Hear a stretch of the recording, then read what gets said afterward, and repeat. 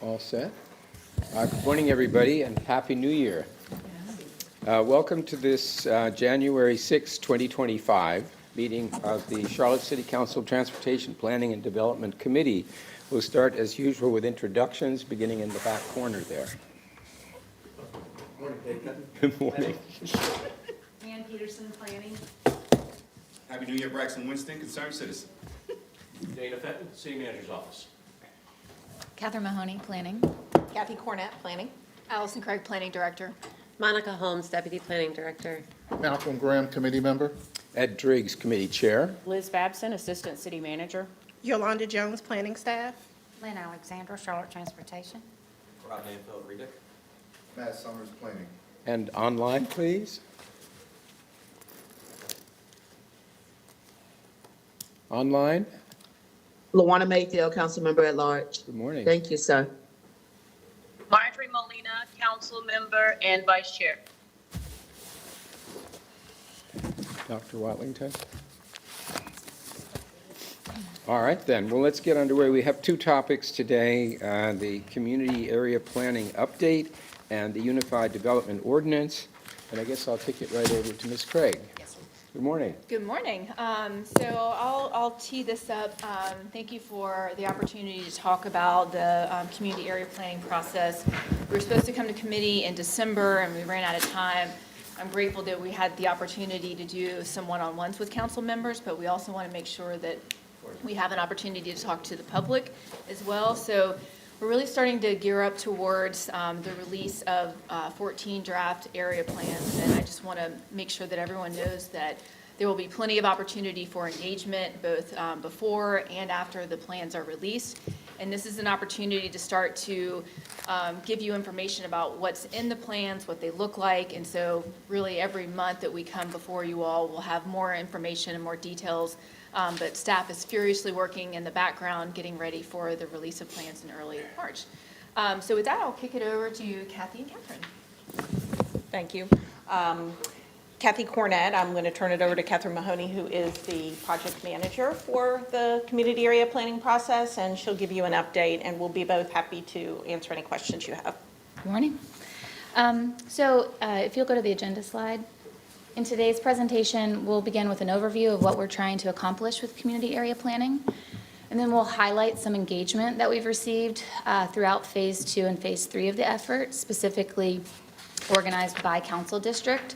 And then, as mentioned, provide that preview of what officials and the public can expect to find in these draft plans. And then conclude with a discussion about next steps and how engagement is ongoing and everyone can continue to provide feedback. So first slide, please. Community area planning. This is a slide that we've consistently shared throughout the process. This effort builds upon the vision and goals of the comprehensive plan and is intended to provide more detailed development guidance for smaller geographies. So we kind of translate what the vision and goals within a citywide document mean for these 14 smaller geographies. And then we are doing the effort across all 14 geographies within a tight period of time so that we can deliver this helpful guidance as quickly as possible and no area is left waiting for it. The expected outcome will be 14 documents. These are intended to be policy documents that are used as references in future decision making, like rezonings or capital investment planning. It'll also result in a revised policy map, which I'll talk more about, and a manual. This next slide gives you an idea of how the 14 plan areas overlap or intersect with the council districts. I'll say a few things about our boundaries. First, the area plan boundaries were developed during the comprehensive plan process as a way to study and analyze the growth that's expected to come. These boundaries are based on projected growth, development patterns, and natural boundaries. But then they were revised during our policy map effort to align with our neighborhood profile areas. Neighborhood profile areas are federal reporting areas that are used by all levels of government. And so we were encouraged to do this by our data specialists in the, I think, 15th floor. I don't know where they are now. But this will really help ensure that we have consistent data tracking and reporting over the next 10 years. The boundaries can be revisited during the next census update, but for now we want to hold them as is for that consistent reporting and tracking. You can see some council districts have more area plan areas within them than others, but hopefully, because these plans are intended to be highly visual, averaging 60 pages, we feel confident that once a council member spends time with one or two plans, they can move through the other plans with a level of ease. So we hope it won't be too overwhelming come March to dig in. The next slide provides an overview of the planning process. It started in 2023 with us identifying each of the 14 geographies' greatest needs, and I'll talk more about that. Phase 2, we reviewed the policy map that had been adopted in 2022 with these geographies' needs in mind and looked for opportunities to tweak the map accordingly. The outcome of that effort was the revised policy map, which again, I'll talk more about. Phase 3, we worked with our partners to identify planned infrastructure projects and existing programs that will support growth, and then ask the community about what else may be needed. Phase 4, we are currently working kind of between 3 and 4 to process feedback received in Phase 3 engagement, and then developing recommendations that will be within the plan and kind of putting all those recommendations within a guide for staff to use over the next 5-10 years to track our progress. Phase 5 will be review and adoption, which officially begins after the draft plans are released, but this is part of our effort to share information incrementally and kind of help everyone know what to expect. I'll highlight that community engagement has and will always be an important part of every step of the process. Feedback is always welcome and will always be responded to. So we'll talk a little bit more about that again on the final slide. So the next slide highlights the outcome of Phase 2, which I mentioned is that revised policy map. We worked with the community through 42 workshops, which were attended by over 450 people, and we received 800 comments to tweak the map so it best addressed each geography's needs in terms of their need for increased access to housing, increased access to job opportunities, to daily goods and services, and reduced environmental impacts. We also worked a lot with our internal partners, and ultimately we are recommending about a 6% change in the policy map. We released the first revised map, so this map that shows 6% change, in March in order to provide that next opportunity for the public to review and weigh in. We received about 137 comments at that March, during that March through June public comment period, processed comments received, and then released a second draft in September and offered another 90-day public comment period. So if you'll go to the next slide, this shows you the number of comments that have been received with each iteration of this revised map. We're currently working through the second, the 205 comments that were received on the second map.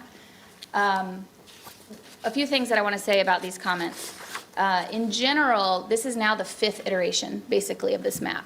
And with each iteration, we receive fewer and fewer comments. We believe that this reflects how we are increasing the accuracy of the map and reflecting the community's values and priorities better. You'll notice that in the second draft, there are a few districts that actually saw an increase in comments. And so we're digging into that to understand why it's not consistent with the trend that we've seen over the last few years. And then you'll also notice that some districts have a lower number of comments. Again, because this is the 5th iteration, I don't personally see that as a bad thing. I think we've had a lot of opportunities to provide feedback. But if that is your district and you hear from a constituent that there's an unresolved issue, we would really love your help in helping to address that when the third and final iteration comes out in March. In general, I mentioned the comments tend to decrease in number. With each iteration, the majority of comments received all comments are evaluated based on their consistency with the mapping approach. Let me say the mapping approach reflects the community's values and priorities that were collected during the initial development. And so since that methodology was set in 21, we review all comments based on consistency with that mapping approach. So in general, most of them tend not to be consistent. For example, they might want to put something non-residential in a residential area, or they might want to do something that is not pedestrian friendly in a mixed-use activity center. That's kind of the nature of what we see when it's inconsistent with our mapping approach. There are some that are consistent and usually reflect a data error, and so when that's the case, we incorporate the comment. And then we always receive a few comments in support, which I just would like to highlight. So moving on to phase 3, again, in this phase, we were working with our 13 city and county partners to share information with the public about planned infrastructure projects and existing programs related to the topics of mobility, open space and sustainability, community character, and public services in special districts that relate to growth and help support growth that's coming. We shared what's planned and existing with the community and then asked for their feedback on what else is needed. You can see the range of topics that, the range of comments received per topic. One thing I'll mention, this engagement period, we used 8 workshops, which were attended by about over 300 people. We received 364 comments. But then we also had an online tool that was available 24/7 for 3 full months. So we really, tried to get in front of the community and hear from them. And ultimately, their biggest concerns are general mobility improvements. Second topic or most important issue would be the strategic investment area projects, as well as open space and sustainability needs. And then the third priority topic across the city would be placemaking. So next slide, you can see if we evaluate that based on council district, the trend kind of holds or carries forward. Within each council district, general mobility tends to be the top priority or top issue. Once you move into the second and third topic, it kind of toggles between strategic investments, open space, and placemaking. So this is really where we are working and focused on right now, working with our partners to determine how we can reflect the feedback that we received within the community area plans. And so you'll see that in March. So this process that I've been describing is ultimately going to culminate, next slide please, in 1 program guide and 14 plans. The program guide includes information that's applicable to all 14 geographies, so an explanation of what this work is, how it relates to the comprehensive plan, and an explanation of other city policies that intersect with this work. So for example, the strategic mobility plan and our energy action plan intersect with our policies, and so we explain to the community and readers how that all works together and is coordinated.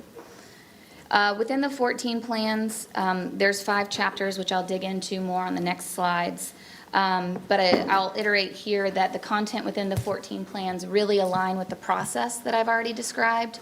And so again, we are hopeful that the final plans will seem familiar and not, completely out of left field for readers once they see it. So the first chapter is a community area profile. Next slide, please. This chapter provides a summary of the existing land uses, building form, infrastructure, demographics, and projected growth for the geography. This work was done in the beginning of 2023 and published online on our project website in February. And so it's been available since that time for the community to review.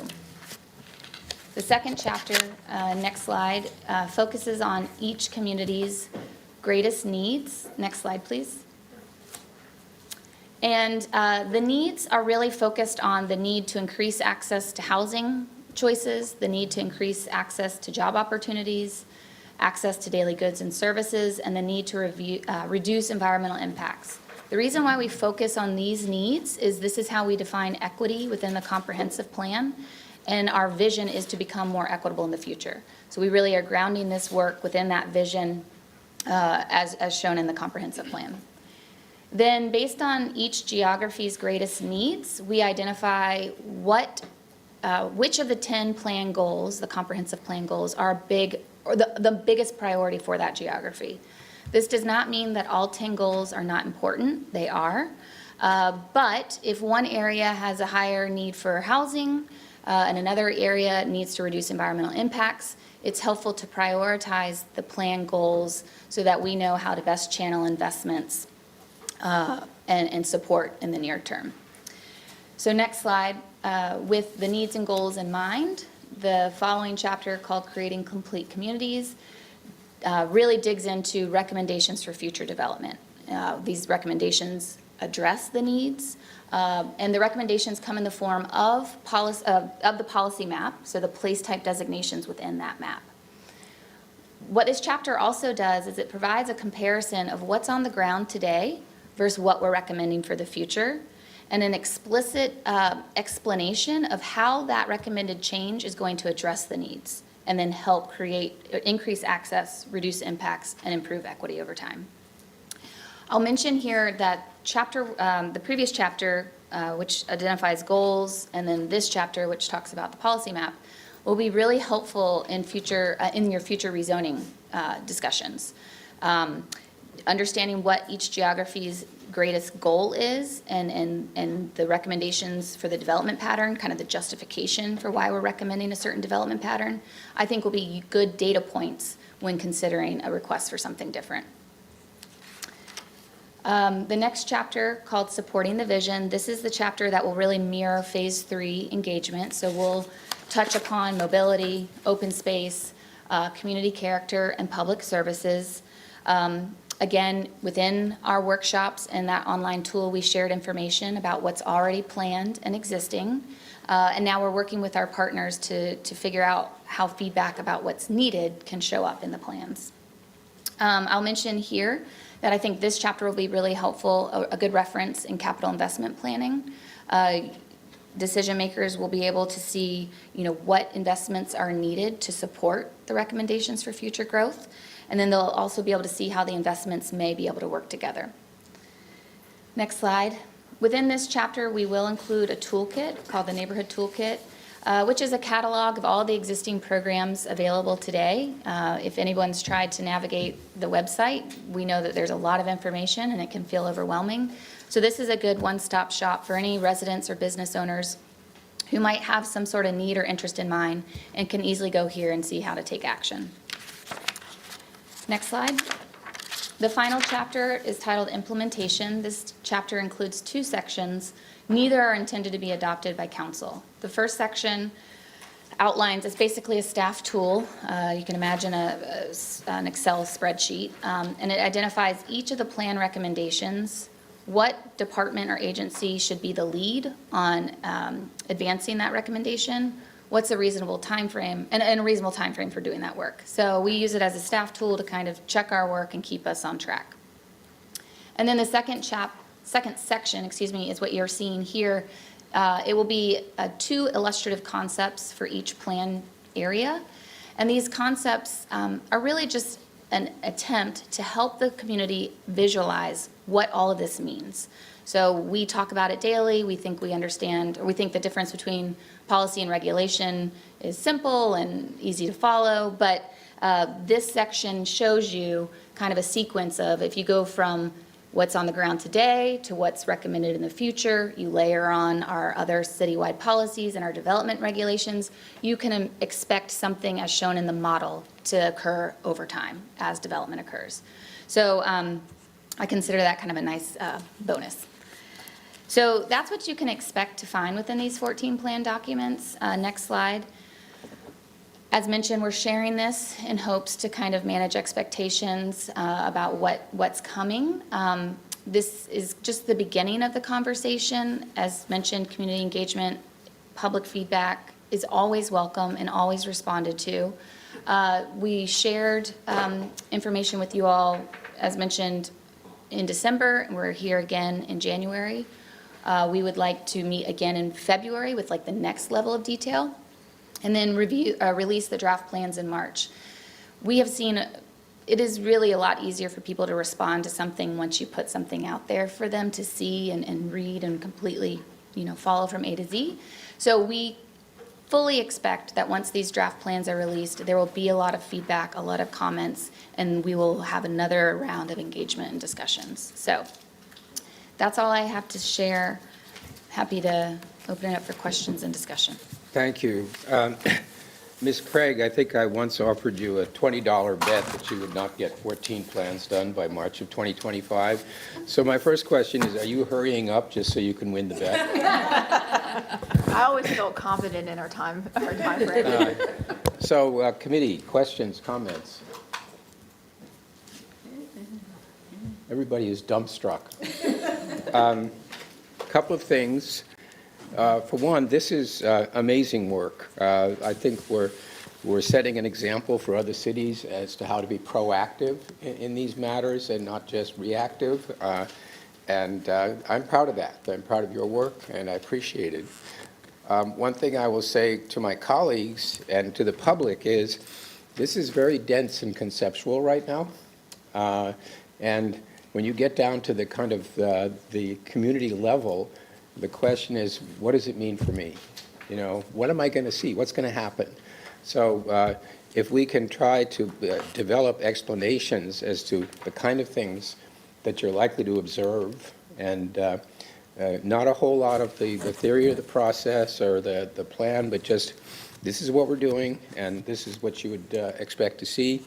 And I'll mention I'm going to have a town hall on February 1st, so we'll have an opportunity to test market a little bit then. With that group, and that's a different group than maybe the ones that respond to outreach efforts when you invite people to comment.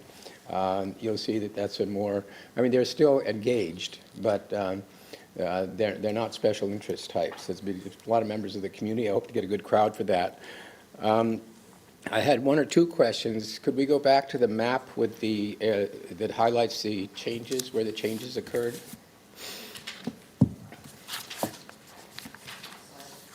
And while we're going back there, my question is, can you characterize, is there any way to describe what those changes were? Like, what were the most common changes that took place in this 60%? And I'll mention this is 6% of the geography of the land area, right? Right. That's the 6%. So what kind of things did you change? All right, two dominant or big topics. Based on our 42 workshops and feedback from the community, there is a value-based change that we made. And that is essentially within what is a community activity center. If there was kind of smaller areas that were designated something else, the consensus was that we should prioritize the center designation so that future development had a clear vision of what that area should be. It should be mixed use, it should be very pedestrian friendly, it should have highly amenitized the public realm. So that really is, it's about 1%. That is the level of consensus that we could come to through 42 workshops with the community. I personally, 1% might not seem huge, but these are areas that are going to see the most growth and change. And so I think coming to an agreement about these areas will be highly impactful over time. The other change is really reflective of all the internal engagement that we did to improve the accuracy. So, for example, the county acquired a significant amount of property during the first and second, during the first policy map and this revised policy map. And so we reflected all of those acquisitions here, and so there's no question about what that property should be in the future. It should be reserved as in perpetuity as natural area, and so it's shown as parks and preserves. Secondly, we worked with our alignment rezoning team to ensure that there was not a disconnect between the policy map recommendation and zoning entitlements. And so an example would be some neighborhoods already had N2 zoning, so moderate density zoning. But our value from the community, from the comprehensive plan and the policy map work is to protect established neighborhoods. So we discussed, what do you do in that scenario? Do you keep your recommendation for neighborhood 1, or do you respect the existing entitlements? Ultimately, we decided this is an aspirational document, and it doesn't change zoning, so we are keeping the N1 designation on the policy map. Or vice versa, if there was N1 in an area that should be moderate density, we aligned it with the existing entitlements. So a lot of change is reflective of that that coordination, so that when alignment rezoning does move forward, there's less confusion or disconnect. So those are the types of change that are really reflected in this 6%. So, and I want to, Ms. Watlington, are you hearing us? I am, yes. Good, you missed the introduction, so I just want to make sure people know you're here. Thank you. And Ms. Johnson, Yes, did you have a question or a comment? I do. Thank you. Yeah. Okay, I'm turning my camera on. Okay. So thank you for the presentation. My question or comments are for, my colleagues, especially those of us who were on council when the UDO was developed. So do we feel that 452 people, which is less than 1% of the population, is satisfactory outreach, especially if we're making changes to 6% of the map? And Councilmember Driggs, I think you brought up a great point that many of the 452 individuals are probably some special interest groups or at least those folks that are really, really engaged, maybe on committees.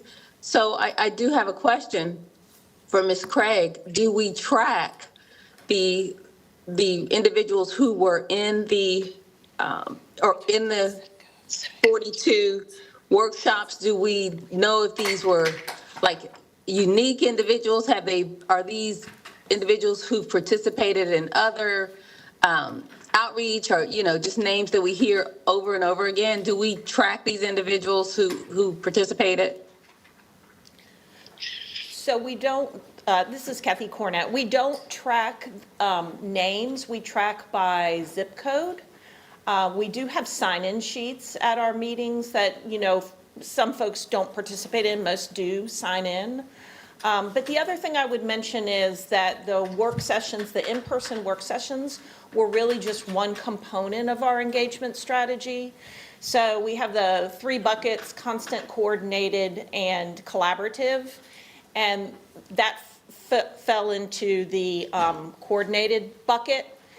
The constant bucket is really, there were a lot of not so good things that came out of COVID, but a good thing for us was that we really ramped up our opportunities to provide information and methods of feedback 24/7. And we find that folks are really taking advantage of that.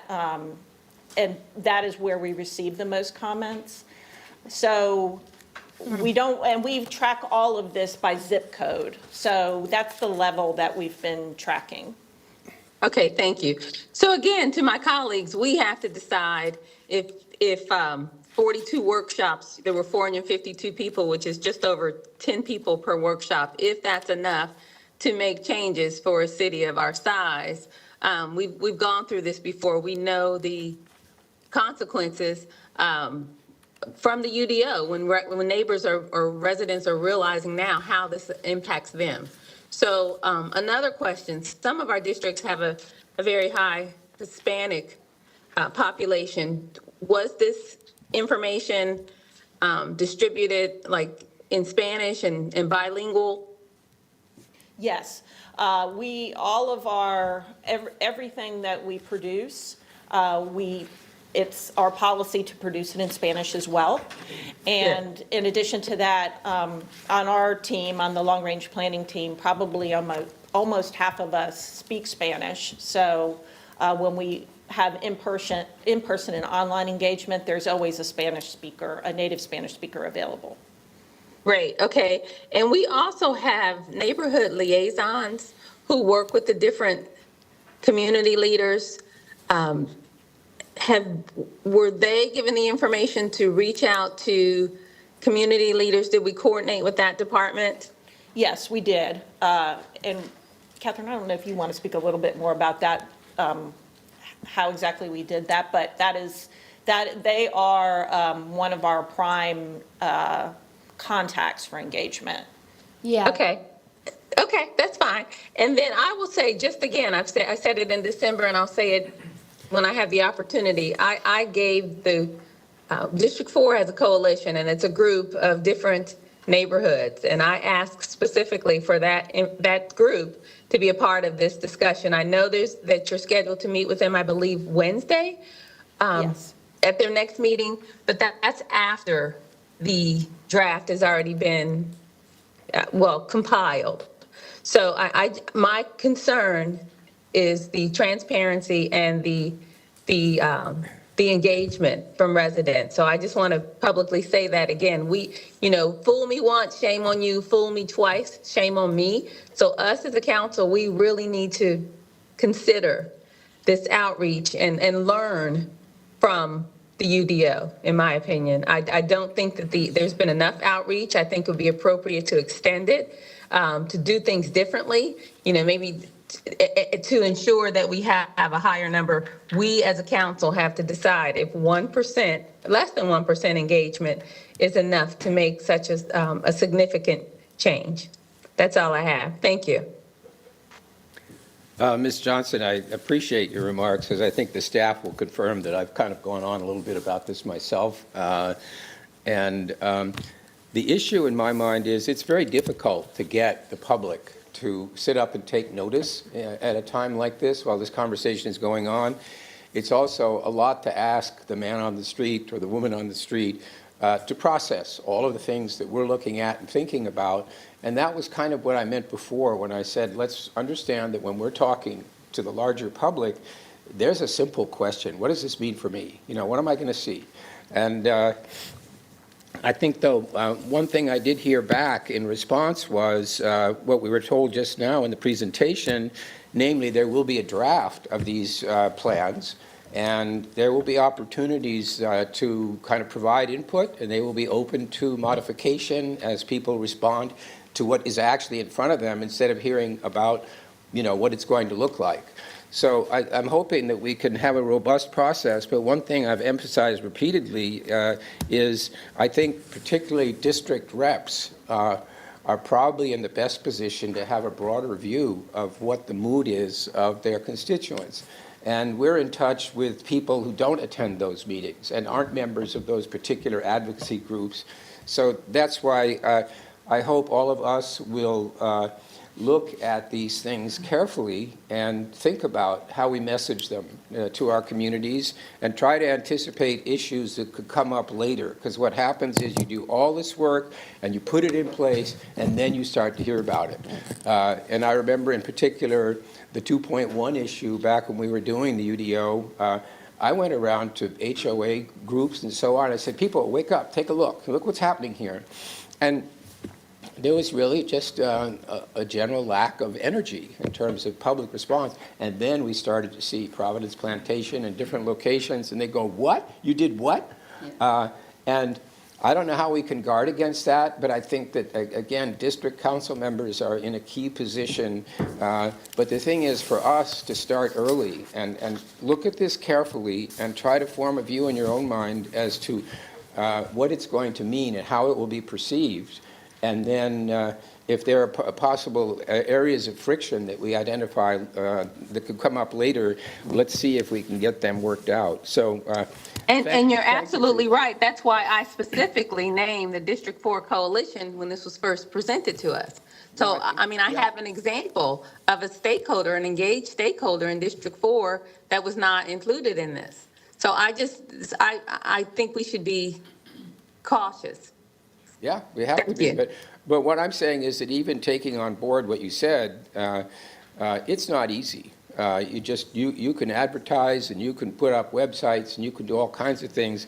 And as we saw, And by the way, that's less than 0.1% of the population. That's about 0.5% of the population that actually did respond. So I do think that input is useful because those people are engaged and they're often representative of the mood of their respective districts. But I just want us to be careful not to be overly influenced by the positions of a small minority and take what we know about our districts and the geography we serve and look at what's being proposed. I don't see, by the way, so far, I don't see a big conflict. I think that when I see the mobility emphasis and some of the other things that were said in the descriptions, I'm fine with it. But if we have one of those issues lurking, like, exactly how does the residential development occur? And that tends to be the hottest topic, and what is adjacent to what, and so on. Anyway, Ms. Johnson, you and I are in a complete agreement on that. And I hope that we will all work to make sure that we arrive at a place. And frankly, it's my next question. Is that all from you, Ms. Johnson? I guess it is. Okay. Yes, thank you. Yeah. And my next question was going to be I have two more. One of them was the alignment with the market. So one of our goals in this process has got to be to have a lower incidence of rezoning petitions that are approved even though they're not plan consistent. Because if that happens too often, you have to ask yourself, what's wrong here, right? The goal is to have the zoning process kind of dialed back to the point where a lot of it is programmatic and you're able to just move ahead. So in that sense, I guess, we have in the room Mr. Nanfeld from REBIC. Are you kind of following this? Are you comfortable with the impression? Yeah. And so I guess I would just encourage you to, and the industry you represent, to be active in terms of providing input so that we don't end up with establishing goals for ourselves that are counter to what the thrust of the market is likely to be. And, Allison and her team would say that we're pretty active. yeah, thank you. Last question I had was, we're in the process right now of developing a new 2030 mobility plan in the context of our proposed 1 cent sales tax increase. So are we harmonizing this planning process with those mobility plans? Absolutely, yes. And the answer is we are. That's good. Okay, great. I think that's all I had. We do have in the room a concerned citizen, and so I'm wondering if, member of the public, do you have anything you'd like to share with us? Well, I just shared you said something, the person on the street is going to always ask, what does this mean for me? And I think that's why I'm here. How can we answer that question concisely and accurately? I think that's a role for the community at large, not just council members or staff members. So if either of the two people watching this meeting doesn't know, the concerned citizen in question is Mr. Winston, former council member and mayor pro tem. All right, if there is nothing else on that topic, then I would suggest we move on to number 2, which is the Unified Development Ordinance update. And for that, I'll go back again to Ms. Craig. All right, so on the second topic, this UD update is a little different this month.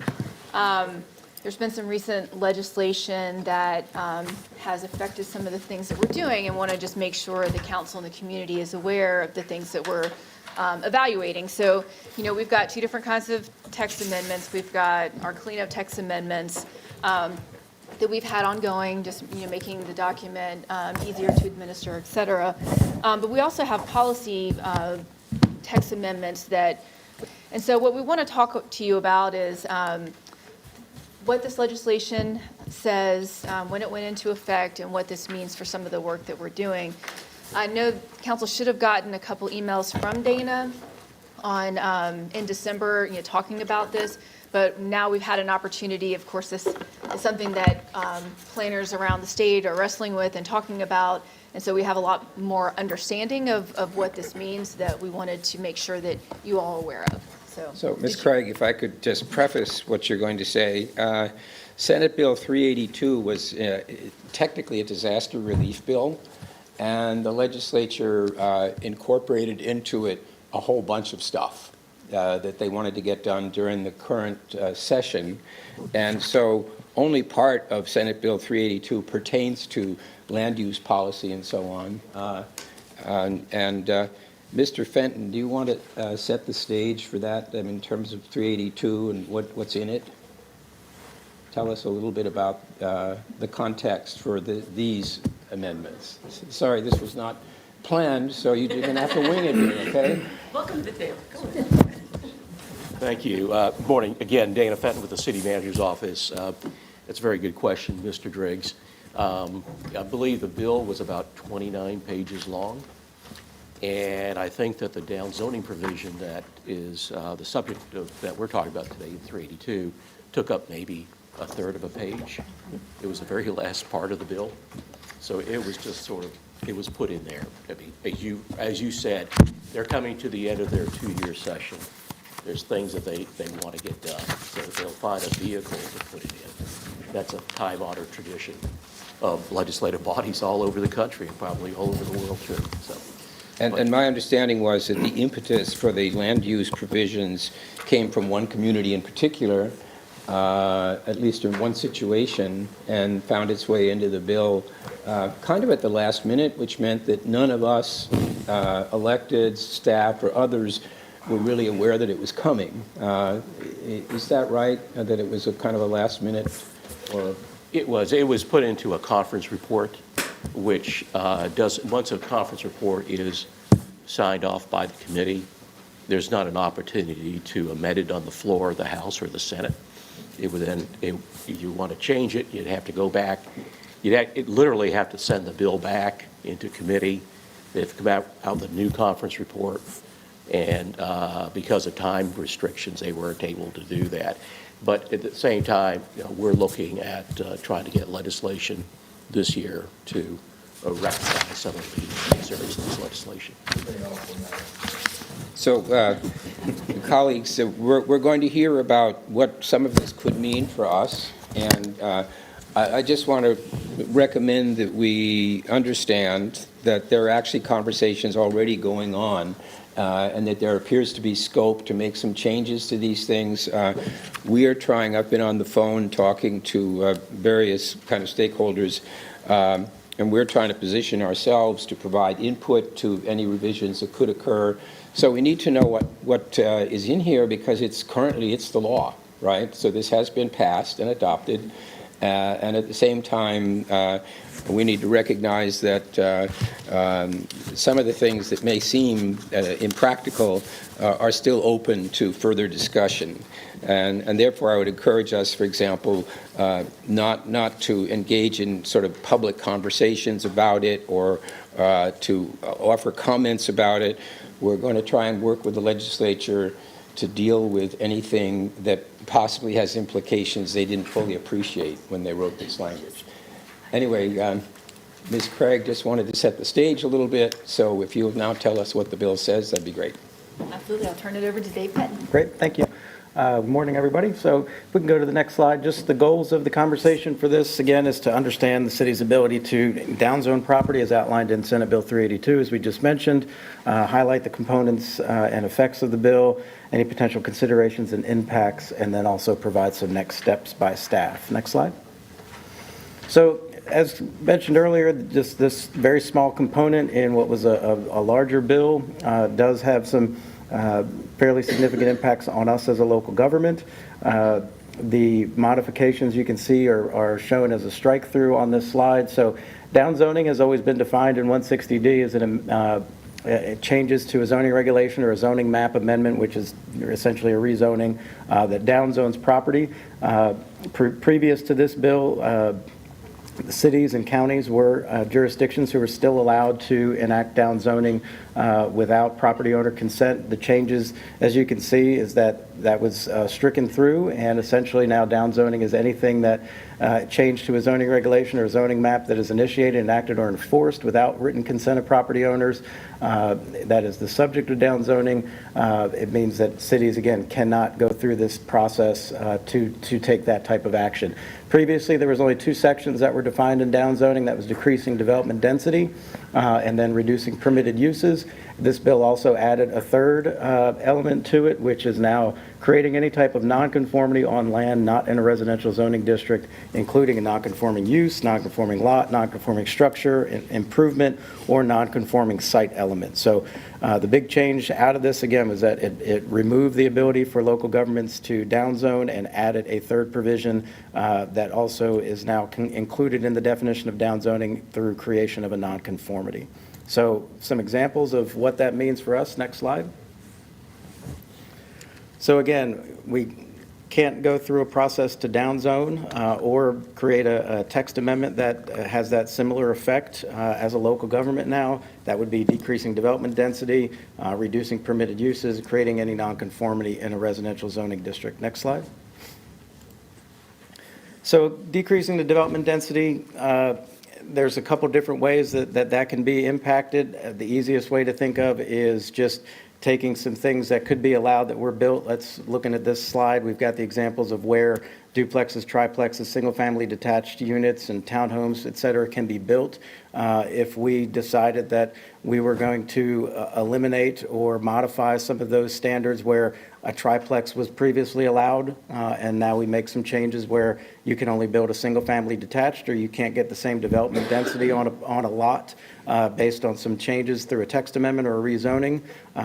Those are things that would fall under this bill and would be severely limited, or we would have no real ability to take action on. So decreasing that development density, again, is something that could come as simple as removing some of those types of allowances, or if you change some lot size standards or lot development standards to where those, the space on a property that you could build on is now smaller, and you can't build a 3-unit building. You can only get 2 because we increased setbacks or side yards or whatever that may be. That could be problematic and could be argued as decreasing density as well. So a lot of little things that could be impacted through that element of this bill. If we go to the next slide.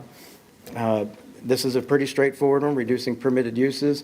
Essentially, we have a use table where we allow certain uses by right. If we went into that use table and took some of those uses away and said we're not going to allow use X in our commercial district anymore, that would be something that we would not have the ability to do because we're not allowed to reduce the permitted uses of land as a result of some of this action. So going into the next slide. We talk about nonconformities. This is where it gets to be a little bit of a new territory. This is part of the new elements of this piece of legislation that added nonconformities as a definition of downzoning. So again, we cannot create a nonconforming use or structure or lot element unless all property owners affect to that consent and consent to that change. So let's go through just some examples of that, because this is, again, a new element of this. Let's say we wanted to change the separation requirements for certain uses. That would be severely problematic because we could have some issues where all the separation requirements may have been met for those uses prior to any change we would make. Let's say it's set at 1,000 feet. All the uses out there met that 1,000-foot requirement, and we say we want 1,500 feet. That would be a problem because all of those uses that met the 1,000 would now be considered nonconformities. So if we wanted to be responsive to some of that and say we need more separation requirements between some uses, that's one, again, that would be problematic under this piece of legislation. Things like buffer requirements. If we decided that in the past we required a, let's say, 50-foot buffer for industrial uses next to residential or commercial uses, and we felt that as a city we wanted to increase that to 60 feet, 75 feet. We wouldn't be able to do that necessarily because all of those other uses that met that 50-foot requirement would now be considered non-conforming. And that's, again, something that is provided now in this piece of legislation under that new element of non-conforming use or non-conforming site element. That's something that, again, cities do not have the ability to do now under this Senate bill. Next slide. So impacts on some of our upcoming initiatives.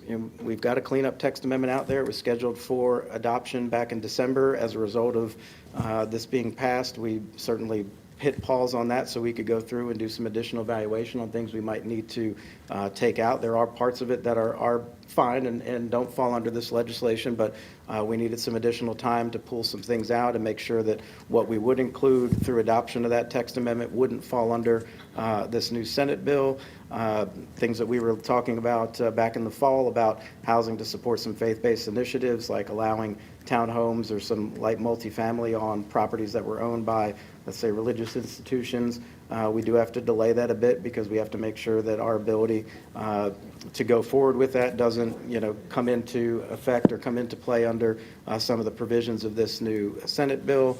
Affordable Housing Tree Mitigation Bank is not impacted. Allowing some housing in some of our non-residential districts would not be impacted by this because we would actually be providing more permitted uses in that situation, so it wouldn't fall under this scenario. Things like office conversions, allowing those offices that may be, vacant or want to convert to multifamily. We just need a little bit more time to make sure there are elements of that we wouldn't come into play under, some of the changes based on this bill. Neighborhood character and residential infill overlays, again, need some time to evaluate those. Are we, decreasing density in some of those situations? Are we creating nonconformities in some of those situations? Again, we need some time to study those and take some additional time for evaluation. Changing allowed uses, again, we've got to take a little bit of time and slow the train down a bit on those. Alignment rezoning does have some major impacts because we would be changing zoning of properties in some of those instances. And some of those may require a, change from, let's say, commercial to neighborhood center. The use may be allowed, but the design standards may be different. So we may create nonconformities as a result, even though that's the city's, aligned vision and long-term vision for a piece of property. It may be that if we don't get that property owner consent, we may not be able to do that as a city based on, the changes that were included in Senate Bill 382. So some next steps, if we go to the next slide, we will bring forward the cleanup text amendment in January. We have pulled out, as we mentioned, some of those things that would be impacted by this legislation. The bill is retroactive, 180 days, so that takes us back to June 11th of 2024.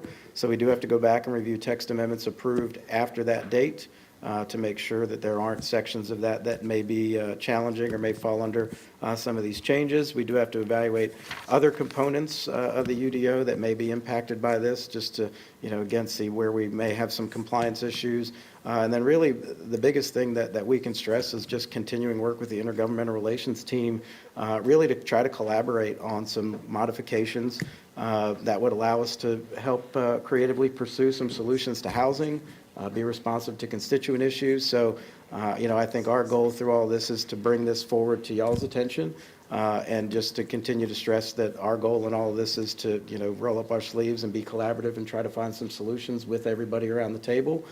So if there's anything we can, do to try to work on this as a collaborative team, then, that's certainly what our focus is going to be. So it's a lot to digest, but I know there's going to be some questions, so I'll turn it back over to y'all to try and work through those. Thank you for that. And we do have a couple of questions.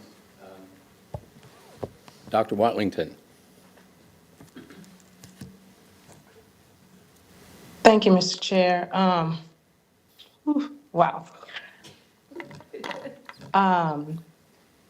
At this point, my questions are if this can be resent, the actual bill can be resent to us for review. There's a lot here. Wow. We do have it, but Mr. Fenton says that he will recirculate the actual language. Yeah. Remember, it's short, right? The difficult thing is actually interpreting the implications. The language itself is pretty concise, but yeah, The we'll actual definitely get language that. is in the deck, so this is it. Yeah, That's slide 3. the whole thing. It's the whole portion that is related to down zoning. Yeah. Yes, So this is the everything, entire. the entire language right there. But you're right, it's a lot to kind of ponder.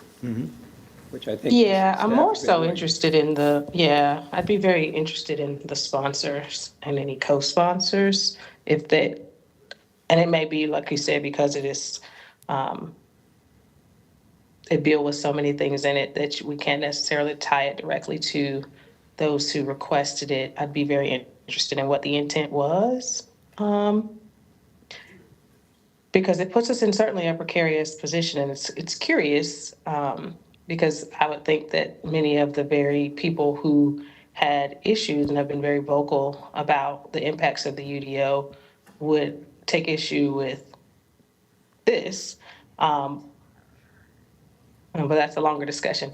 So at this point, I just would like to be clear about what specific efforts we are taking, who we're engaged with, what those conversations look like, as we go forward. So if you all could provide, and maybe that's a Dana question, I want to know exactly what conversations are happening and with who and what the goal is and what the prognosis or the forecast is of success for each one. Yeah, thank you very much for the question. Is that we are collaborating. The key word here is collaborate. We're working with the North Carolina League of Municipalities, our state lobbyist in other cities on this, and any other stakeholders we can pick up along the way would be great as well. There were discussions that were going on before the end of last year, and right now it's too soon to tell just how those discussions are going. In terms of a prognosis for success, it probably wouldn't be until several months until we would see something, if at all. So it could be, we're in a long session now. It goes through June. So right now, there's just a lot up in the air in terms of what we could be seeing down the pike. Okay. Dana, if you could please set up some time with me offline, I'd like to deep dive this one. I will. Thank you. Yes, I have Mr. Graham. Having been up there for 10 years, nothing happens accidentally, right? So someone had a bone to pick with something, and they had unintended consequences that caused a statewide ripple, right? And so it's less about our UDO and more about solving someone's individual problem in whatever city, North Carolina, that we've got drawn into it. And I think Dana is right. This is a league issue, the League of Municipalities working to resolve, and because it was tucked in the bill, where they also, I think the same bill where they took the governor's power too, right? I think so, right? So there was a lot of Christmas presents for a lot of people in that bill, and so this is going to be complicated to unravel. There's no simple answer. There's no one particular sponsor that we know publicly, right? Because the bill was the disaster relief bill. Am I correct? It is a disaster relief Yeah, bill, so- and that bill was not introduced as disaster relief. It was For sure, introduced for sure. some other subject that I don't even recall right now. So I don't think the sponsors of that bill, Exactly. the ones who are listed on the website, Exactly. would necessarily agree with everything in there. Exactly. They probably didn't even know it was there because everyone had their own presence that they wanted to give out. And so I just tell the committee that it's going to be cumbersome, for sure, that this is not a Charlotte thing. This is a collaboration that we're going to have to work with the League of Municipalities to kind of unwind. And this is a corner office type of stuff, right, where we have to get to the leadership to figure out how we can unwind this. And, if it's in the bill, the leadership approve it being in the bill, right? And so it is what it is. And you said that the session ending in June, that's not going to happen. And so we probably won't know about this until the end of the year, for sure, if at all, because they got what they wanted, and that's what they wanted. And so I think for us is to how do we work through it, staff, right, and adjust for the next year or so. That's just plain talk. That's it? So, Vice Chair and League of Municipalities Board Member, Ms. Molina. Thank you, Mr. Chairman. And actually, that is, when I first realized what this was, my first train of thought was the League of Municipalities. And I'm actually a member of the Board of Directors for the North Carolina League of Municipalities. And one of my colleagues, who is the president of the league, is the mayor pro tem in the city of Durham, Mark Anthony Middleton, deal with some of these challenges from a zoning perspective. And so our chairman has actually already taken, just leaning into what Dr. Watlington said, because I think she has the right train of thought in, who are we reaching out to, how are we going to be proactive, what is going to be now the rebuttal for this, and making her aware of the fact that the chairman has already taken the initiative to reach out to Rose Vaughn Williams, who is the executive director of North Carolina League of Municipalities, and some of our community members that are very tied in at the state legislation level to see where we can find allies, because we're stronger together. And I can't imagine, thinking of cities, big and small, that are, going to be faced with challenges, wouldn't be interested in finding a common solution. I think our challenge, however, what I find often is when I'm in conversations about our city, is that we're the largest city in the state of North Carolina, and so we have very unique challenges. The only city that comes close is Raleigh, right? And then you have Durham and other cities, that Asheville, that would have challenges, but their challenges wouldn't be nearly of, the growth and magnitude and size of ours. And so we tend to always, and even in a room, sometimes I find myself playing a little smaller, making sure that I'm paying, attention to the things that affect our neighbors, because the average city in our state is less than 50,000 human beings.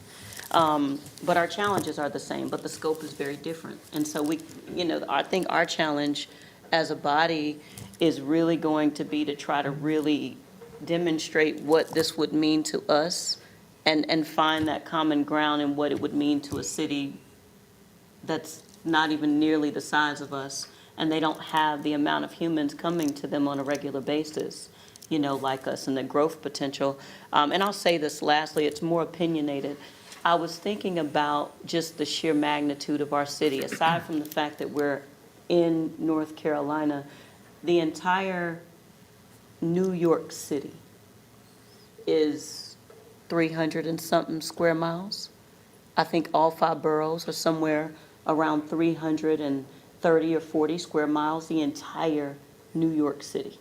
The city of Charlotte is 313 square miles. The undertaking of a city of our magnitude, we're not even divided into 5 boroughs. We've tried to take this in bites of 14 area plans and say, this is how we'd like to deliver solutions based on an enormous geography that I don't think sometimes when we're talking about it, because I hear these analogous statements that say we're a big, small city. No, we are a gigantic landmass of possibility, but we don't have the additional 7 million taxpayers that somewhere like New York City has. We have roughly 900,000 taxpayers who have an abundance of land and the promise of opportunity of people who are wanting to come to us. And I think when you're thinking about something that is an economic driver like the city of Charlotte, I would hope that our colleagues in the state would realize the potential and the impact that we bring to the table as the city of Charlotte, and set aside solutions that, consider the fact and the magnitude of, land mass, population, economic impact to the city in general, or to the state in general, compared to, some of our, cities that are larger in population but congruent in size. Those cities started in the 1800s, deciding how they would develop over time. And that's why they have this lasting infrastructure and trains that have 100 years old, and they chronologically decided streets and things of that nature, but they were 100% intentional about how they would develop those landmass individually based on, the human beings that were in it. And I think we deserve the opportunity to be considered, maybe not equally, but relatively considering, like I said, landmass impact, potential economic impact, and opportunity, for what we're making decisions about. And so I'll digress there with my opinion, because it's pointed to see this and to say to some degree, now you're stifled, right? Like to take, when we're at this precipice of growth and now stifle that growth where we need the ability to really kind of be malleable based on what the recurring impacts to our city and population are, I think that's a particular injustice to our city. So I do want to emphasize the relatively limited scope, like all of the things you talked about, our big picture aspiration. It's not like it's all been set aside. We just, this is an intervention in certain areas that we want to work on. But I appreciate your perspective, and I agree with you. I think we need to be able to kind of do what's right for Charlotte in Charlotte. And I have Ms. Johnson next. Thank you. Thank you very much. I felt like what we said earlier, how does this apply to us? So I'd like, along with Dr. Watlington, I think the council needs a deep dive. If we could have a workshop on how this will impact us. How does this impact approved rezonings that date back to June? Or how's this going to impact our faith-based housing initiative? Mr. Patton, you said a lot. So I'd like, if there's a graph before, after, or something, we just need a lot more information, because this has, it sounds like a lot of serious implications. So I think it's important the council have a workshop or a more formal presentation. I hope we're going to present this at the housing committee, but more so to the full council, so that we understand how this impacts us and impacts the residents. And thank you for that, Councilmember Johnson. I will say, just related to the rezoning side, there's really no perceived impacts to those.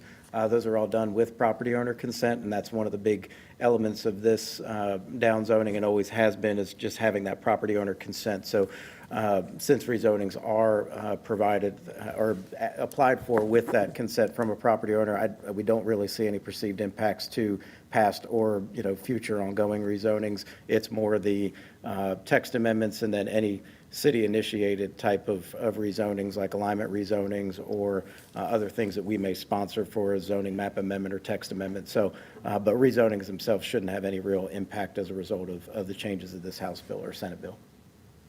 So you mentioned something about faith or houses of faith. Yeah. Is it going to impact the faith-based housing initiative? It will definitely slow it down a bit, because we need to make sure that whatever we propose is something that we're all comfortable with. I think one of the kind of overarching themes of this Senate bill is our ability to introduce something and say, let's put it on paper and see how it goes for 6 months or a year, and then we'll come back and refine it.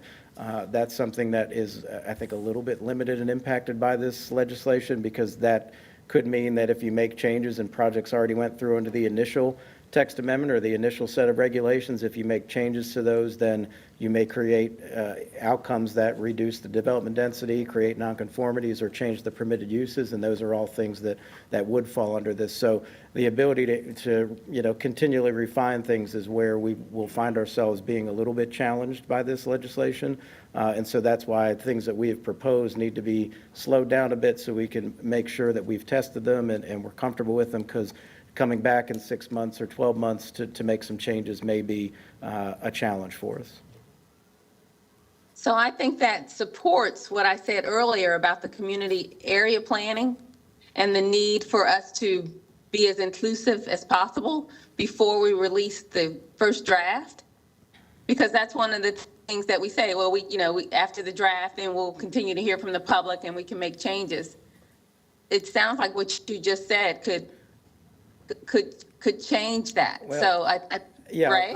I'll say that. That's for text amendments. This is really, this Senate bill is related to zoning regulations and zoning map amendments, so text amendments to the UDO and rezoning. So policy that we adopt, that doesn't fall under this. So, the area planning process, the documents that come out of that will not be impacted by this because those are policy related and those aren't zoning regulations or zoning map amendments, so they wouldn't fall under this piece of legislation. Okay, well, again, I think we definitely need a deeper dive and to really understand, and maybe a before and after comparison would be helpful for me also, Certainly. and for the public. Thank you. You're welcome. Thank you. So you certainly stirred up the committee with this one. No, just one last comment, and this is a dual track, right? There's certainly a policy discussion that has impacted every major city in the state. And then there's a political conversation that's going on somewhere, right? And so the two should never meet. And so I just want the committee and the public to know that, and I think you articulated very well the impact that it's going to have, or may have, right, on our policy and what we're doing here locally, and then working collaboratively with major cities throughout the state to find out what the issue is and solve that person's problem, which has already been solved probably, and then try to draw it back a little bit so that the impact won't be so severe to others, right? And so it's a delicate dance that you have to do that I clearly understand, right? And so I think what the staff has recommended is appropriate to dot I's and cross T's, and to not alarm the public or the council, but to advise us where we're at today and where we may be going. So I don't want to think that the house is burning down, but there's smoke in it. Right, so, He makes analogies. Y'all work with my colleague. He's going to make a it's picture not for burning you. down yet, but there's definitely smoke in it, and it's going to take some time with Dana and other lobbyists that represent cities and counties throughout the state to resolve this issue and resolve it with members of the corner offices. That Dana knows exactly what I'm talking about, right? So, thank you. Well, just, you know what, my concern also, there's a retroactivity ability.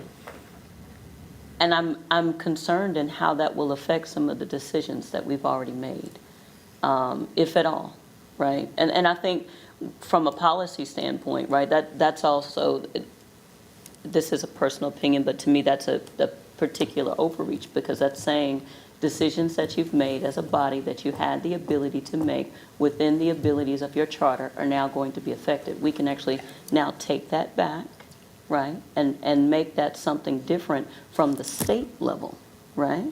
And so that's a particular, that's of particular interest to me, because that's something that stands out to me as far as an immediate need and what now, and I'm sure we'll have to work with our legal team and you guys to be able to dissect that, what that means for us and decisions that we've already made and the anticipatory decisions that we have coming, in the immediate future. Because I don't see this as something that we now can't make zoning decisions. And I don't want to alarm the public as if to say that, because these are two separate statements. I am not saying, that we have paused zoning. We're not going to make zoning decisions. That is not what I'm saying. What I'm saying is, anything that downsizes development that we've made as a decision over the past 6 months, particularly with reference to this particular portion, there may be some changes, and I'm But interested. Ms. Molina, bear in mind that the provision that you have to have the property owner consent.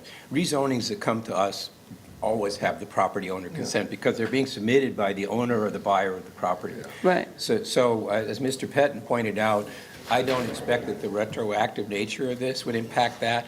And if you don't mind, I just want to clarify a couple of points. For one, is that okay? I'll just go ahead. Yeah. I did talk to the league, and to Rose Williams and said, we have these, darned amazing planners here in Charlotte, and if they can help at all to just, clean this up. And I think there's stuff in there that even the authors didn't have time to reflect on and would appreciate the benefit of more thoughtful input.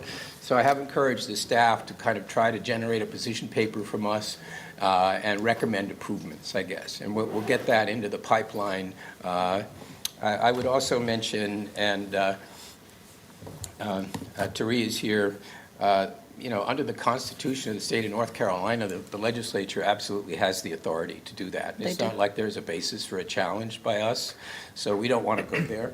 Well, I'm not trying to tick anybody No, off. I know. I'm just Legislature, being if you're clear, looking, okay, not trying to being tick clear. you off. It's absolutely fair to say that we do need, and the league is always advocating for autonomy at the local level in deciding the fate of communities and the future of communities. Absolutely. So that will be an ongoing conversation, but we cannot question their authority if they so choose to do that. The other thing I'll mention, though, is I believe that this was sort of developed and stuck into this Christmas tree package. It's not of the will of the entire body, right? I doubt that most of the members in the legislature gave a whole lot of thought to this. So, but to Dr. Watlington's point, there was a process through which this found its way in. You will not see what that process was from looking at the bill sponsors, because the scope of the bill was so large that the sponsors are some very recognizable names and not the people that authored this. But one thing I wanted to do quickly is try to highlight some of the things that Mr. Pettin said. So when you talk about a non-conforming use, for example, isn't it true that there are a lot of non-conforming properties right now as a result of our transition to the policy map? I mean, we basically created these new designations, and anybody who doesn't conform to the new designations as a result of their existing development becomes non-conforming. Is that right? Well, it wouldn't have been from the policy map. If there were nonconformities, we may have captured some through the zoning translation when the UDO went into effect, but a lot of that was, we tried to do as much of a one-for-one, but anytime that you make those changes or change regulations, change development standards to an ordinance, you may, have that consequence of having a nonconforming use or a nonconforming element, site element like a setback or a buffer type situation. So that's why most ordinances contain a non-conforming section, to allow those situations to, continue to exist without really any challenge. They still have abilities to expand, by, let's say, 10%. They can continue on as long as they don't, discontinue that use. So, ordinances are always built to accommodate those to a certain degree. But what this does is just, it doesn't allow us to make changes that would create those moving forward. But unfortunately, anytime you do text amendments, particularly large-scale ones, 9 times out of 10, that will be somewhat of a consequence, particularly when you're involving multiple properties, and in our cases, sometimes thousands of properties. But having that ability to, again, let them exist and let them grow and to a certain degree is always something that we put in your development regulations. But avoiding that altogether is really where the challenge is. That's why we always bake that in, because you sometimes can't avoid it. So that's what makes this a challenge, is trying to avoid them altogether now. Where before you could say, well, we created it, but they can still exist, they can still expand. But at this point, it creates a real challenge, because they're basically telling us you can't create that situation. Right, and that's what I wanted to be clear about. So in the past, it was not uncommon to create a non-conforming use. Yeah. Because whenever you made a change, you said stipulated, okay, you can stay, but you are now non-conforming. Right. And that means any redevelopment has to comply with the new rules. Yeah. And on the other hand, it doesn't really mean much more than that. Now, when they tell us you can't actually establish any new non-conforming uses, as you have highlighted, that will affect our text amendment process, because in the rezoning process, again, we have the owner consent. Right. So what we're really doing at this point is looking at the text amendments that are pending already, and we're looking at the zoning categories and their list of authorized uses to make sure that, look, to see whether or not we're changing anything that would violate that provision. So I think, once you get your head around it, it's not that complicated. Recognizing the different ways in which it could affect us is a little more difficult, and I believe you're kind of still working on that, right? Yeah, So that's a process for sure. Yeah. So I think, as has been noted, we will appreciate any further insights and also updates in terms of conversations that are taking place to address some of these consequences. Because I see things happening that I can't imagine were in the minds of the people that wrote this language. It's interesting, to Dr. Watlington's question, to speculate what was in the minds and what the circumstances were that gave rise to this. I've heard something about those, not very reliably. So, and at this point, it's probably not important. The critical thing is that we just work in order to get this. But in the meantime, for however long it takes, we have to deal with the law of the land, which has this language in it. Right. So, And if I could just clarify one quick thing too, in terms of sort of the retro look back, I think really it's only the last cleanup text amendment that falls into that window, so none of the rezoning cases. And we don't think that the majority of that is affected, but we do want to go through with a fine-tune, comb and make sure that, we examine that from that look back period. So just wanted to clarify that. Thank you for clarifying that. And if I may, Mr. Chair, particularly the neighborhood character and residential infill overlay, that's something also that is going to be a very important conversation, right? Think about that. A home is probably the most substantial purchase that an adult will make in their lifetime, right? I bought this home, I'm going to raise my children here, and all of my greatest memories are probably in this house.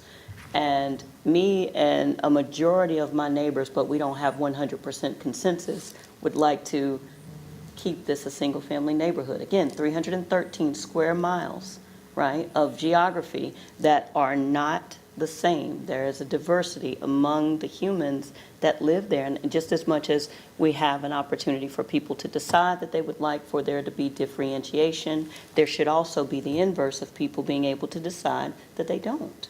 Right? And so this clearly states that we have some potential challenging opportunities ahead as we think about what this means for the community members in the city, among many, right? But those are the things that stand out to me. It's just on a baseline level, and as we continue this conversation, I'm going to be interested in, a solution based collaboration and how we can make sure that interests like that and others are at the forefront of how we present and collaborate with our colleagues across the state.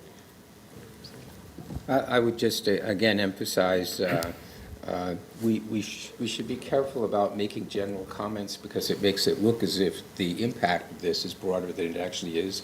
So let's stay focused on downzoning and the non-conforming use provisions, and we will look forward to hearing from the staff as you identify more places in practice where that affects us, and also what ongoing conversations there are to mitigate those effects.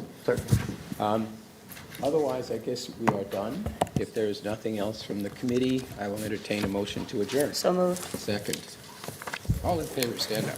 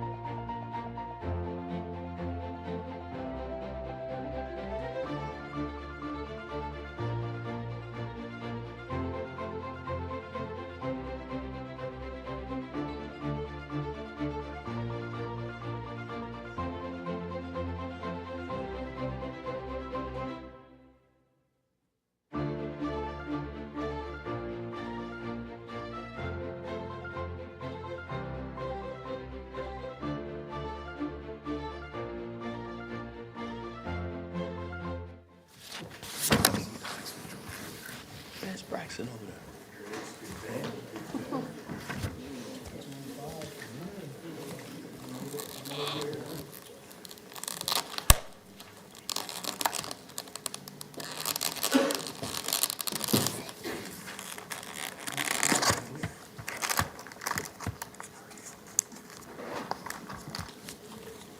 We ready?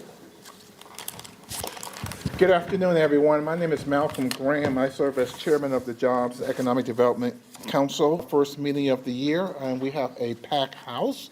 And so let's start by introducing those in the room, starting with my far left to the wall, and then we'll come to the dais after that. Yes, sir. Mark Talbot with Freedom Community. Anthony Mendez with the Corridors of Opportunity. For people of Stewart, Housing and Neighborhood Services. Delton Presley with Corridor of Profit Services. Braxton Winston, Concerned Citizen. Welcome back, sir. I'm Erica Corbin with Sugar Creek Business Association. Madison Dugard, Corridors of Opportunity. Rebecca Hefner, Housing and Neighborhood Services. Sarah Hazel, Sustainability. Aaron Talbot, Sustainability. Eric Sandberg, Business Journal. Anna Schlonis, City Attorney's Office. Nan Peterson, Planning Department. Matthew Ford, Economic Development. Alexis Gordon, Economic Development. Holly Eskridge, Economic Development. Christy Floyd, Economic Development. Julia Kaufman, WCS Charlotte. And then we'll start at the dais.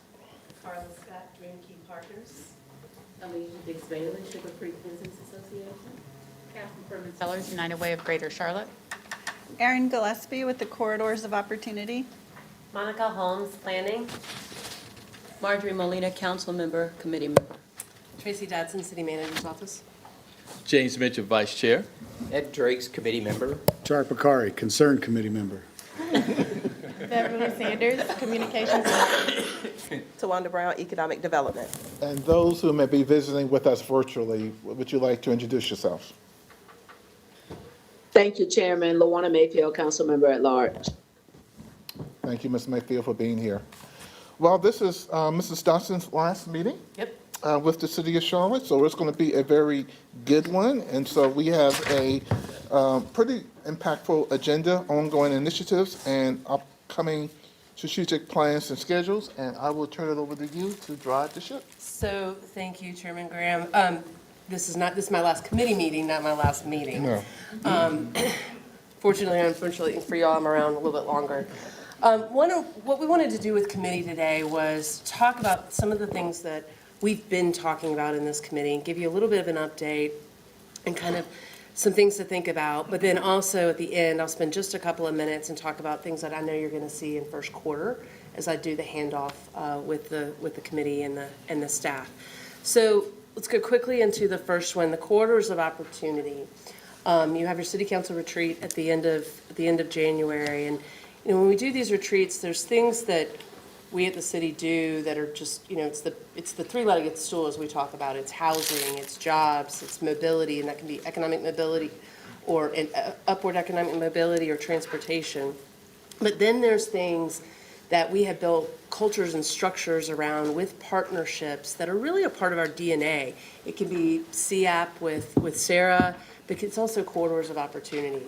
And over the past 4 years, we've really built something that is special and unique. And we want to kind of highlight how the momentum that we've created has led to some incredible work within the corridors through our investments, but also in partnerships.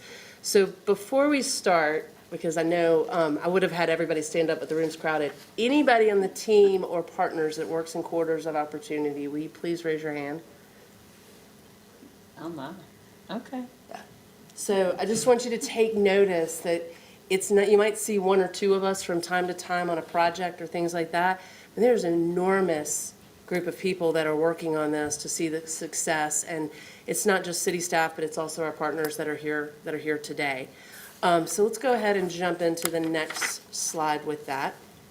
And as I said, so go to the next slide. It is really 2 + 2 = 5. Do you remember where we started with this several years ago? And the manager said, planning, transportation, economic development, and housing, you all get in a room and figure this out. How are we going to do this, and how are we going to make the investments? And for that, in the beginning, we started to look at geographic areas, Beatties Ford and LaSalle, if you remember, Oaklawn and Beatties Ford. And we moved from Beatties Ford to West Boulevard, and we continued to develop playbooks, and we continue to develop partnerships in that. And that is what has really led to the success of what we have here today. Let's go to the next slide. So the corridors of opportunity, 6 corridors, you all know that. You know what our mission is fostering thriving communities for residents and businesses and building lasting legacies and growing these communities equitably. We, the city, have invested nearly $100 million since 2020. There's an additional, I think, $600 million roughly, Aaron, is that right, that Charlotte Water has put in. So it's not just this, but if you look at the past several years of what we've invested. And the great thing to that is there's nearly a 1-to-1 private match on that with our partners and other different things that we've done with partners in this community. And through this, we also follow this framework, right? We don't just let housing think about, where's Rebecca? We don't just let housing think about housing, transportation think about transportation. We really think about this comprehensively, about how these pieces go together. So if you're building a sidewalk, you're building a sidewalk that goes to a job or goes to housing or goes to a source of mobility. I'm going to now turn it over to Aaron and let Aaron start to talk a little bit more about some of the partnerships that we've built. Sure. So, thank you. Erin Gillespie. I have the privilege of leading our Corridors of Opportunity core team, and we do have our core team members here. So I'm going to give them a special highlight. Anthony Mendez, who leads our transportation infrastructure strategy, and Kelsey Preston, who is our engagement lead, and Madison Dugar, who sits within the Urban Design Center and leads a lot of our planning work as well within corridors. So we're working full-time, dedicated on the city's work within the corridors, but we rely on the collaboration of over 60 other city and county staff who make up our full implementation team. So that work looks like a lot of collaboration. This is a small list of some of the other programs that we are always working closely with or we are boosting in some way. And so what we have for you all is a bit of a spotlight on a couple of these projects. So, we always like to remind ourselves where we started at that Beatties Ford and LaSalle intersection. We started here putting this approach, the corridors approach and framework to work. So focusing on one key intersection and layering different types of investments, whether it's public-private partnerships, economic development, housing, even placemaking, all in this one area to almost jumpstart or kickstart, catalyze some further community investment. So can I just ask one question to the committee? Who drives through this area on a regular basis? Does it look different today than it did 4 years ago? Okay. So you can see change? Okay. Go ahead, sorry. Yeah. And we've got, after Beatties Ford and LaSalle, we pivoted to other intersections and corridors like West and Remount, and we continue to use that kind of node or intersection approach when we are working in the other corridors. All of our work is really based off of the engagement that we, go back one. The engagement that we collect and capture in the playbook process, that's the intensive, very intentional engagement work that we do with the community to create that playbook. And we use playbook literally. We realize a lot of people like that word, but it is truly a document that reflects the community's visions and priorities for how the city and others should be investing into their community. So, the former Economy Inn project, I know we've highlighted it a few times. The rendering is, what's to come, but this is a project where we like to remind folks that it wasn't something that we started with corridors. This was a long time challenge that had been identified by the Hidden Valley community and the Sugar Creek corridor, as well as CMPD. And, there had been a number of different attempts to try to, jumpstart some kind of change.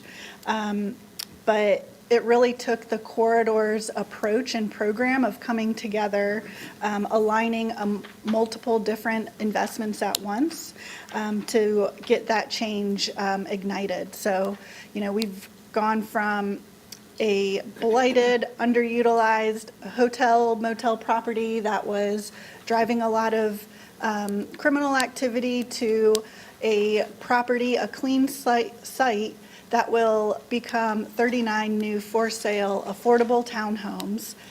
In addition, the developers, Prosperity Alliance, are working actually with Madison on the inclusion of a new public space through our placemaking program on the site, working hand in hand with the community in the Hidden Valley neighborhood. And then how we got here, it was a very quick turnaround, 13 months from when the city purchased the property to when we transferred it to the new developers. And within that 13-month window, our team worked hand in hand with a number of on-the-ground partners for all of the different tasks and activities that needed to take place to keep this project moving forward. Time really was of the essence, and we were able to work with, a number of different partners within even the United Way network, our housing partners on relocation assistance, and some of the on-the-ground service providers as well. So, Erin, can I just jump in really quick? Because I just want to highlight some of the partnerships. When we brought this project to City Council, we asked for the support to purchase the property, 1,200 hotel rooms at that intersection, and I think our playbook had said we wanted to decrease that by at least 25 to 30%. Yeah. And so, but the purchase, council supported. Then we went and pulled $1 million out of the Corridors Fund and MRAI for the demolition of it. Then we started the partnership, or we didn't start then, but then we jumped into the partnership with United Way to make sure that there wasn't a story about people that might be living at the hotel being displaced. And Catherine and team were so amazing in helping with that. That's all just to get it positioned to a point where then we can go out with an RFP. And so those are just two different partnerships on one project to move something forward. Sorry. Yeah, all good. So we are, eager to see the project come out of the ground later this year. I'm so used to saying next year.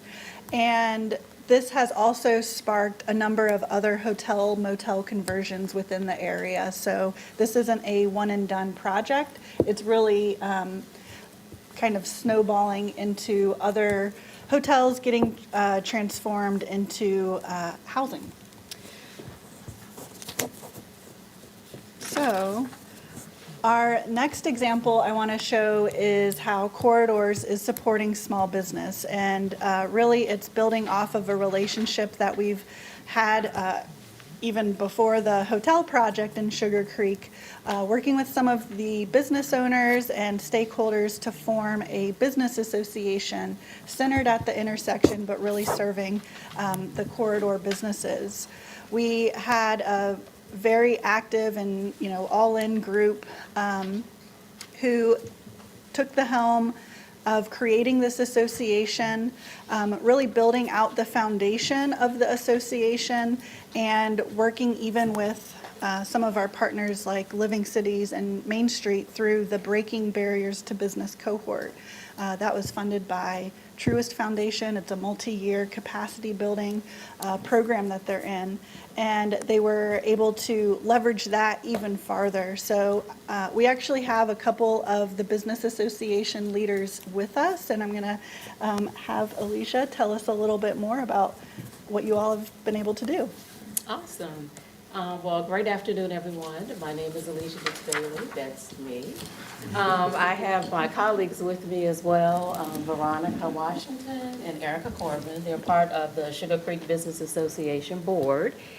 And we officially became active in a board back in January of 2023. So we're very much in our infancy stage. So we're embarking our third year in working as an organization. I am also a business owner as well as Erica in the corridor. And one thing that I'd like to say very briefly is that we were able to be awarded a $100,000 grant from Hartford, as well as some additional funds from the city to be able to create this entrepreneurial center right at 5105 Reagan Drive. And it was a center that had 14 offices for small businesses that were very affordable, as well as an event center and spaces for small businesses to do pop-ups, for community engagement. You name it, we were able to do it. We were in partnership with two other companies, real estate agencies, and unfortunately, there was a misalignment with what our mission was in comparison to what theirs was. And so with that being said, we had to pivot and close the center. However, we are currently looking for a new location to be able to reestablish this center. But it was something that we were able to turn around very quickly. We had 14 small businesses that were on board with us. They were able to jumpstart their businesses in the center. We were able to do community engagements, community events, and now we're looking to redo that. So we still have maintained the partnerships with the city, as well as Hartford and Main Street, and are very much engaged in believing that we will be reestablishing the center in the next couple of months. Yeah, and really it's I think a great example of the Corridors program was able to partner with the Emerging Business Association with a little bit of support, making sure that they had that, organizational development put in place so that they could weather kind of these ups and downs of the retail or real estate environment in a very active part of the city. So I want to make sure that I'm also highlighting, so Eric is a business owner of health services on the corridor, and then Veronica also leads the Life Project in the North Side CDC, and even more connections to be made when we get to United Way in a bit, I'm sure. So next, I want to talk about, so expanding on our small business and workforce support, Council, of course, supported the funding of 6 opportunity hubs, 1 in each corridor. And we were able to come together and celebrate the grand opening of one of those 6 hubs in September with the Freedom Business Collective.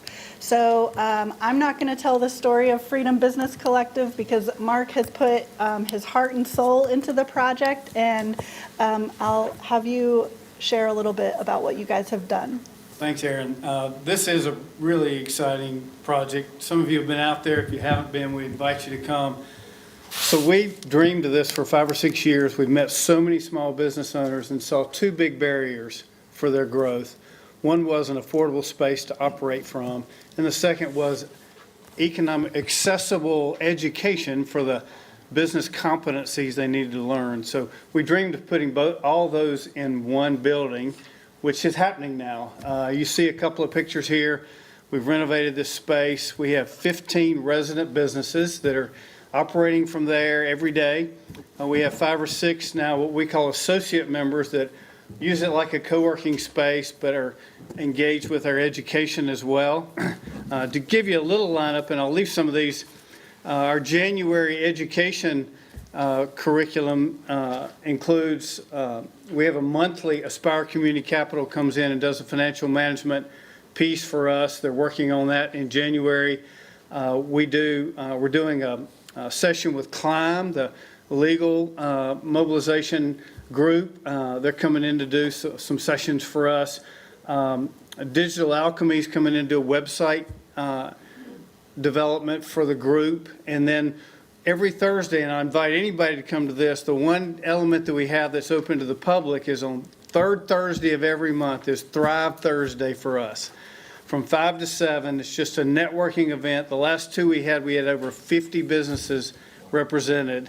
And it's just a time to get to know each other, have some fun programming, have some food, have some fellowship, and get to know some other people that are in small businesses and growing them.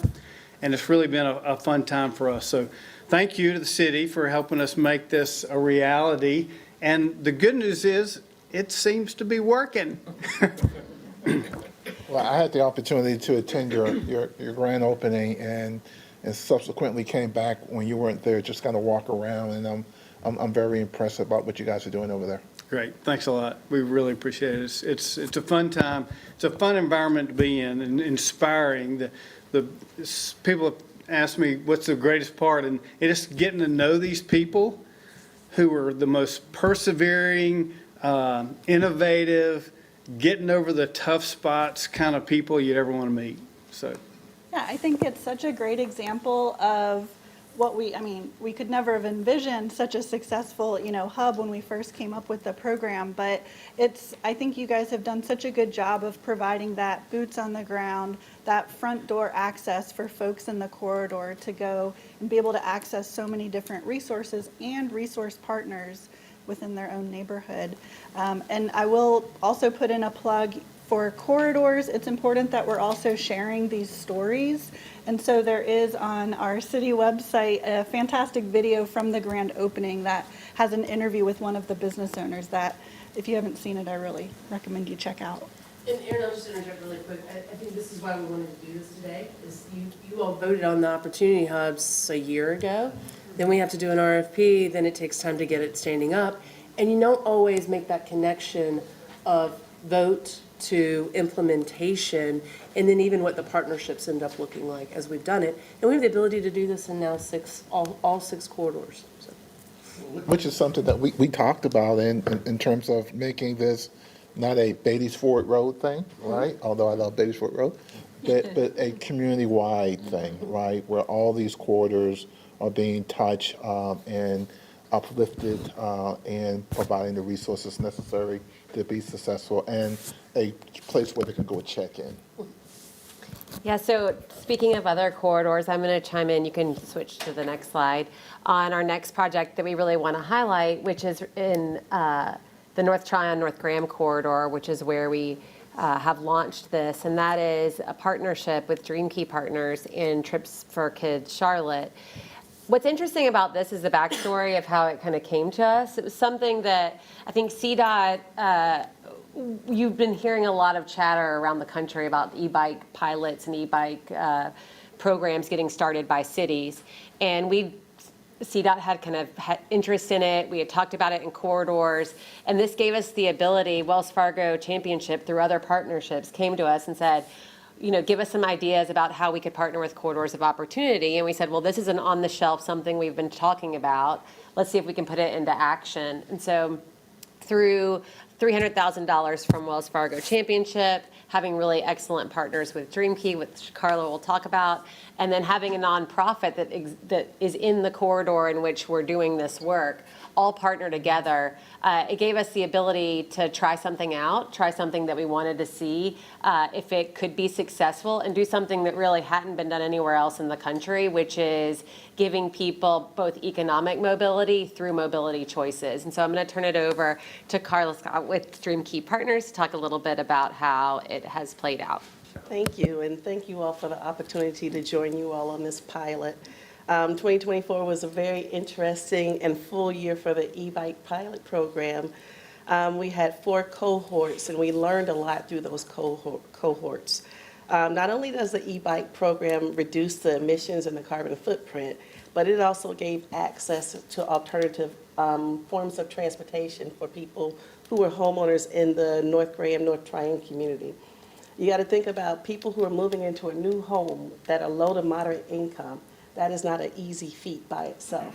So anything that happens to them within this process really affects how they live, work, play, and how they survive in these new homes. Having that alternative form of transportation has given people lifelines. Someone's transmission blew, and they could not afford to get it fixed, but they had the e-bike, and it was able to actually act as an alternative form of transportation so that they can get to work. It also has been a cost savings to the people who have had the e-bikes. They save in gas and in parking. So now they can go to places like NODA, and they don't have to worry about spending the additional funds for parking, things like that. When they come uptown, they can come uptown without having to worry about parking.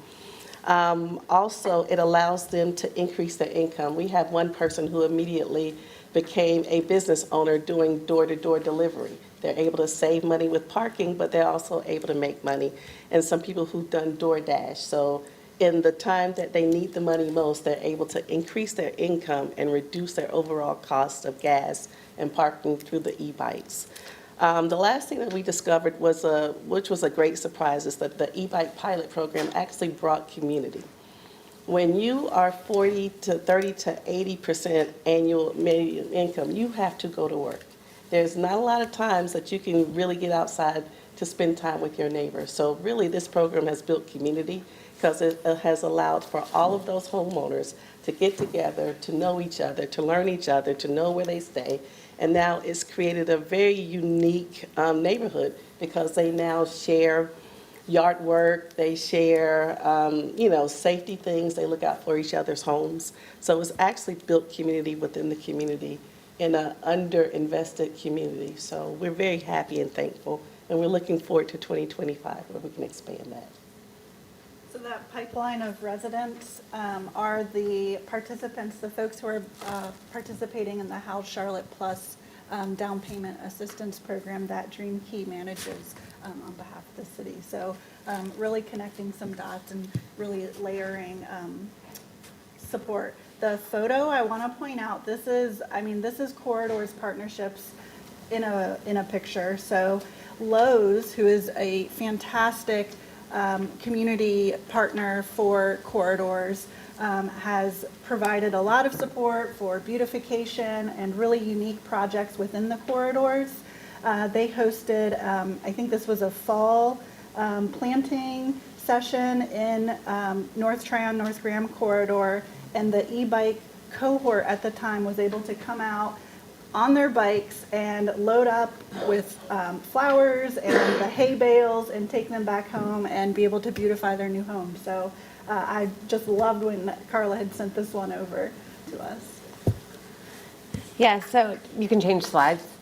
So just to wrap up, we really wanted to highlight a lot of our partners, and we've saved one for the last, is that we have a large number of investment funding partners, but most importantly, programmatic partners that do the day-to-day work and help us build relationships and help be those boots on the ground that know the community, they know who's doing what, they know what the needs are and how to provide impact in those communities. And a great example of that, which we're just going to end with, is highlighting United Way and the United Neighborhoods program, who have, you heard mentioned earlier, Veronica, who's one of the quarterback agencies in Sugar Creek. There's five other quarterback agencies within our 6 corridors, and then additional agencies in other areas of impact that she can describe. But they really are the people side of a lot of the work that we do and help us build that stronger tie and kind of fill the needs in more ways than we can do as the city alone. So I'll turn it over to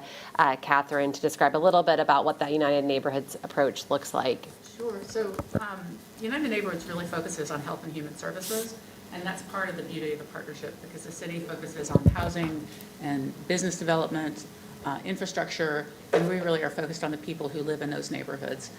I think many of you may have received an email from me recently. We just announced $4.9 million in investments through United Neighborhoods. As Monica mentioned, 6 of our areas of focus are the corridors of opportunity, and we give about that much amount out every year.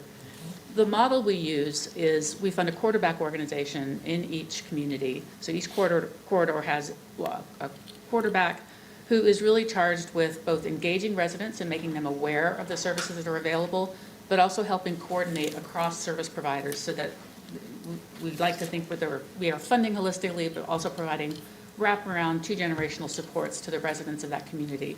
And so the quarterbacks are again charged with making sure that the service providers are working in collaboration with one another. The other thing that is unique about United Neighborhoods that I do want to highlight is that we really live and lean into the philosophy that the residents know best what they need. And so we conduct community visioning sessions, and we really ask residents to say, what are your hopes and dreams for your family and for your neighbors in this community? And they tell us what they want to prioritize. I am happy to say that they do, in fact, prioritize across all of the social determinants of health. So it's fairly evenly distributed across healthcare access and education and workforce development and housing. And then we write our applications around what they've told us they want to fund, right? And we solicit proposals, and then residents actually make the decisions about who comes into their community to work. So we do have grant panels where at least 50%, 51% of those who serve on those panels are residents of the community, and they are in charge of determining how the funding will be distributed. And so that's our United Neighborhoods framework in a nutshell. We are, I think, 3 years in now in our alignment with the corridors of opportunity. As I said, we give out about $5 million every year through this program.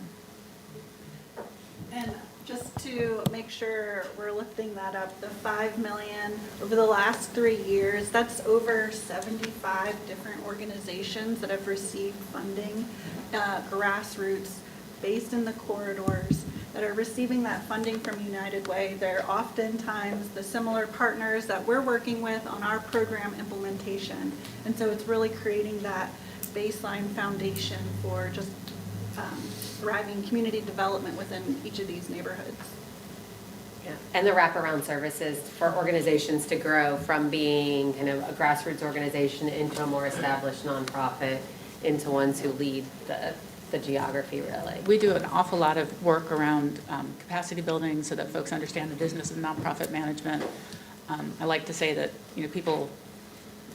we are not for profit, but we're not for loss either. So we do need to keep the lights on. So really helping people understand how to manage the business of managing their nonprofit. so that it can be sustainable and impactful on into the future.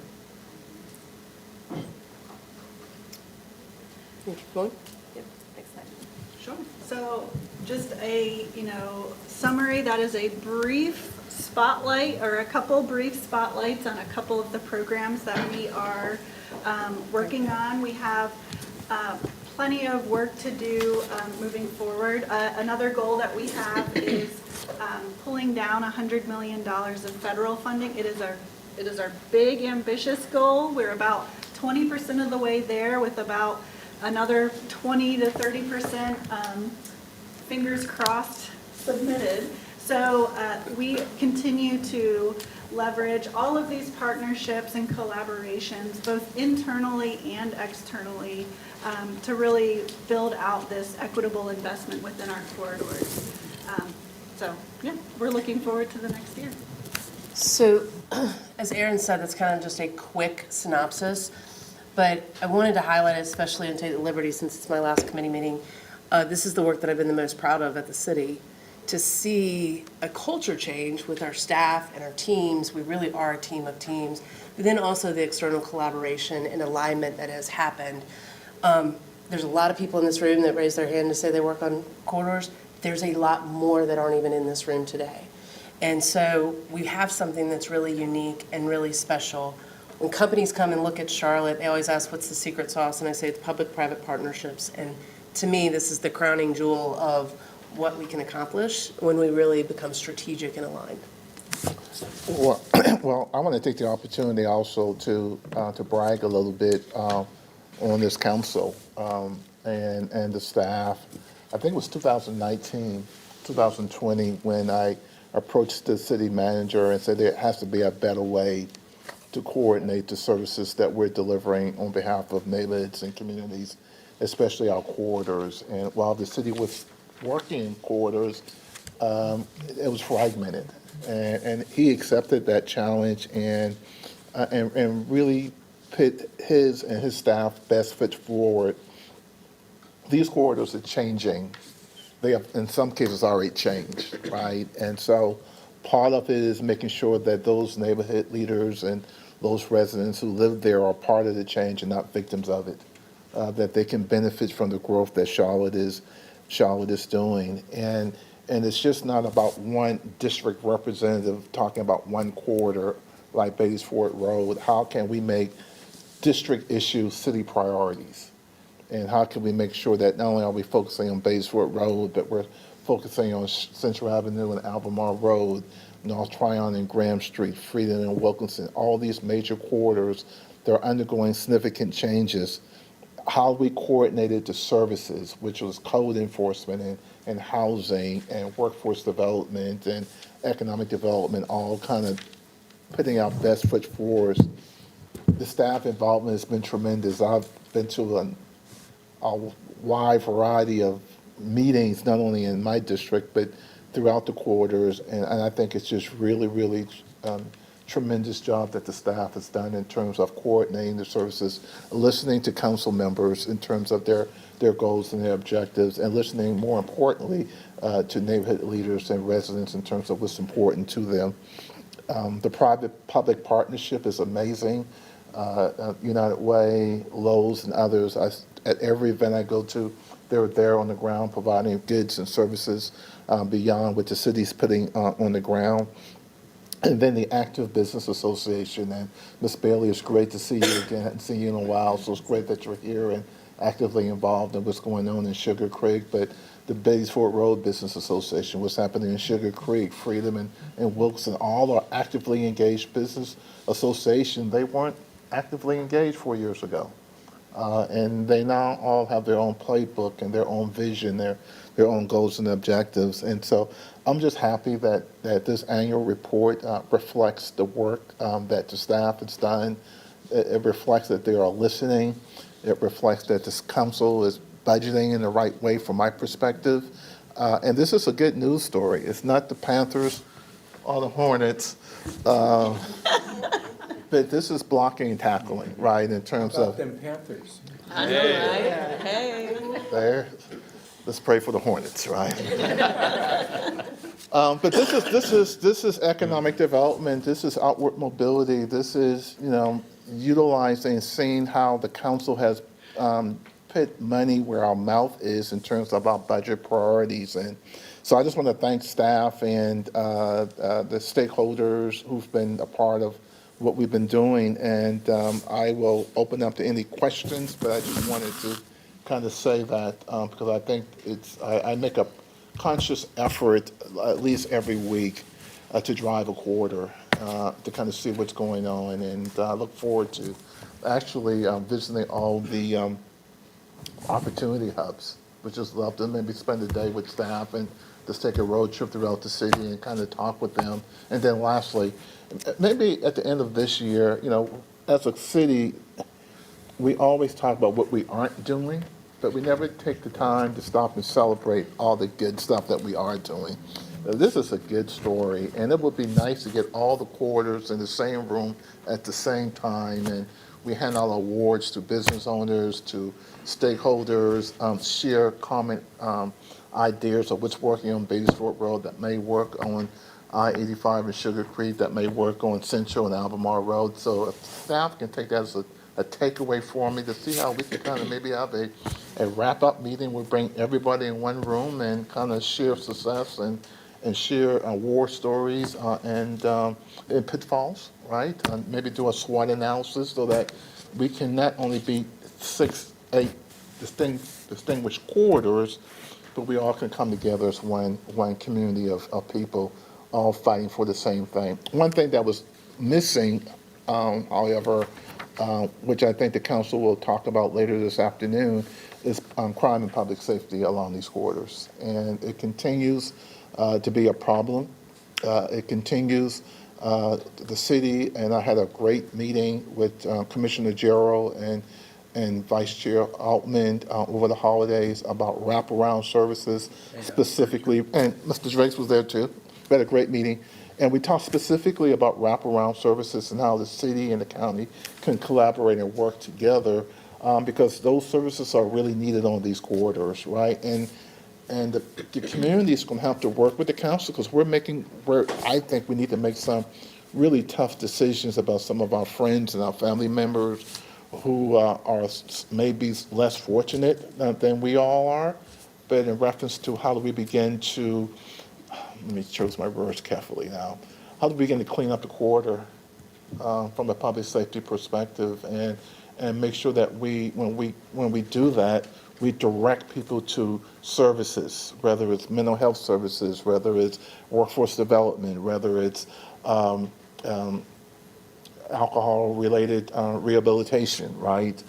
How do we crack down on our property owners who are selling fortified beer to our neighbors and allowing them to consume it there and create a loitering issue on a lot of these corridors. And so while I think there's a lot of good work to be done, there's certainly a lot more to do. And the hard part now is balancing that act, James, between how do we enforce the laws on these corridors without protecting the individual rights of people to be there.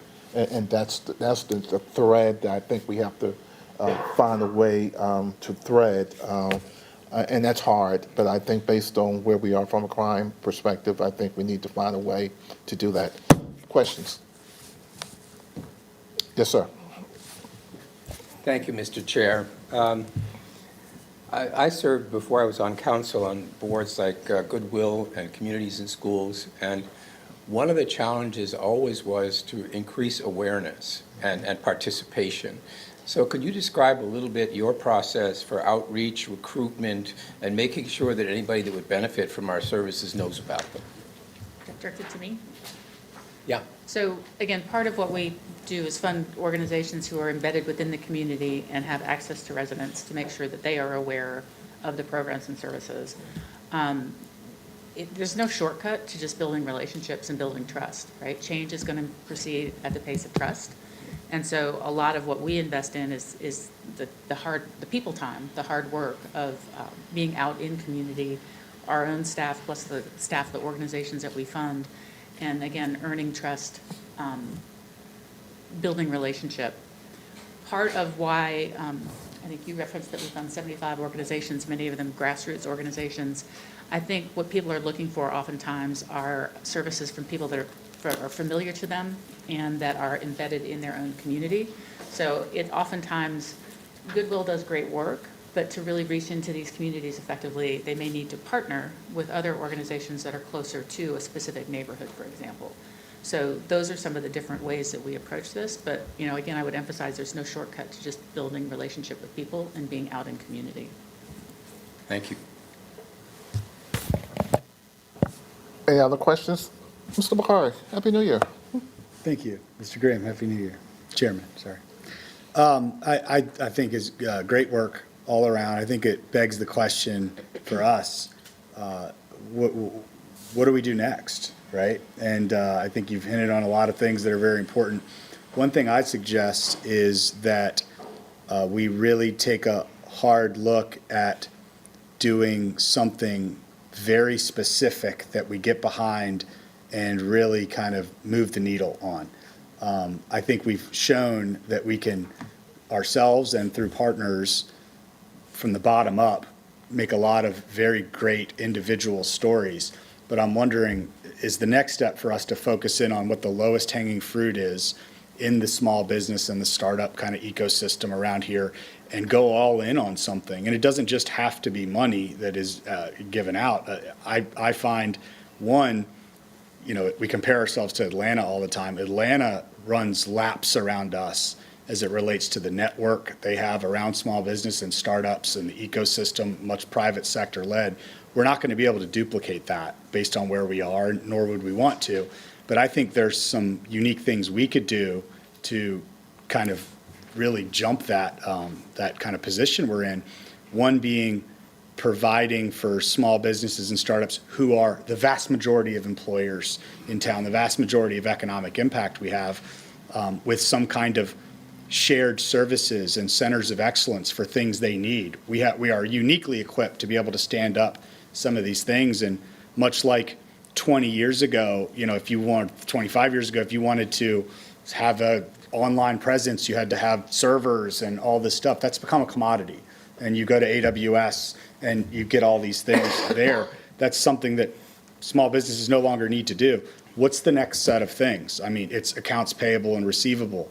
It's compliance and legal services, marketing and branding, HR-related topics, logistics. Like, these are the things that I hear small businesses crying about every day because they're so costly, they're recreating the wheel every time. I think there's no reason to think that we couldn't stand up a capability that deeply impacts the corridors, but every small business in town gets to benefit from it, and we could control the quality of all of that and really provide something that's big. I think that's probably the lowest hanging fruit and the most impactful thing that would touch so many of these businesses if we could wrap our minds around putting some kind of, center of excellence, shared service together for the most common needs that they have that they continue to struggle with. Thank you. I think that's a good comment. You're next. Thank you, Mr. Chairman. And I'm just really piggybacking. So I've actually spoken to Tracy about this, and I love your idea about the opportunity hubs across the various places in the city, because what I've noticed, just based on their explanation, because I haven't been able to visit them all, but they're not the same in each part of the city. In other words, right now, and this is also building on what Councilmember Bakari just said, they all don't serve the same purposes in each corridor, right?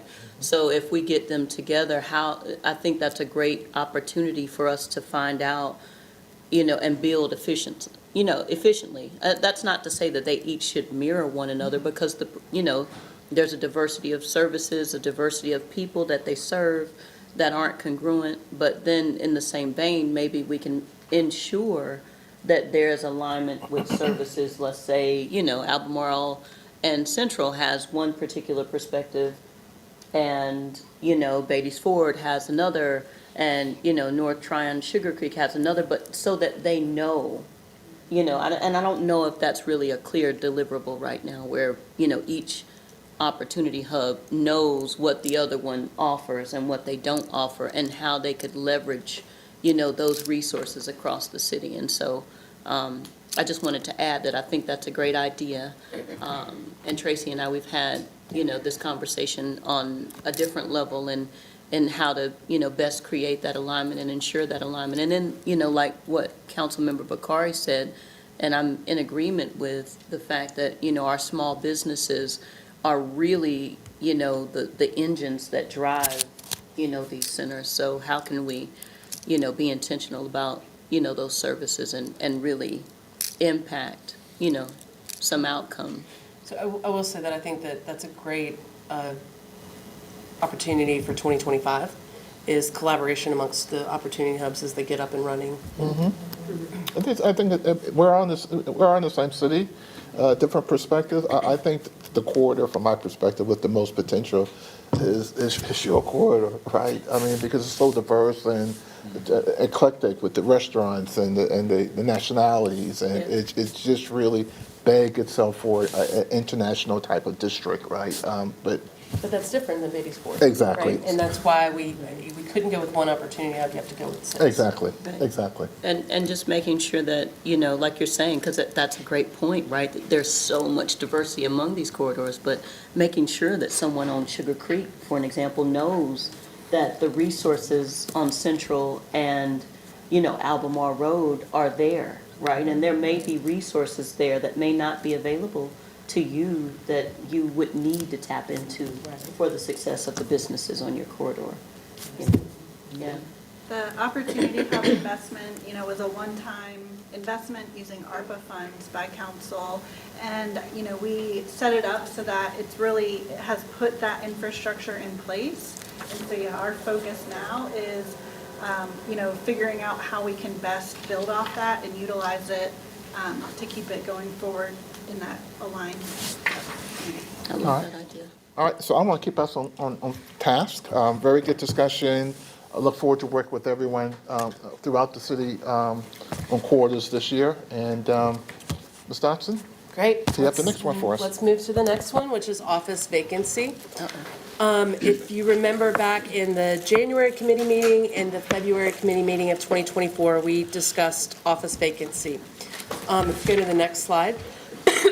Excuse me, there was a policy referral that was made back, I think it was towards the end of 2023, about looking at office vacancy and asking the question, is there something that the city should be doing? Now, I highlighted on the bottom in the policy question on this because when we asked it in 2023 and early 2024, we said effective strategies that the city could employ, and it was specific to uptown vacancy. So I'm going to come back to that at the end, but I just wanted to highlight that was something I'm calling into question and suggesting that perhaps we think a little bit more broadly. Next slide. So this is what the committee was charged with in early 2024, is comprehensive review of other cities. We did that. We talked about what Boston was doing, what New York was doing, San Francisco, Chicago.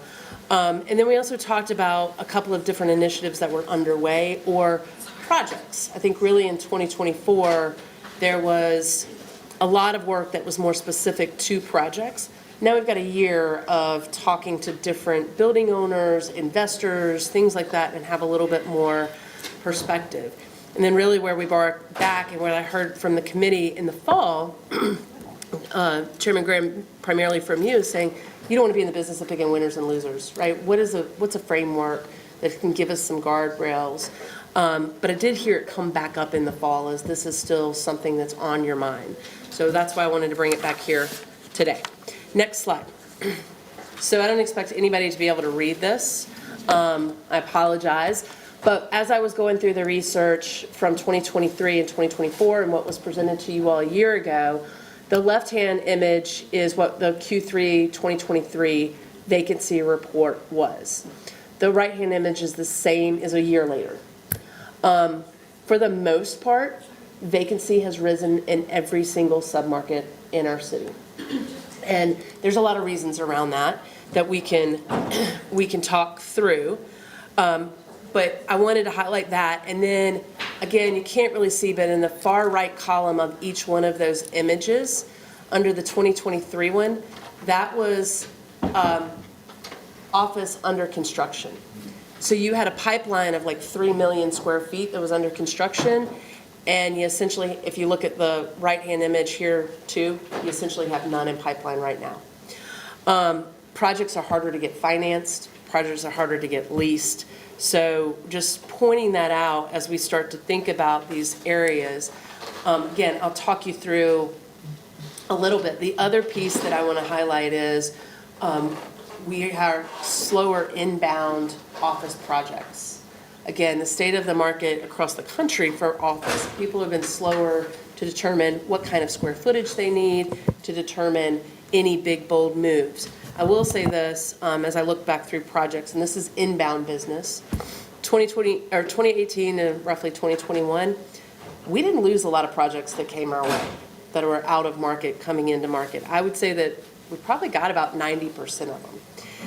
Over the last 18 months, we have lost 4 deals and have to compete a whole lot harder.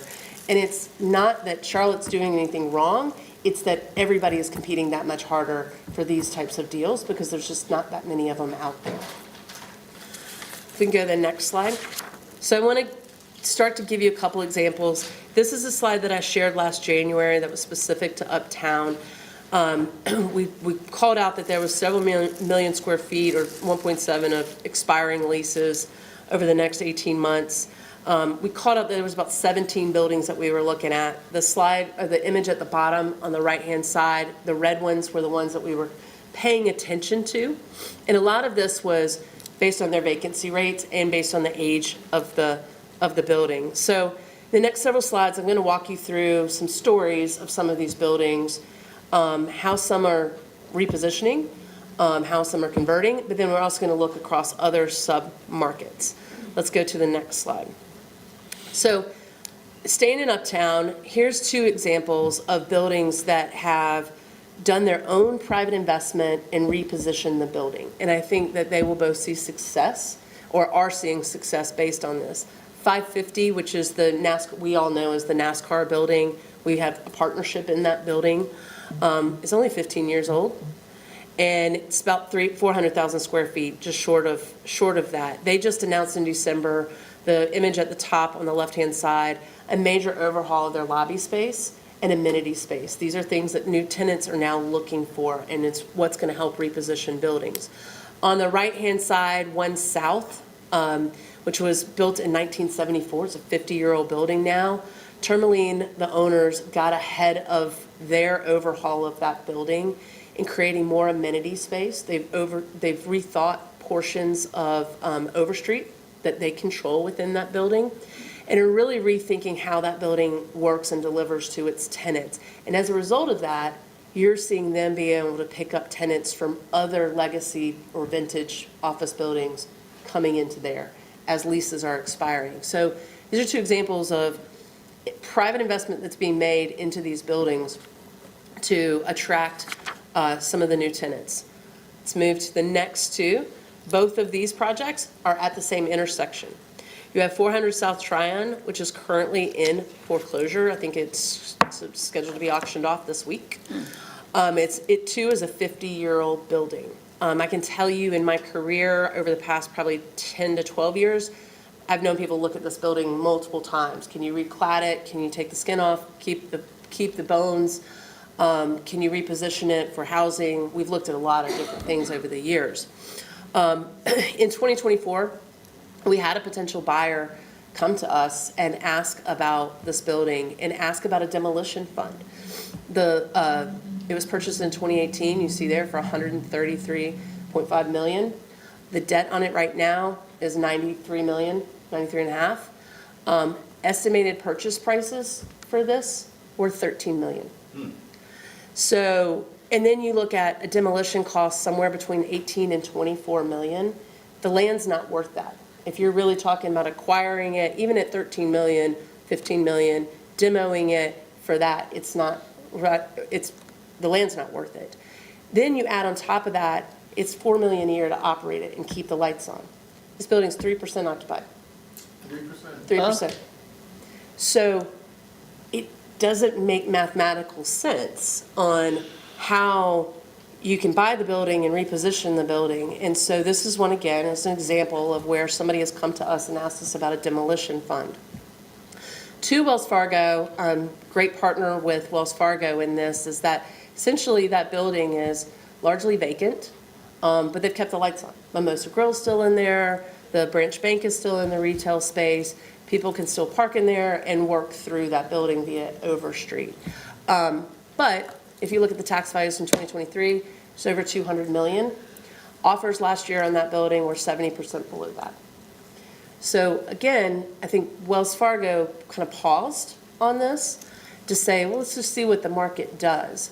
But here's two examples of one intersection and two different buildings that are essentially sitting vacant. Three, Wells Fargo is really two buildings, but three buildings that are essentially sitting vacant. Next slide.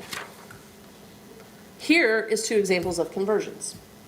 The Johnson Building was purchased last year. It's a 100-year-old building, and it's going to be converted to 245 hotel rooms. Purchase price was below tax value.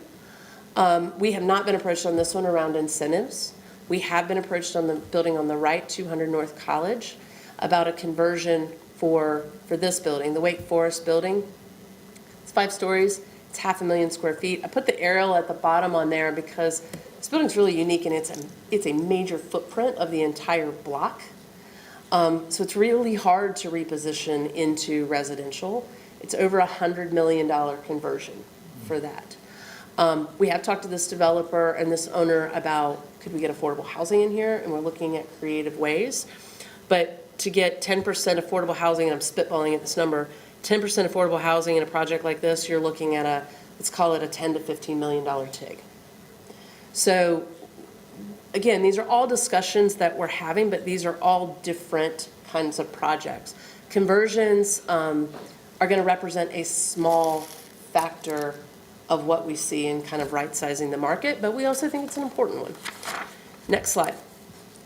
Other things that are happening in Uptown are consolidations. Bank of America pulled out of Gateway 280,000 square feet last year, I guess, back into their owned bank assets. This year, I guess in 2025, they will exit the Fifth Third building, which is the image on the right. They will exit that building of over 300,000 square feet. So, and I think I told you guys last year, part of what we're seeing in some of these buildings, like 400 South Tryon that we just talked about, was Duke Energy building their own headquarter tower, right? So it's things that are moving around in the ecosystem, but at the end of the day, square footages are reducing for offices. And this is across the market, not just Uptown. Square footages are reducing, and the inbound office job growth isn't keeping up. I pointed out earlier that the pipeline is pretty minimal for new construction. You read stories about both of these projects, Carson and Tryon, Queensbridge. They're both chasing a lot of the same office tenants that are either getting pushed out of Bank of America Corporate Center or want to still be in that new product. There's still a flight to quality for tenants, for office tenants. And a large part of that is the amenities that these new buildings offer.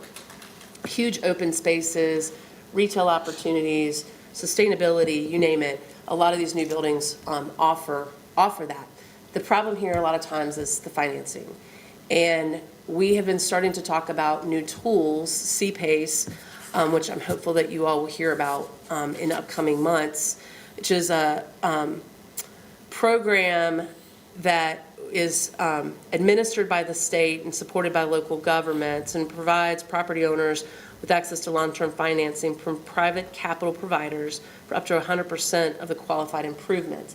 So this gets a lot to sustainability and can have a lot of benefits around and support CAP. So you guys aren't going to hear that as much from ED. You're going to hear it from Aaron and Sarah in upcoming months. That's a tool that might be helpful in getting some of these projects off and running into new construction and new opportunities.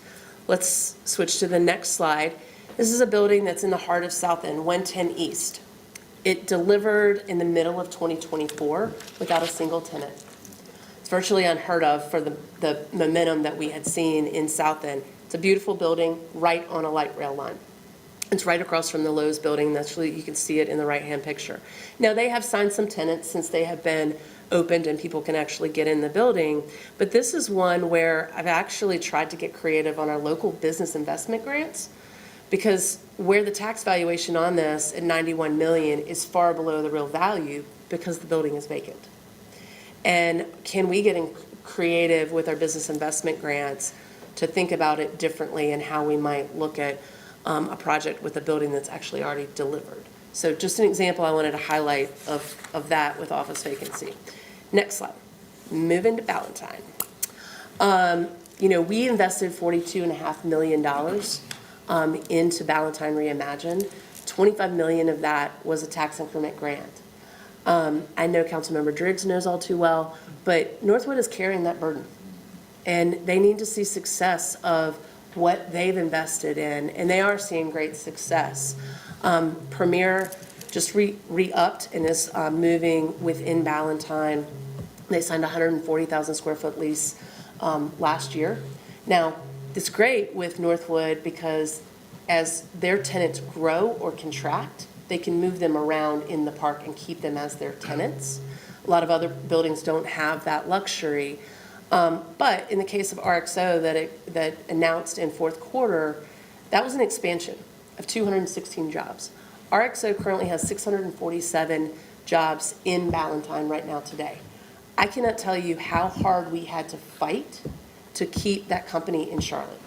They were very close to jumping the border and going into South Carolina. And a large part of that was over incentives. We spent a lot of time in working with Raleigh and Department of Commerce to try to get them to come up on incentives. With our partners at the county, everybody had to lean in really hard just to keep them in Ballantyne. So that's why I wanted to highlight that one, was we saw it as a win, and it's an expansion of jobs, but it's also retaining a good number of jobs in this community and in something that we've invested in.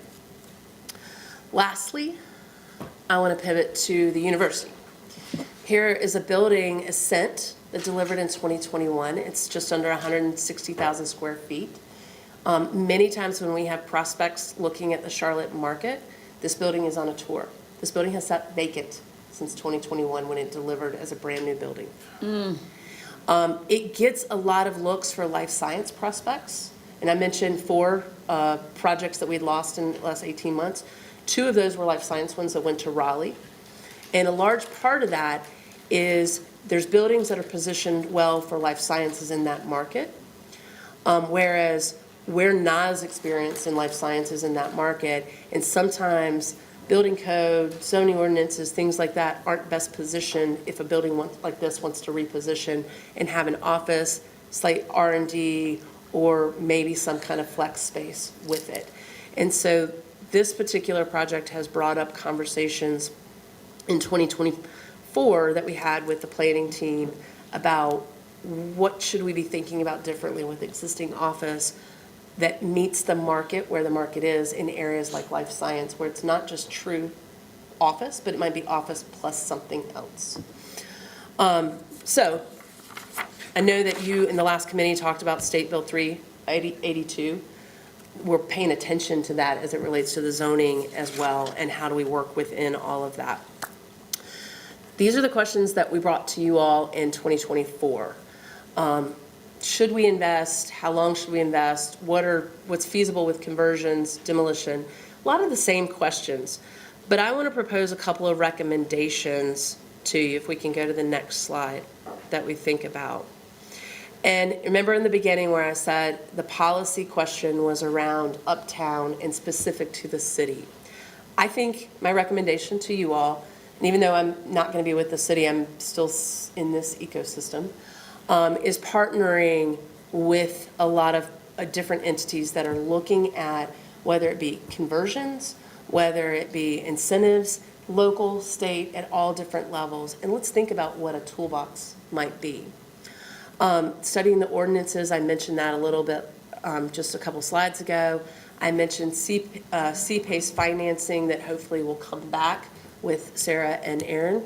And then again, going back up to kind of recommendation A is, let's look at historic tax credits. Let's look at our state incentives for business recruitment. Let's look at our local incentives for business recruitment. Let's look at city-county incentive alignment. Chairman Graham, you and I talked a lot about that.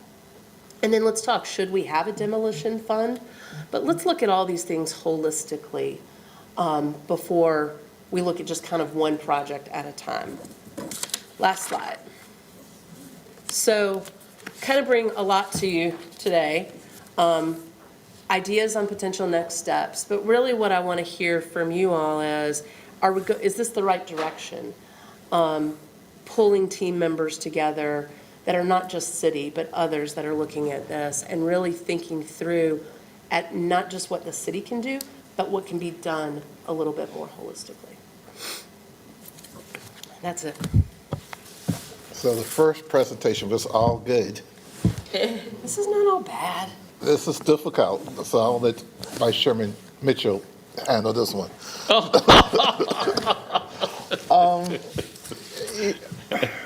I'll open up for questions because it's difficult, right? It's hard.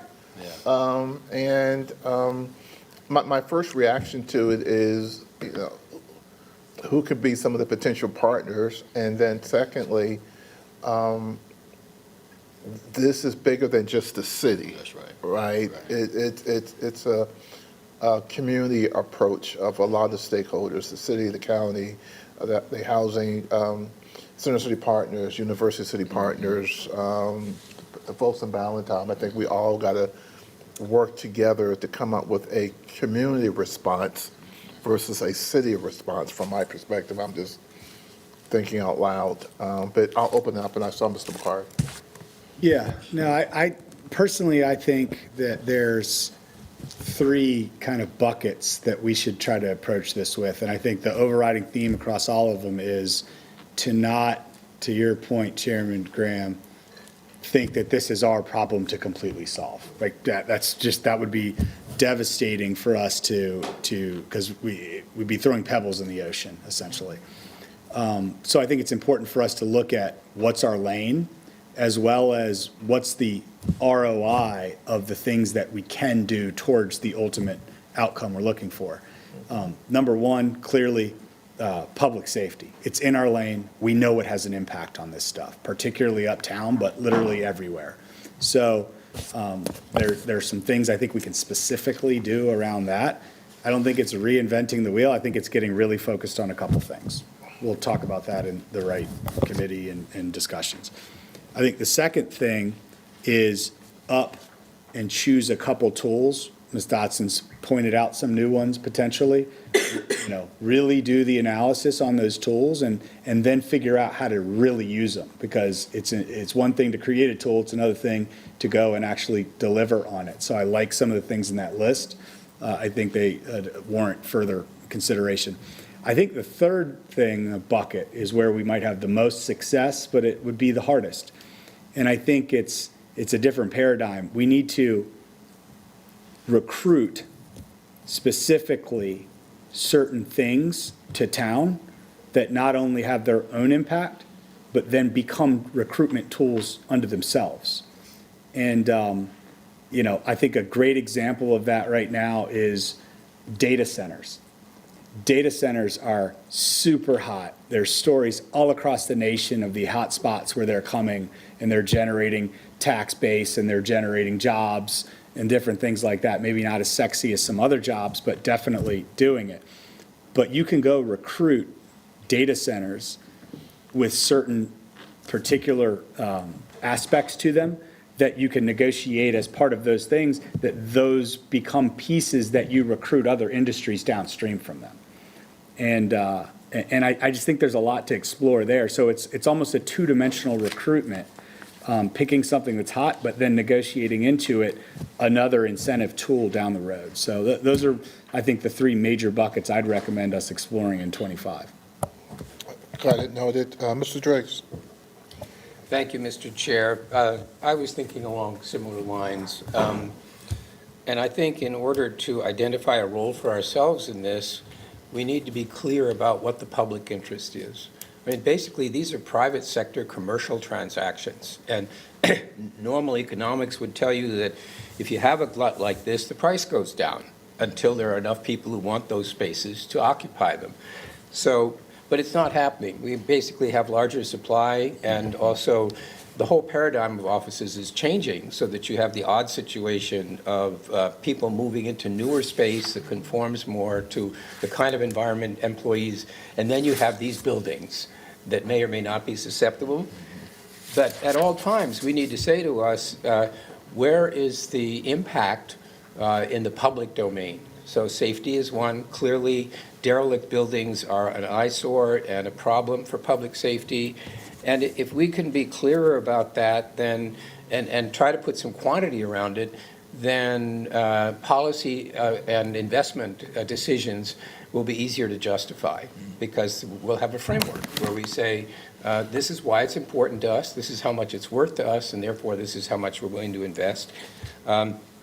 Since Valentine was mentioned, I did want to specifically shout out Northwood Office. I mean, they came to us with a plan to invest $1.5 billion, and they persevered through COVID. And if you know John Barton, he has aged about 15 years in the last 5 years. And I just commend them for having stuck with it and creating something that I think will be immensely valuable to District 7 and to Charlotte. I wanted to mention also, if we talk about bigs and things like that, we may need to re-examine the criteria, the whole concept of the big, if we're going to try and incorporate this priority. Because otherwise, it was a pretty simple issue of jobs created and so on, and it was supposed to be a test of whether they would come here or not if we didn't do it. So now we're considering that as a tool with maybe broader application and scope. But when I think about that, I very much agree with Mr. Bakari. The magnitude of the problem versus our capacity to intervene financially is just way out of proportion. So we do need to be realistic about that.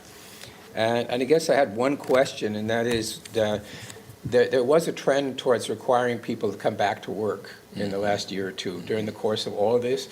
So has that had any visible impact on the supply and demand relationships in the office market? I think it has. I mean, I know there's some projects that have sat out there for so long because, again, they want to go to a new building, buildings can't get financed, but have actually increased in square footage because people are now coming back and the project scope has increased. I think that we're finding that new norm again. If it's not going to be 5 days in the office, but you're seeing a lot of people back in the office, and it's not half day here, half day there. So I would say in the return to work piece, we are starting to level out. I don't hear about return to work being as much of the issue anymore. I do think because of this hybrid work, there is that consolidation that we are seeing in some cases. You're seeing expansion in other cases. And then there's companies that just have gone fully remote, and that's led to some of the vacancy as well. Right. But I do think that's leveled out, and it doesn't remain as much of a question mark of we can't look into the future and understand it, so therefore we're paralyzed of making a decision. I would mention finally that the city used some of its CARES money to reduce the density of our occupancy of office space to make us more resistant to a COVID type of, because when people are too close together, they can't come to work without infecting each other. But that was all I had, Mr. Chairman. Thank you. Thank you. No? I'm good. Mr. Mitchell? No. Well, we're going to assign this to you. I noticed that, Mr. Chair. Well, again, it's complicated, right? And quarterback this one. Yeah, he's already in uniform. I'm ready. Right? Seriously. I mean, fitting. He's already dressed for the He's already dressed for the job. Yeah. So I heard what everyone said relating to public safety aspect of it, identifying new tools, the recruitment piece with the direct line, maybe the data. Identifying what our roles should be, if any, what's the public interest, what's the return on the investment, understanding what a framework may look like, really kind of getting more information to the return to work policy. And I guess that's the other question, other than the city and the county, who else is talking about this in the real estate? Well, I think you have, and you kind of said it early on, I mean, you've got the development partners and the owners, right? Obviously, Northwood is a perfect example. I talked to owners that have only office product. I talked to owners who have product across the state or across the country to get different perspectives. You have prospective investors that have been coming to the table with unique and different ideas. ULI has been engaged to talk about a study of kind of what is out there, what are the opportunities. In addition, you have Center City Partners. You know, they did their vintage office study last year. This continues to be a topic for them. Revic and the Alliance did a study. Rob and I were just talking about it when he was here for the last committee, that really looked at office conversions and what does that need to look like and where is it most applicable across the Charlotte market. And so I think my recommendation really is kind of trying to convene all of this to then say, you know, and I'll use the Revic Alliance study, which I have not seen the final report, but if there's recommendations out of that that suggest that there's state legislative things, but yet on one hand, we're talking about that, and then we're also talking maybe historic tax credits, or we're talking about changes to the JDIG. I don't know, let's think about that comprehensively versus one-offs. That would be my recommendation to it. And then the same thing locally. I think it's fair for you all and county, if we're gonna think about things like a demolition fund or changing, Councilmember Driggs, any modifications to the business investment grant, let's look at all of your options versus, hey, we need a $20 million demolition fund because you have a couple buildings that need to be demoed. I think that can be done pretty quickly in terms of looking at the tools. It's just everybody kind of saying, yes, let's lean in and let's do this together.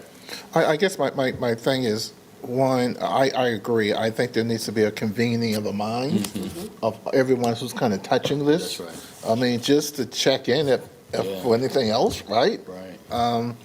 And then to explore, because obviously this is just not a Charlotte issue, it's a national issue. So other cities are dealing with this, and I don't know whether or not there's a check-in place where we can go and see and learn and find out what other communities may be thinking about as well. But obviously this is a marathon, not a sprint. That's right. Right, and so I'm not sure what the next step is, whether or not who's going to convene, and I'm on Center City Partners Board, so I'll have a conversation with Michael for sure, but it's just not his issue either, right? And because it's University Partners, and so I don't want to have several conversations when we can have just one, and so maybe working with, from a recruitment standpoint, we got these empty buildings, making sure that when people are looking at Charlotte, we direct them. I'm pretty sure that's happening now, right? Yeah. But just the low-hanging fruits that we have to do that are beginning, that we do first and foremost. And then the longer the issues are just a lot longer to kind of solve and put our hands around. And I don't want to get the city out front. That's right. And then all of a sudden. People think we own it, right? Yeah. Well, What I'd suggest, Mr. Chairman, there's a lot of subtopics in here, but the theme is definitely recruitment, retention, and growth. Yes. Right? So I think we need some kind of cross-disciplinary body that we can have a touch point with. We don't have to lead it, but we need some touch point to be in it.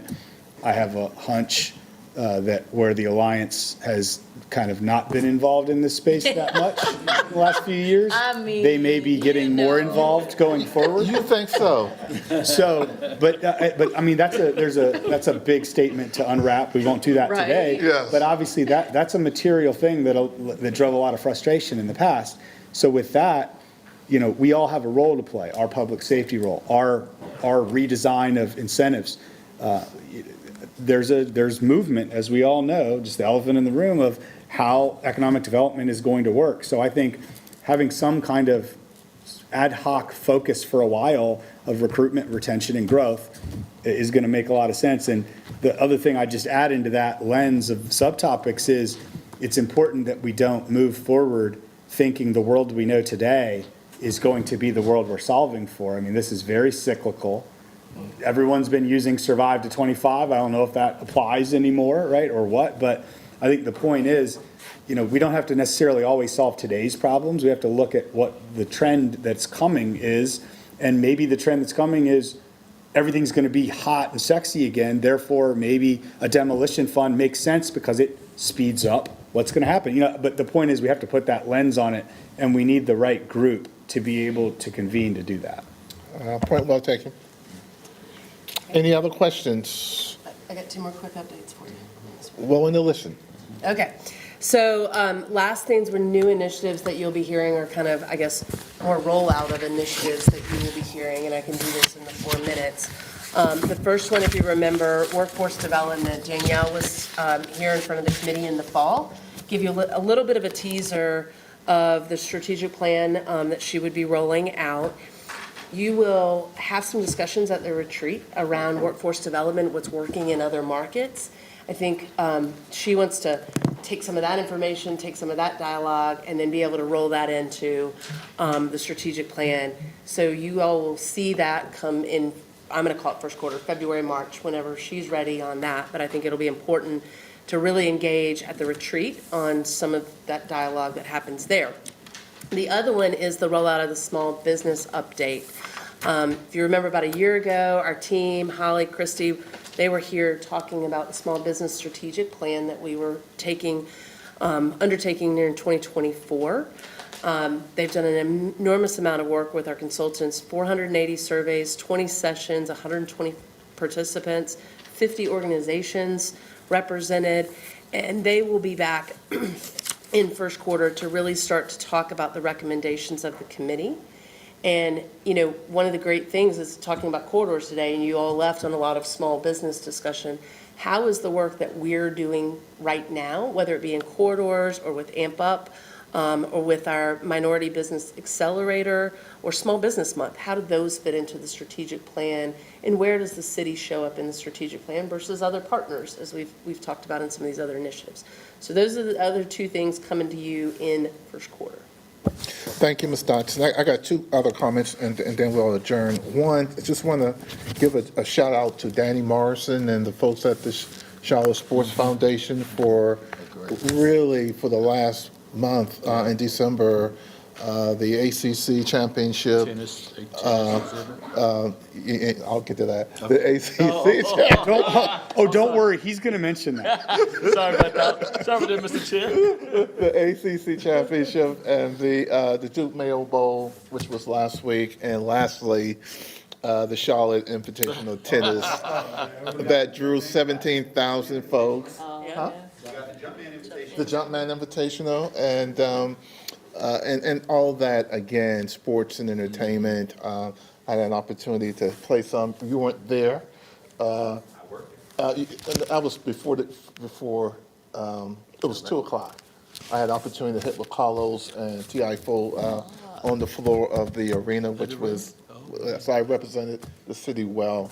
I handle my business, okay. Right? But I just want to put that out there, that we want to thank Danny Morrison and those guys. And then lastly, while this is not her last meeting, it is her last committee meeting. And I want to really thank Ms. Dodson for the opportunity to work with her for the last 3 years on a wide variety of initiatives that really moved the city forward from a economic development perspective, small business, workforce development. You heard about the corridors of opportunities. We did sexy stuff too with Panthers and Hornets, and our community is a lot better place to live in economically for those who are frontline workers, for all the work that you have done over the last several years in that department. I just want to say personally, thank you for your help, and thanking you for our conversations, allowing us to kind of push back and forth without taking anything personally. I really enjoyed the working relationship. No, thank you, and thank you for that. It was funny, as we were sitting through this committee meeting, I reflected on many of the conversations that you and I had, and go back to the beginning where we kept saying, because you did come in and say Beatty's Ford, Beatty's Ford, Beatty's Ford, and I kept saying, but it's a both and, it's not an either or. And I think what we have really been able, the staff has been able to demonstrate in working with the council is that we can do both. We can do stadium deals and arena deals and tennis deals.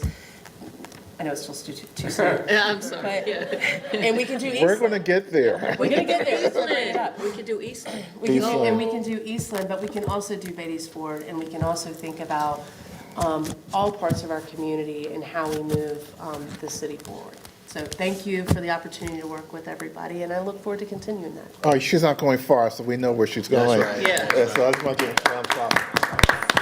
shout out. Sorry, side note, Mr. Chair, just real quick. Yes, sir. I think that Tracy just said that the workforce strategic plan would be somewhere in Q1.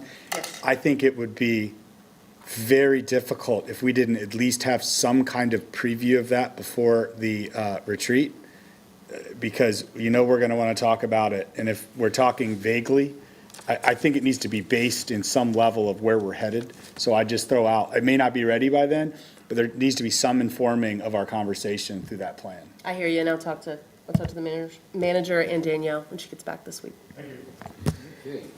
Great meeting. Great meeting, yeah. All right, Mr. Jenkins, you got a lot of work ahead of you. Meeting adjourned.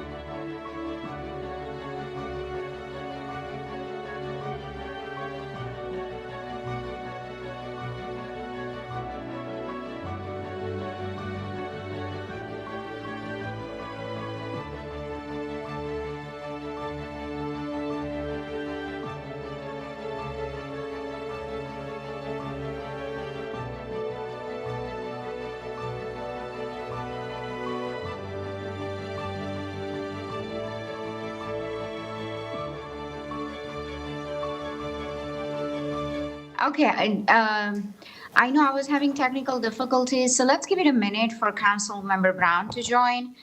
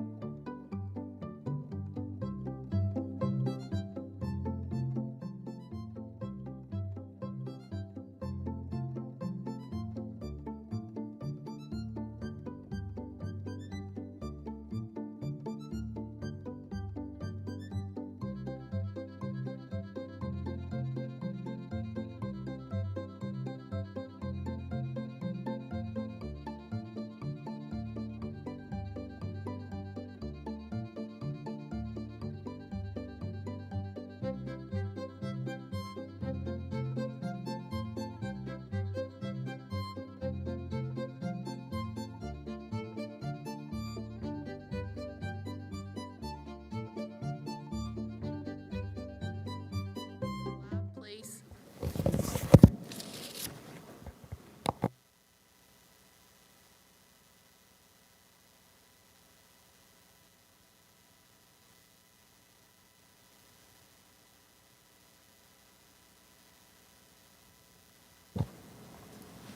We're live, Councilmember Ashmira. Thank you. Well, first, let me start with wishing everyone a Happy New Year and good afternoon. I'd like to welcome you all to January 6th Budget Governance and Intergovernmental Relations Committee meeting. I'm Dimple Ajmera, Committee Chair. So let's start with introductions. First, we will go around the room, and then we'll start with introduction for those joining us online. So, Mr. Mitchell. I'm sorry. Happy New Year, everyone. James Mitchell, committee member. Oh, James Mitchell, committee member. I'm sorry. Sean Heath, Assistant City Manager. Hey, Monica Allen, Assistant City Manager. Sheila Anderson, General Services, Procurement Division Manager. Stephen Coker, Office of Charlotte Business Inclusion. Liu, Strategy and Budget. Cherry Smith, Strategy and Budget.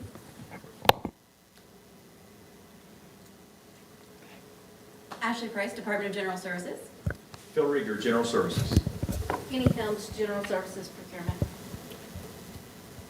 Raymond Beeman, SEIU. Julius Edwards, Office of Charlotte Business Inclusion. Naima Mathis, Charlotte Business Inclusion. Jim Peterson, Business Development. Marie Harris, Strategy and Budget. And that's it for the room. Madam Chair, that's it for the room. All right, so for those joining us online, starting with committee member.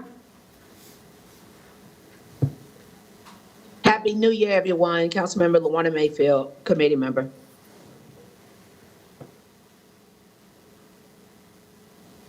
And staff that is joining us online, please introduce yourselves.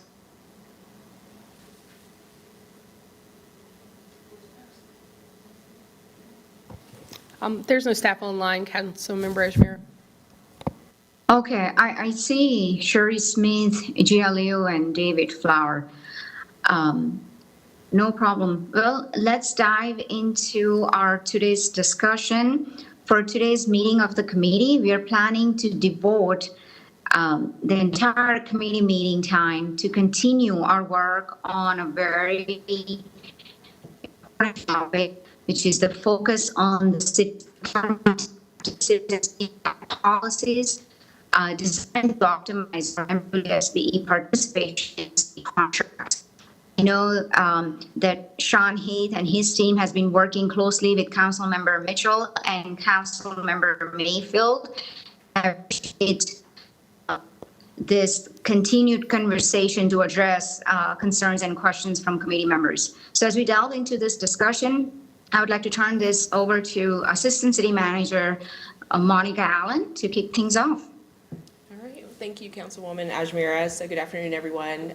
Monica Allen. So today we're here, and I'm joined by several members of the Department CBI and Procurement. And so today we're here to talk about the MWSBE participation capital projects and just a little bit of background on this item. In 2024, last year, there was increasing interest around MWSBE participation in capital projects. Since that time, CBI and Chairman have worked to address various ways. This item is a continuation of the November 4th BGIR meeting. And at that time, that staff had provided an update on opportunities for the partnership as well as various actions that were taken. And we had also highlighted one of the workshops that were done around early engagement that we did with a consultant. Of course, we ran out of time during that time, so again, this is a continuation of that work here. And before I turn it over to Stephen Coker to talk about his items, just want to also mention that staff are working on responses to several council questions that have been asked of myself and other individuals in this room for a couple months now. So we'll be providing written responses to those questions, hopefully in the next week, just wrapping up some things that some of the staff members. We are sending a first wave of those questions out in the next week, and then the second wave will come probably towards the end of January or early February, but that should catch us up on some things around CBI practices, and that's just beyond this particular agenda item, so I wanted to make that clear. And so, again, before I turn it over to Stephen, Sean, do you have anything you want to add? No, thanks, Monica. Sounds good. Let's rock and roll. Okay, all right, Stephen, you're up. Thank you, Monica. First of all, let me just say Happy New Year to council leadership who represents this committee, as well as staff and friends. This agenda, we really were going to focus on, starting out where we were few months ago, several months ago, in fact, and take it all the way to where we look to go. So we'll talk about the progress to date, the opportunities and action review, the pilot program. With a pilot program, there should be a set of findings that come out of it, and we're going to report those to you. And then, of course, where do we go from here? The path forward and next steps. Next slide. As far as progress to date, we started this exercise, if you will, back in June with a committee meeting where we presented the road to growth in a pilot framework. Then we introduced the general CIP MWSBE master utilization plan concept. And at some point, hopefully we're going to come up with a new name for that to make it a lot easy to say. Then in the summer, we had the break, but we really didn't take a break because we initiated the pilot framework, including 10 targeted informal solicitations to the MWSBE community. And then we held what was a successful CBI outreach event and a webinar. Then we fast forward to September, and then we held a small group meeting with the council committee members. It was at that meeting where we got an opportunity to truly listen to you and document questions. Some great questions, many of which we've come up with to the response, and as Monica indicated, you'll get that in short order. And then we engage with the minority trade associations and our advisory committee, the CBI-AC. In October, we reviewed the CBI and city procurement policies and procedures, and then we reviewed the Road to Growth pilot framework preliminary results. In November, we talked about, and this was a really quick meeting, we talked about opportunities and actions, and we're really going to pick up on that today. And then, of course, early engagement workshop that was very successful at that point in time. Next slide. So in introducing the goal of this, our collective goal is to finalize the MWSBE Master Utilization Plan that optimizes participation in Charlotte's Capital Investment Plan, or CIP construction plans.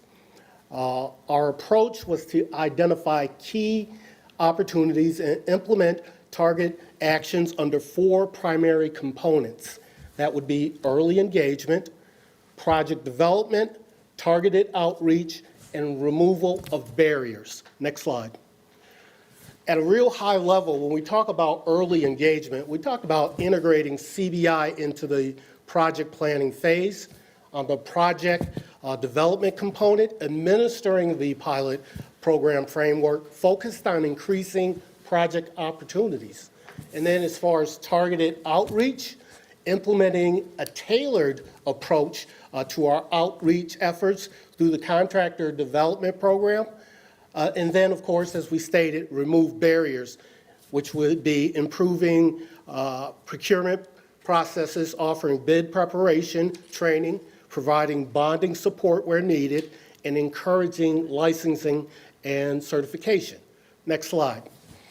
So if we can get a little more granular on those 4 components. The first component is the earlier engagement. And the opportunity there was to involve CBI in the project planning process to maximize MWSBE inclusion. What were the resulting actions? There were several. Number 1, goal alignment, where we integrated MWSBE goals into the project objectives from the inception. Improve goal setting, so we develop realistic, data-driven participation goals tailored to each project.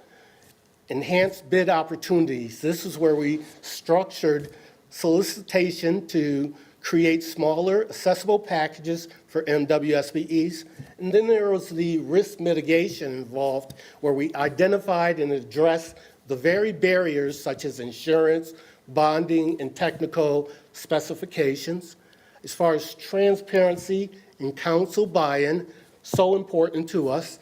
We wanted to foster trust through collaboration and share diversity objectives. And a lot of these meetings and what we've been doing has been just that, to give you a good sense of the work that we're doing. And then on the budget and planning process, update the annual procurement forecast form to include business inclusion efforts for each project.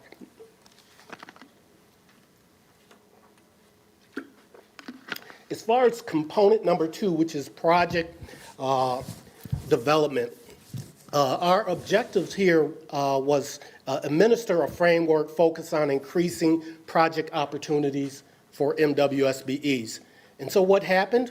Well, the resulting actions, the pilot framework administration, where we tested strategies to maximize MWSBE inclusion in real-world construction projects. These were actual projects that were on the street that we worked toward learning lessons that we came away from. The capacity building. We partnered with Meriwether and Williams, who administers our contractor development program, to deliver training programs that improve MWSBE readiness. So important. And then there was enhanced collaboration. When I say enhanced, we really have worked with general services like never before. And this enhanced collaboration between the 2 groups, it forces us to allow us to better identify MWSBE opportunities.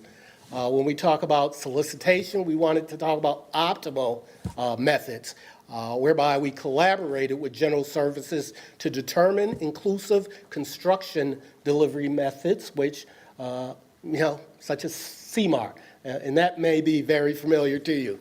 And then performance tracking. We developed tools to monitor and evaluate MWSBE participation rates, all of which resulted in lessons learned to support better results in the future. Now, the final thing I want to just say is, the lessons learned from all of that. There were so many different things. There were pros, there were some cons, but this is a living process. Even when we finalize what we call the MWSBE Master Utilization Plan, there's going to be work to continue. We're going to integrate it into the other departments, and you'll hear more about that. But the third component, targeted outreach. We've learned more and more over the months and years that outreach is so important. So here we wanted to expand engagement through tailored outreach efforts. And the resultant action was we leveraged the contractor development program, where we launched a targeted outreach program to educate and prepare our MWSBEs. There was a community partnership component where we partner with local organizations to extend outreach and attract diverse vendors. And then there was the ideal of simplifying the bidding process. That's where we take the complex or unclear requirements that have discouraged participation. And so illustrating the impact of accessible and transparent bidding process was the outcome, and that was a major win. Next slide. We talked about, again, removing barriers. That's why we're here. The resultant action was the procurement submission support. When applicable, we learned we should offer bid preparation training, which we've done, the bonding support through the contractor development program, and assistance with licensing and certification. And to that point, we learned that we just don't have a lot of folks who are certified general contractors. Well, guess what? We learned that we discovered when updated procurement policies may be needed to reduce administrative hurdles for our MWSBEs, financial support. We learned that it may be necessary to partner with financial institutions to provide low-cost loans, which we've done, in bonding and/or administer a quick pay program. And that's something that's on the horizon. Technical assistance, again, that's extremely important, what we do as far as removing barriers. So through our contractor development, we've provided one-on-one support to help our MWSBEs meet the technical project requirements. Next slide. So all in all, at least my part of this presentation talks about before the pilot and after the pilot. Before, the goals are often set late in the process. There's limited collaboration between CBI and the departments. The barriers, such as the need for technical assistance and targeted outreach, that went unaddressed. Afterwards, we now find ourselves at a place where MWSBE goals are integrated and discussed closer to the project inception. Enhanced collaboration led to more inclusive project delivery methods. Thank you very much, General Services. And of course, there's been a systemic barriers identified and mitigated through our targeted actions. So that's the long and short of how all of this looks to date. Again, it's a living process. We expect processes to be improved over time, strengthened, and just become a better offering. Now I'll turn it over to my esteemed colleague, Sheila Anderson. Good afternoon. So this slide may be familiar to you. It was presented in June. It outlines the framework of the pilot program that we are still in, but began in summer. The bid thresholds are illustrated in this slide, and the two on the left are what we are targeting for the informal program, which is under 500,000. That is considered the informal range. Now, in between those, there is actually a delineation that we've considered, which is under $300,000. When the project's under $300,000, it does not require bonding. Additionally, often this work is self-performed, so we try to keep that in mind when we're putting our projects out there as well. Between $300,000 and $500,000, there is a bonding requirement, and often considers that some subcontracting may be needed. Now, while that was what we took into consideration for our pilot program, to the right is our formal levels for our formal thresholds for procurement and for solicitation. Over $500,000, open competition is required. We must advertise the bid. We cannot target MWSBEs as we could in the formal range and as we did for the program. Bid bonding is required, and usually this type of work does require a mix of subcontracting and self-performing work. Our greater than $5 million, these are the projects that we consider for alternative delivery methods.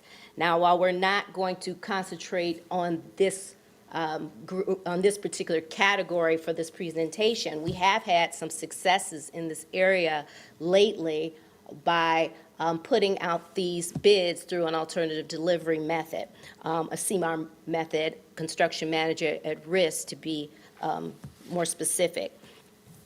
So recently, which was a project that was approved at the December meeting for the Firehouse 11, we reached a 25% goal on that particular project. There was 15% MBE consideration negotiated and 10% WBE, and with the potential for that number to go up. We also have two projects that will be coming to City Council soon for approval, where we have also negotiated comparable goals for those projects as well. Next slide.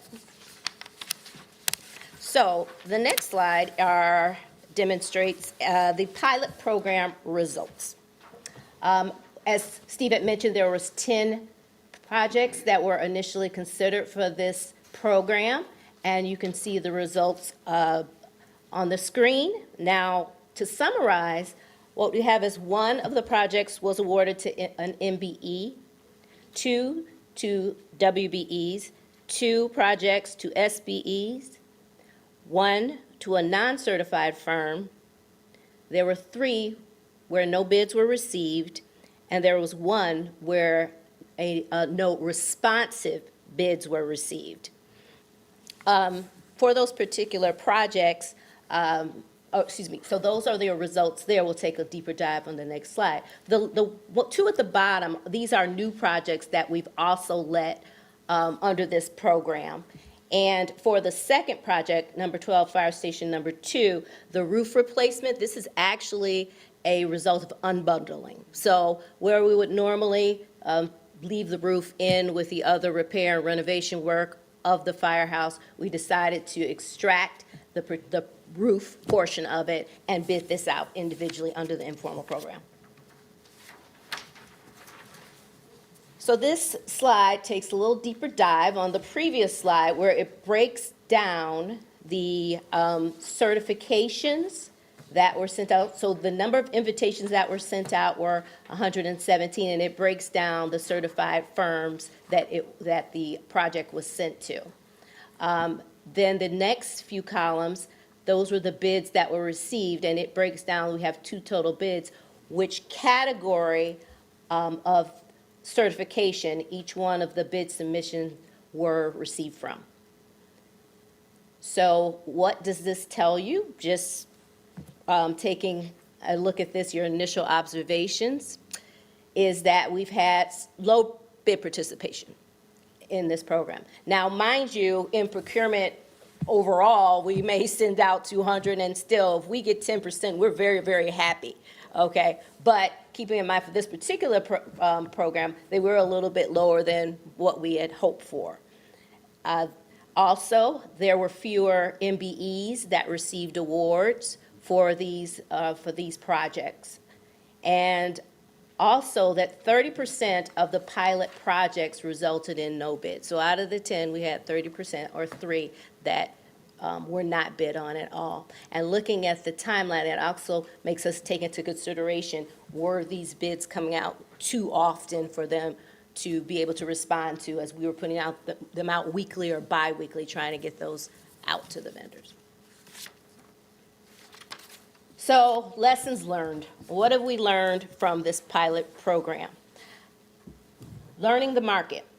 One of the things that we've learned is that there may be some gaps in the market for where we need to concentrate our efforts on certain trades and getting additional firms certified, such as traffic and pedestrian signal work.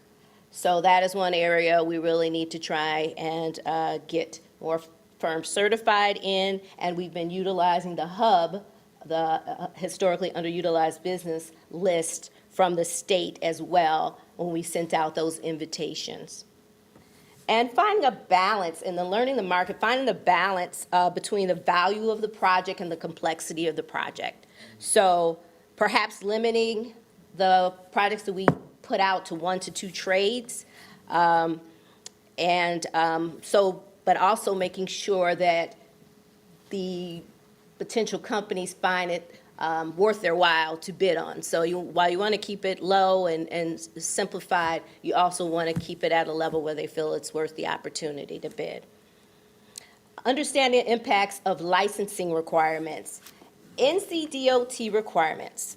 So NCDOT requires that 40% of the work be self-performed. Some of the bids that we received, they were not able to or capable of performing 40% of the work.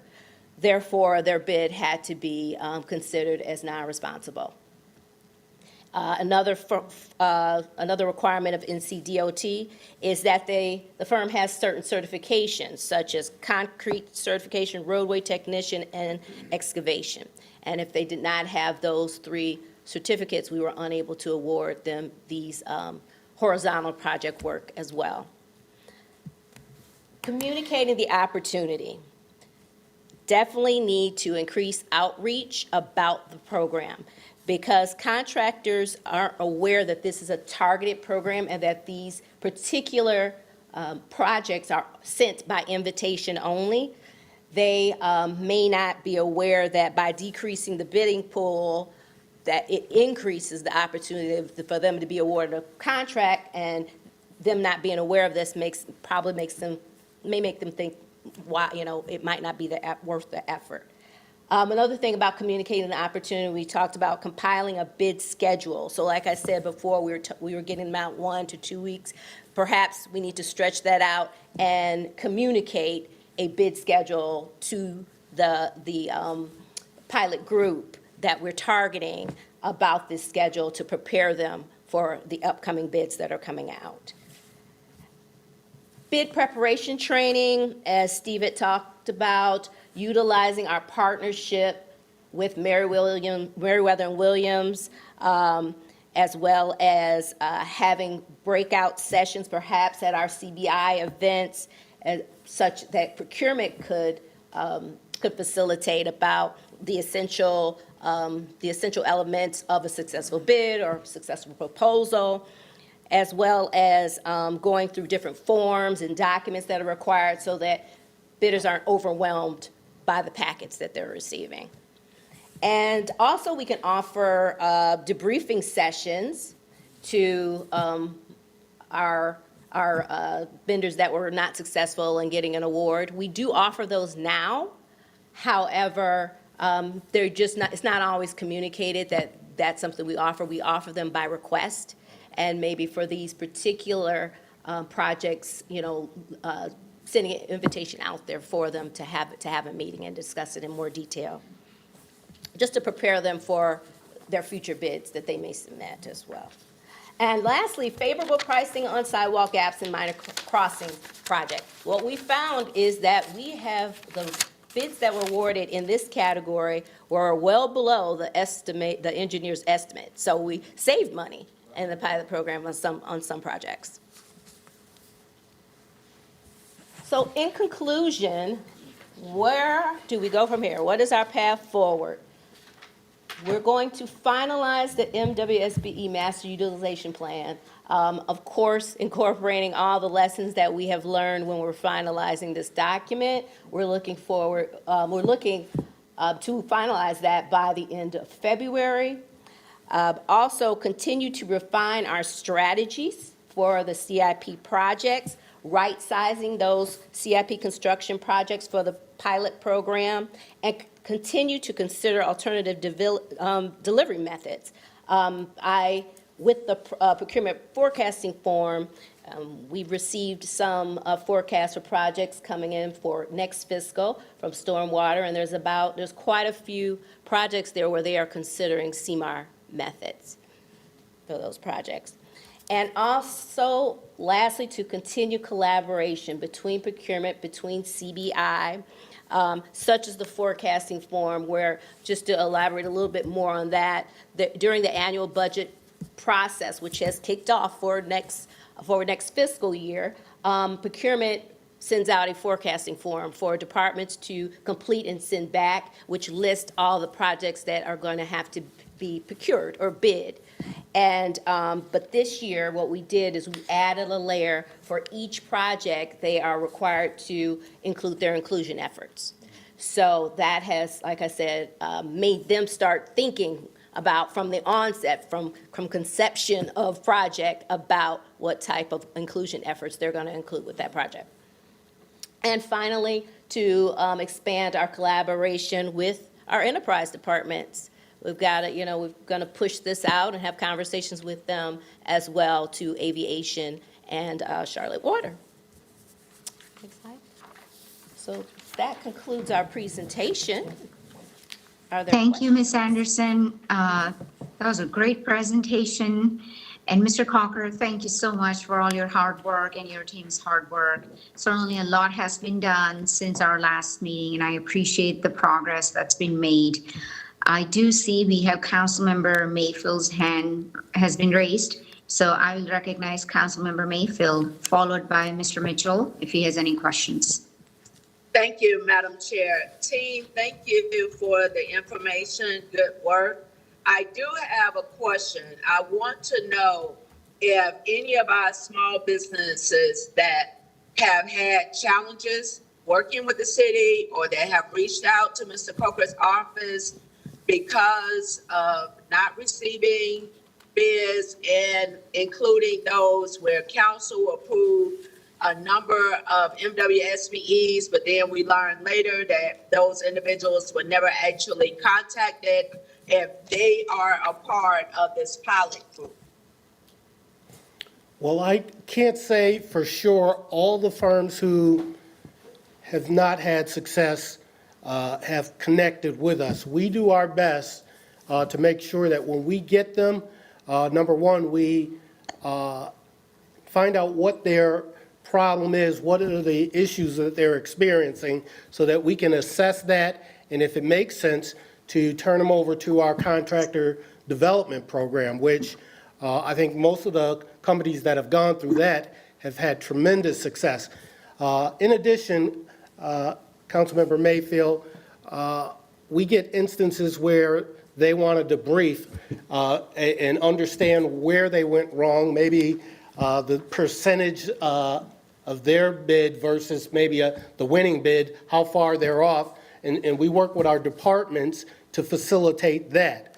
Of course, I get a number of inquiries that come through you and your colleagues, and we do everything we can to make sure that we connect with them. If somehow someone's getting lost between the cracks, we don't want that. And so I'd ask you to please continue to do what you do. You do a great job. And I think the more we do that, we'll be able to reach each and every one of those firms. Okay, so for clarification, none of those businesses that have had challenges are part of this pilot. Because if this is a pilot, I'm hoping that we're also taking into consideration what the challenges have been. And if we're not having them at the table to be a part of this, to actually show true success in the changes we're making, I think we're missing an opportunity. That's duly noted. I will do everything I can do to find out who those businesses are, to the extent that their work, their scopes of work match with what's in the pilot or anything that we have moving forward. We will make a concerted effort to match them with those opportunities. Thank you. For both Mr. Coker and Ms. Allen, we may have an opportunity, as we're starting off a brand new year, of looking at things differently, and whether that is a different subcommittee while we're looking at a pilot that actually is connecting small businesses to opportunities, looking with intentionality, a discussion with those that haven't, to try to help solidify the gaps that we have, and also for us to start tracking bids that are approved, because they are the lowest, because interpretation is everything. Lowest responsive bidder is really subjective for me. So if we're tracking how many amendments come in after those bids, and or looking at potentially putting a limit on those amendments, that next bid, which very well could have been that MWSBE, was probably more accurate as far as the market than that lowest bid, with the expectation of, well, I can always go back and do an amendment. Understood. Thank you, Madam Chair. Thank you all, and great job with pulling this information together for us. So, Thank you, Councilmember Mayfield. Councilmember Mitchell. thank you, Madam Chair. So, Madam Chair, I'm going to first say thanks to you, because I think at the November meeting, you encouraged staff to meet with Councilmember Mayfield and I, and we've had two great meetings. They were so dedicated, they called me over the holiday, and I told them to enjoy their holidays, and we would deal with this in 2025. Let me just go back to one point Councilmember Mayfield makes. So I just want to make sure the point she made was adequate. But I think instead of she said amendment, she means change orders, right? So sometimes we give it to the lowest bidder, then we get all these change orders to come in, and the change orders take us beyond the second place bidder who would have had more minority participation. Is that it, Councilmember Mayfield?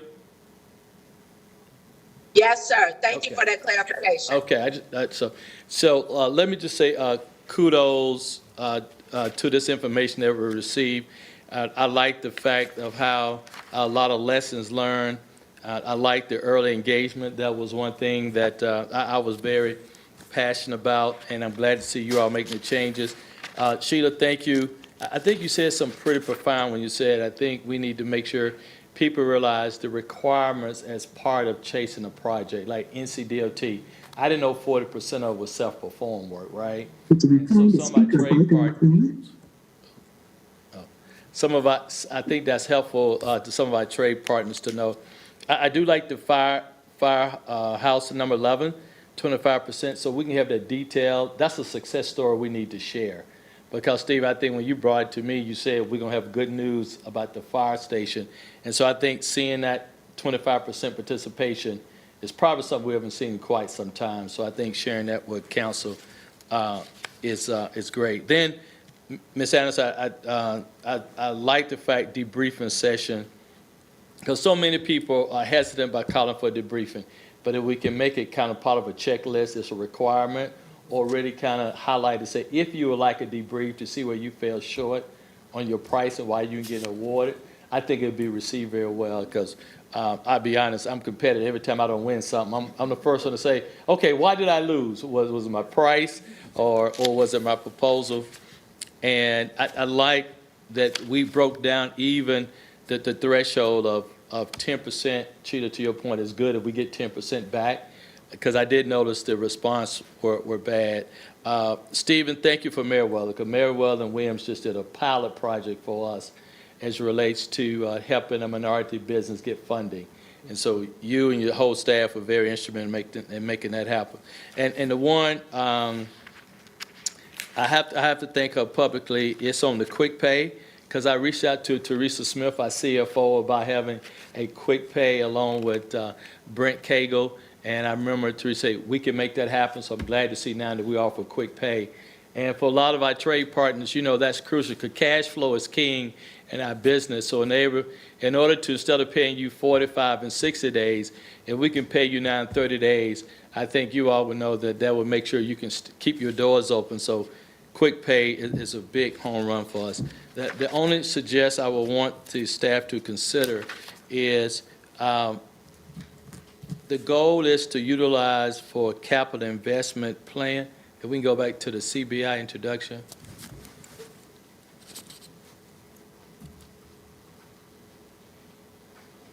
And one more slide. Okay, that's it. And so we say the master utilization plan, the ultimate participation in Charlotte's capital investment plan. I think that's great, but I think we need to broaden it, because here's where I think we're missing opportunities. Economic development got the two of the largest projects that we have today. The Bank of America Stadium, $650 million, and Spectrum Arena, $125 million. Then, Sheila, you mentioned stormwater has a lot of opportunities come out. They're going to do another close to $4 million worth of work. and our airport. I think they're looking at $4 billion worth of work. So I don't want us to limit just to the capital investment plan, because those are the projects we're going to approve as city council, which I don't know, do we have an idea what that number might be right now? As far as the project? Yeah, just a ballpark. No, not a total number Okay. So, right now. I can get that to you. The ones you mentioned, stormwater and aviation, those would be CIP projects. Yeah. I don't think they're, I'm looking at, No, we're not they would just be talking about CIP, general they would fund be, projects. yeah, we're not talking about general services, they would be citywide CIP. okay, so to make sure I'm on the same page. So capital investment plan, that's airport, that's economic development, and that's stormwater, all including the CIP. Yeah, all capital funded. Okay, okay. Well, good. That's a good thing, because I think you may be referring to, I said, increase our collaboration with them so that they, they are okay. more aware of the pilot program and their efforts. And they are become more aware of it because of their submissions of the forecasting they've put in their business inclusion efforts. So it'll be helpful to the SLO council members. Can we break that out then, to your point, Maria? So it's totally inclusive. We know what departments that's touching, right? And that way we all clear what falls under the capital investment plan, because I didn't read it that way. Okay. Thank you, staff. Thank you, Maria. Madam Chair, that's all I have. Thank you That's for great. your Looks suggestions. like, well, I'm glad to see the progress that's been made by our staff. I appreciate the work that's been done by Mr. Cocker and Ms. Anderson's team. So thank you all so much for your input today. So before we close, if there are no additional questions or concerns, can I request a motion to adjourn? This is the only topic that's on our agenda for today. So moved. Second. All right. All in favor, say aye. Aye. Thank you all. Happy New Year. Happy New Year. Thank you. Happy New Year to you all. Bye-bye. Councilman Mayfield, get well.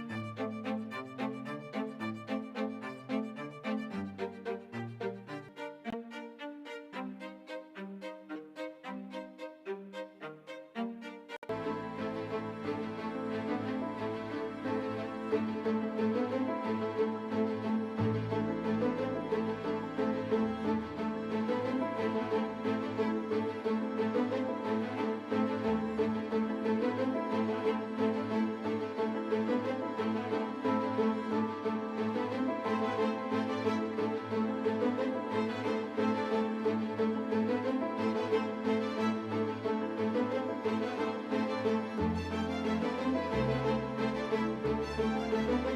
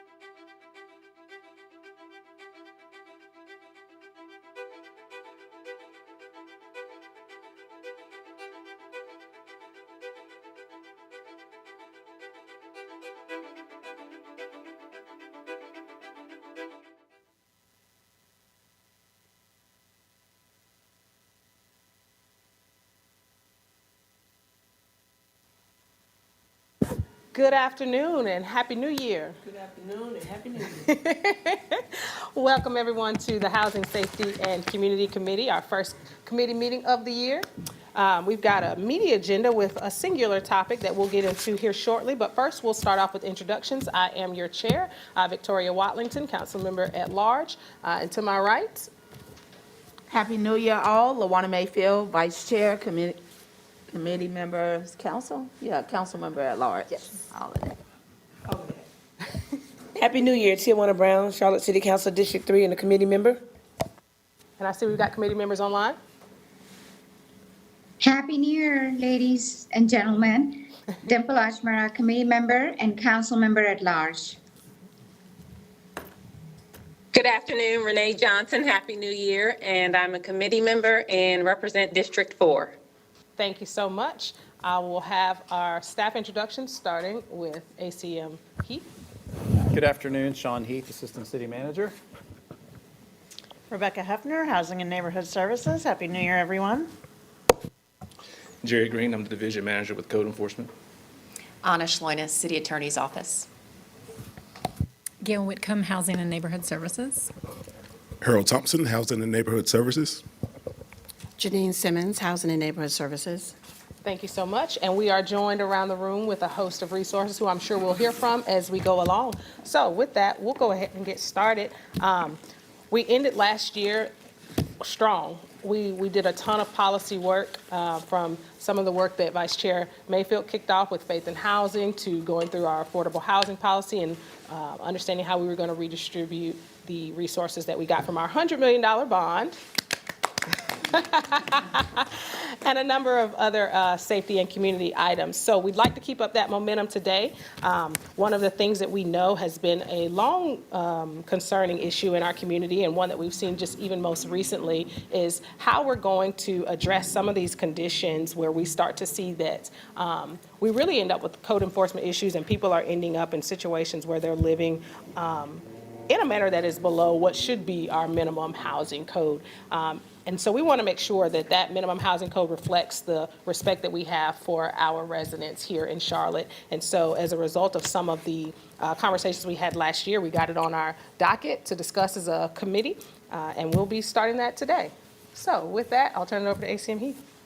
Thank you, Chair Watlington. So I'll be very brief and then hand the baton over to Director Hefner. As you alluded to, this is a very meaty policy referral, and with meaty policy referrals, we generally have multiple touch points with the committee. So today we want to initiate a meaningful conversation as an informational discussion, driving towards some recommendations over the next couple months. And last thing I'll mention, on the back end of the presentation that Rebecca and team will go through, there's a direct reference to stakeholder engagement. So you'll recall we've done that on other referrals with some success. We have some stakeholders in the room today.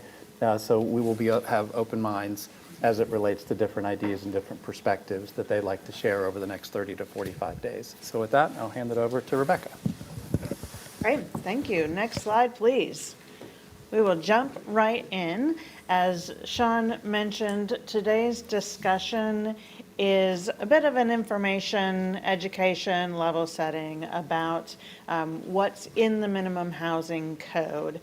So we'll go over the policy referral summary. Jerry will give you all an overview of the minimum housing code, along with what's the code enforcement process, what actions are available to us and to you within that ordinance, and then we'll talk about the next steps in the referral before handing it over for you all for discussion. Next slide, please. So in late 2024, the mayor referred this topic to Housing, Safety, and Community Committee, and the question is around policy considerations that may be needed to strengthen the city's ability to ensure safe housing for residents of lodging establishments and multifamily dwellings. So our housing code actually applies to broader types of housing than this, but this is specifically around questions for hotel, motel, and apartment communities. So the committee's been charged to review the city's minimum housing code, as well as the variety of legal tools and the legal framework applicable here in North Carolina. We'll do those two things today. Taking a look at some tools used by other North Carolina cities along with other best practices. That will be in our next time bringing this topic to you.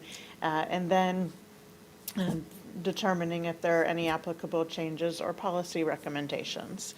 We will dig those things up with you along the way. Next slide, please.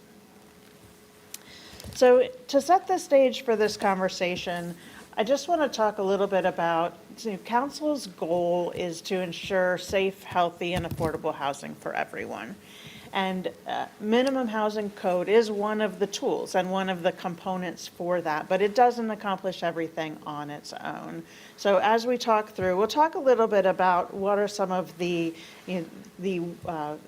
ways that the minimum housing code applies, but then also who are our partners and other resources that come into play so that we can ensure safe, healthy, and affordable housing. So when we talk about code enforcement, we've really been talking about safe, healthy, clean, and green. Code enforcement actually covers all of these areas, but Jerry and his team and our code enforcement staff, we've got about 60 folks total now, 45 inspectors or so out in the field every day doing code enforcement.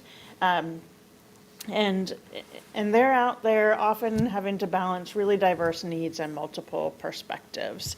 And so we believe stakeholder engagement is really important to all of the referrals and especially also in this process. One of the things that we often see is that code is a process and it's a set of tools, but it's operating in the midst of what can sometimes be contentious relationships. So there might be contentious relationships between a tenant and a property owner, or between a tenant in one unit and a tenant next door. Or we sometimes see challenges between property management and owners even, and this can impact how our team is able to implement the process and do their jobs. So I want to just talk a little bit about those challenges to set the stage for the referral, because the process is never as straightforward as it's going to appear on the slides. And so we do our best to go through it step by step, but it really can get messy sometimes.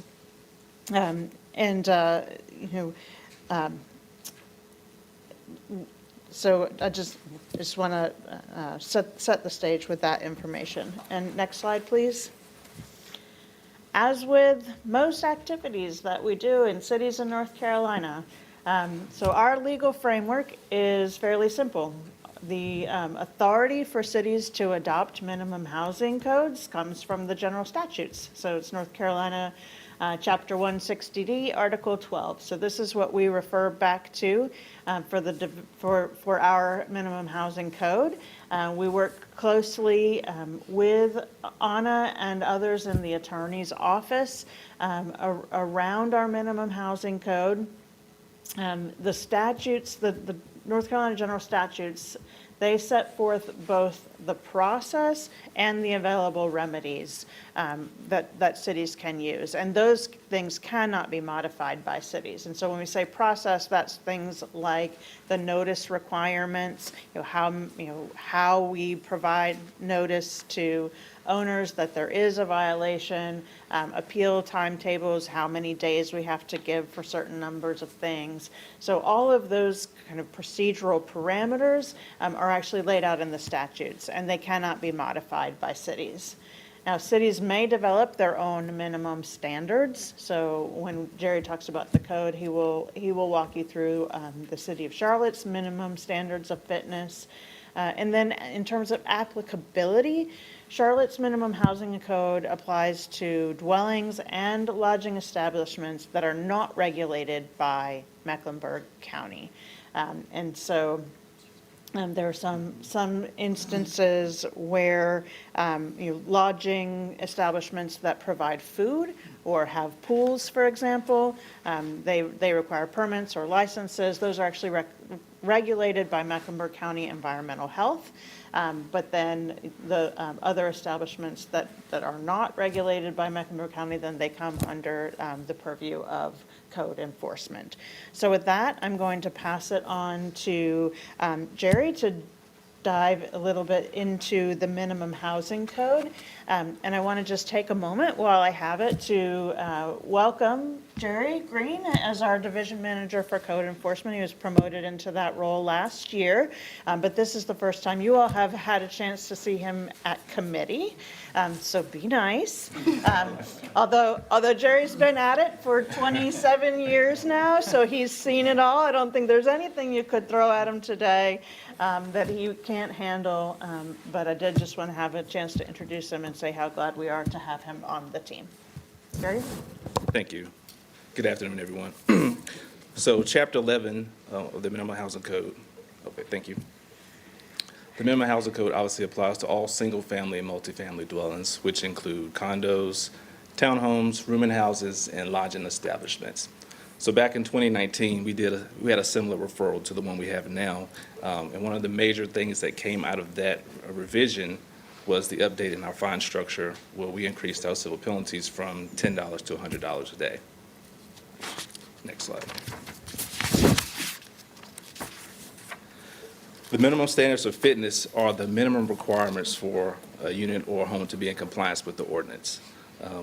To the right, you see the common violations that our inspectors see on a daily basis. Those are inoperable smoke and carbon monoxide detectors, unclean, unsanitary conditions. Then when you see unclean and unsanitary conditions, you probably think to yourself, what's that?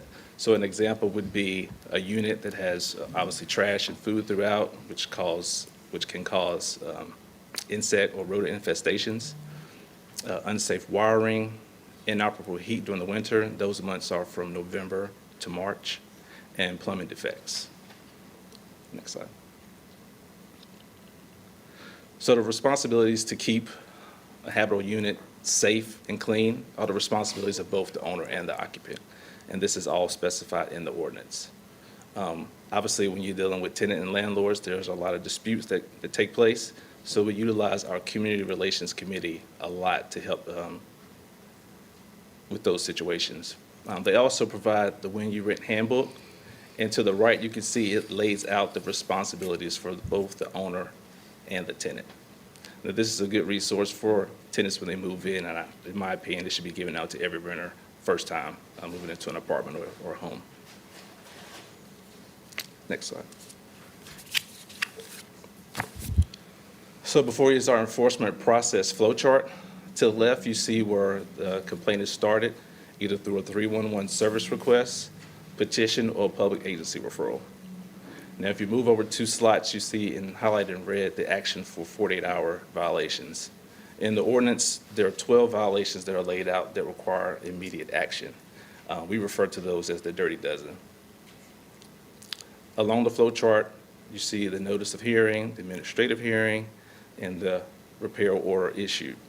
Once you get to the compliance date, if all the violations have been corrected, the case is closed. But when they're not corrected, we have to drop down and use our continuing enforcement. And those are time extensions, civil penalties, in-rem repair, or in-rem demolition. Now, our inspectors work throughout this process with the tenant and the landlords to try to gain compliance. And if compliance is progressing, you see at the bottom, progressive extensions can go from 215 days for rental units and 400 for owner occupied. Next slide. Obviously, you look at that number, 50,000, our staff is very busy. We inspect over 50,000 properties a year.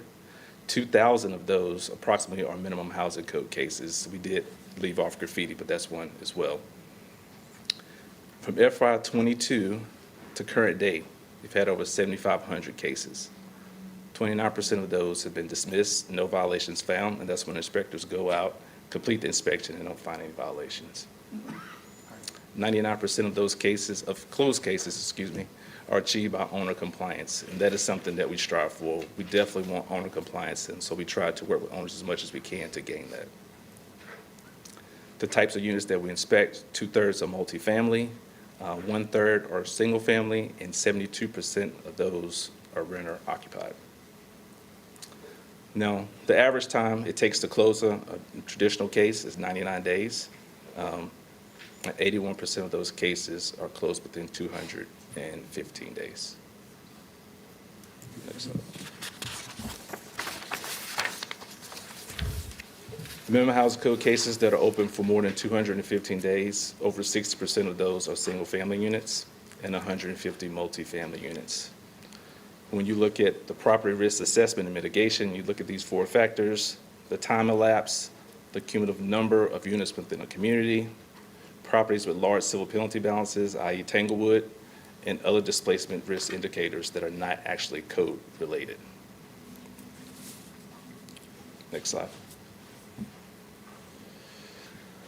So we all remember Lake Arbor displacement and all the issues that came with that. Out of that, we created our enhanced multifamily inspection team, and that team is charged with identifying emerging challenges. They also run a quarterly report to flag any apartment community that's meeting the 50% threshold of code cases within a 24-month time frame. Part of this is to conduct a comprehensive property evaluation. This includes the property owner and/or the property management. And they establish and implement an action plan for compliance. Now, we've had some successes, but we also have some challenges. Tanglewood is a great example of this. We went through the same process with Tanglewood. We went through the comprehensive property evaluation. We established the action plan, but at the end, the owner advised he didn't have any money, he wasn't going to do any more repairs, so that one kind of fell off out of what we wanted. But that property has since been sold. So hopefully we can establish a new rapport with the new owner and get that property into compliance. Next slide.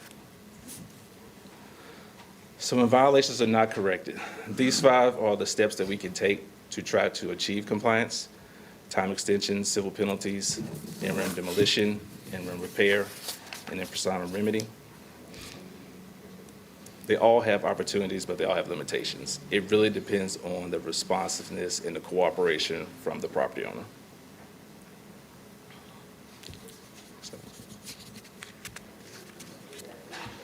So the first one is extensions. Time extensions may be granted for good cause.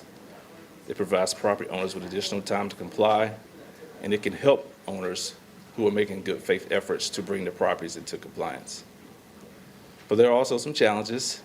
Extensions can be abused by property owners. The excessive use of extensions could appear to be lenient and not responsive. And also under the landlord-tenant law, a property owner can't compel the tenant to allow access to the unit for repairs. And property owners must pursue eviction if the tenant is non-cooperative. This is one that we see a lot, where tenants are not allowing the owners access to complete the repairs.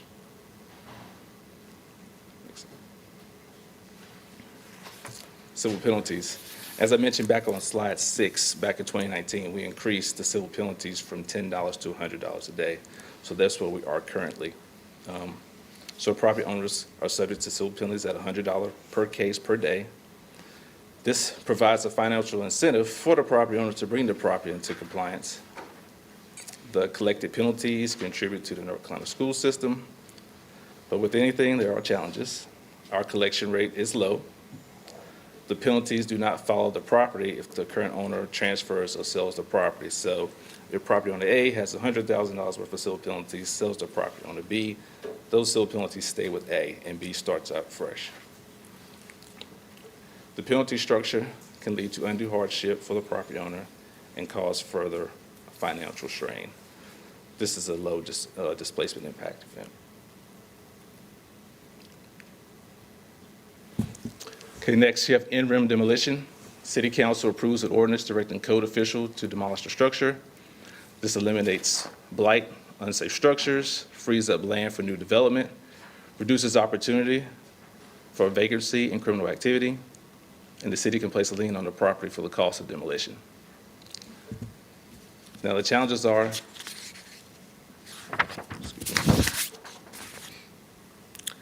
requires the cost of repair of the property to exceed 65% of the structure value. The city can place a lien on the property with the risk of not recovering the demolition costs. temporary housing and storage costs for displaced occupants, and the city assumes all costs associated with testing for hazardous materials, i.e. asbestos and lead-based paint. And it could contribute to removal of housing stock, which could reduce the overall availability of affordable housing. Next slide. So how it works for the in-rim repair is similar to in-rim demolition, so I'm not going to read through those again.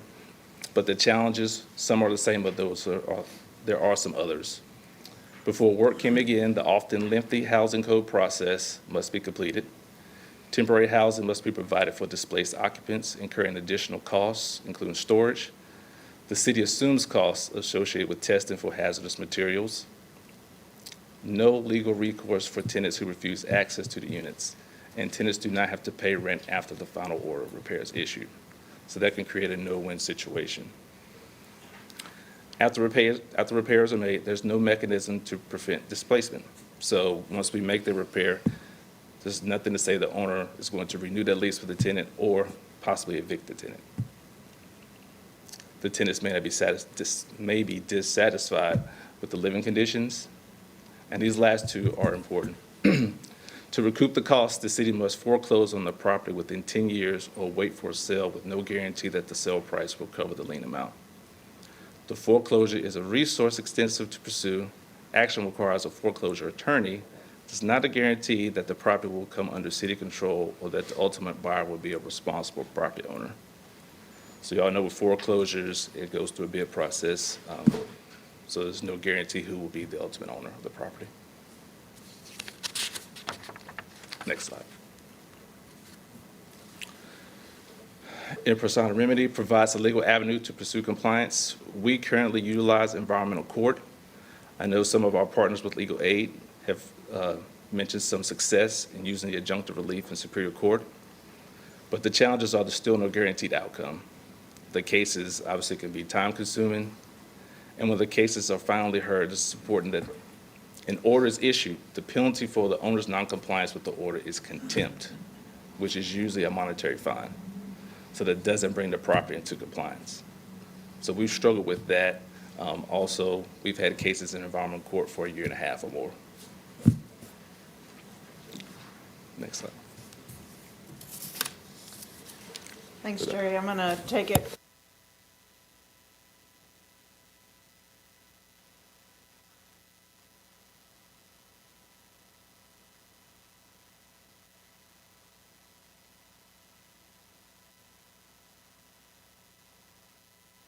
We can't hear anything. Thank you. I was, when I was getting Jerry ready for the presentation, I emphasized the need for using the microphone, and I was the one who forgot. Thank you, Councilmember Ajmira. So one of the things that we're going to do next time when we discuss with committee is do case studies and deep dive with you into Tanglewood Apartments and Lamplighter Inn. So the two recent displacement events that occurred. Both of those situations had significant code violations. And what we want to do is share with you how those properties moved through the code enforcement process, and also talk about at what points there would have been opportunities to use alternate levers. And so when we think about things like Tanglewood, right, like that was a property that accrued a large amount of civil penalties. And when that property sold to the new owner, those civil penalties don't follow the property. They stay with that original owner. So that's one of the limitations of the civil penalties.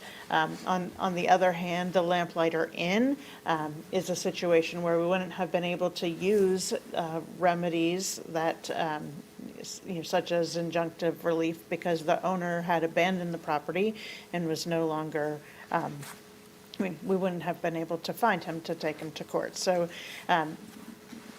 all that to say that each situation is unique, and we really have to work with the conditions that we have and the level of cooperation we have with the owner to come to a resolution where there is compliance. And in that goal, we really want to also ensure that we're not displacing residents unnecessarily. In addition to code enforcement, other jurisdictional authority may apply at times in these situations. I referenced earlier that Mecklenburg County has an environmental health that regulates establishments. They may, in their periodic inspections, find things that have to be corrected. And then also the Director of Public Health for Mecklenburg County has the ability to shut down establishments to abate public health nuisances. So in situations where, think about maybe there's a very significant rodent infestation or, something that goes beyond even the conditions of the building. Council has asked from time to time about Chapter 19 forfeiture. So I wanted to just note that here in relation to the conversation. That is actually jurisdictional authority that's related to owner and tenant behavior, not necessarily the condition of the property. It's a process that must be led by CMPD. It goes through federal court. And then the other jurisdictional authority is the fire code and the designation of unsafe buildings. And sometimes this is used in conjunction with code enforcement if a structure constitutes a fire hazard. Now, each of these options is, again, has its own challenges and limitations, may have a very high legal bar, in particular Chapter 19 forfeiture, and can be resource intensive to pursue. But each time we have a situation that escalates to the kind of level of, for example, the Lamplighter Inn, we consult with Mecklenburg County, we talk to the fire department, we really look at what are all of our options and what are all of the enforcement levers that apply in any given situation. Next slide, please. Now, it's not only about enforcement. So the city actually has a number of incentives and resources that are available to repair properties when an owner is willing and cooperative.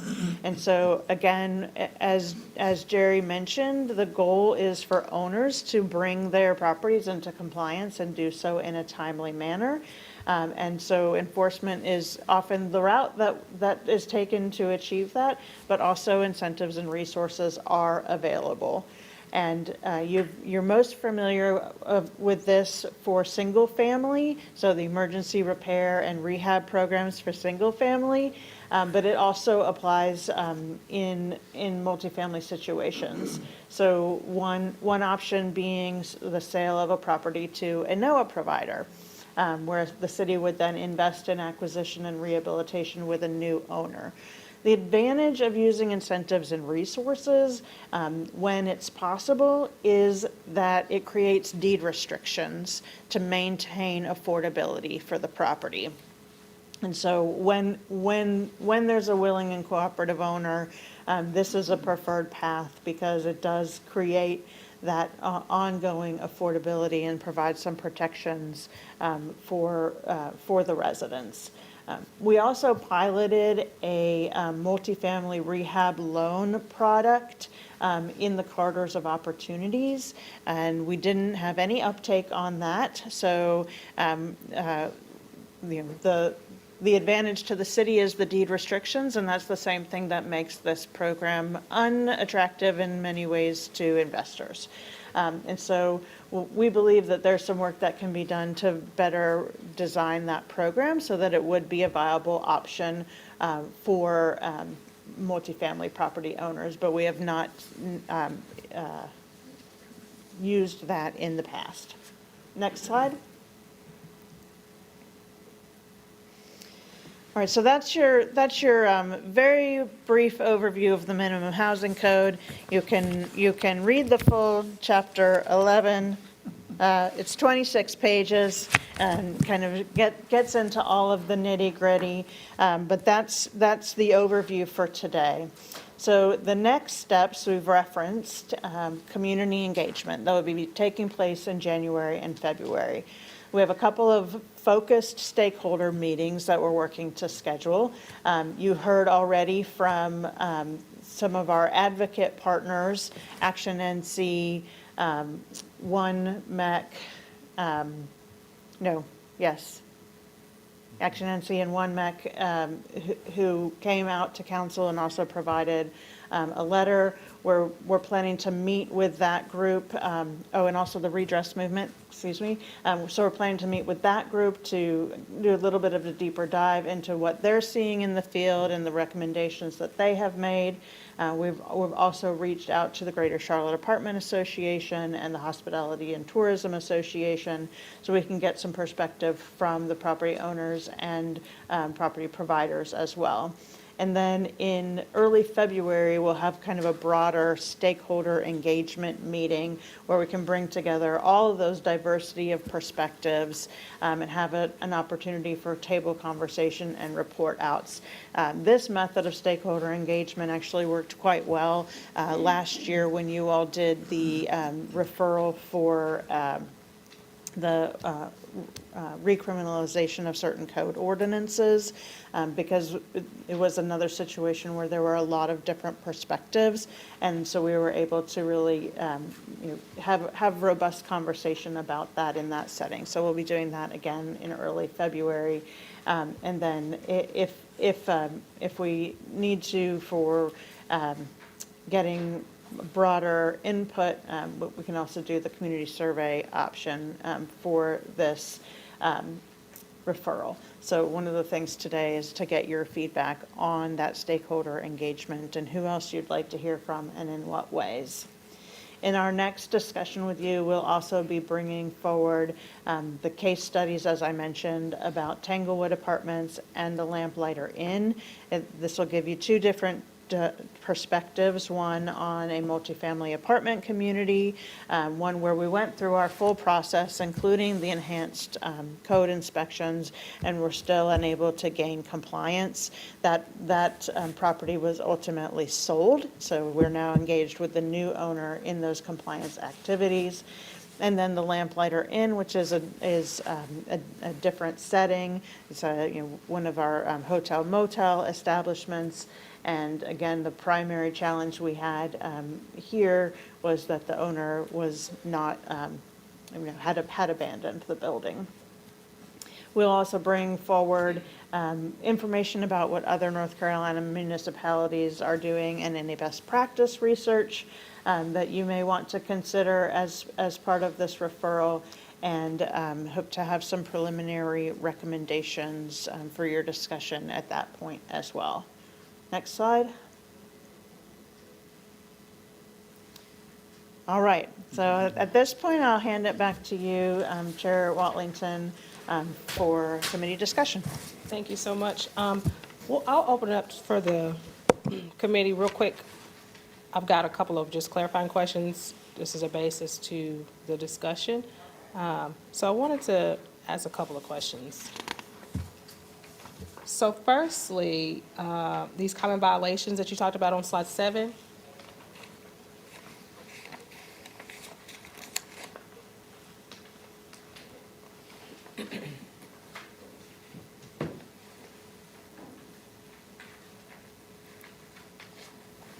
Just to be clear, the minimum standards over here, is this beyond what's in the building code?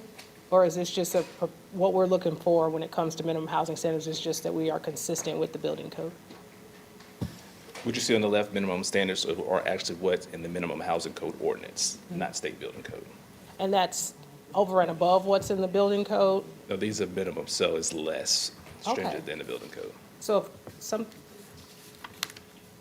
okay, we'll come back to that. Yeah. But, all right, it's less than what's in the building code.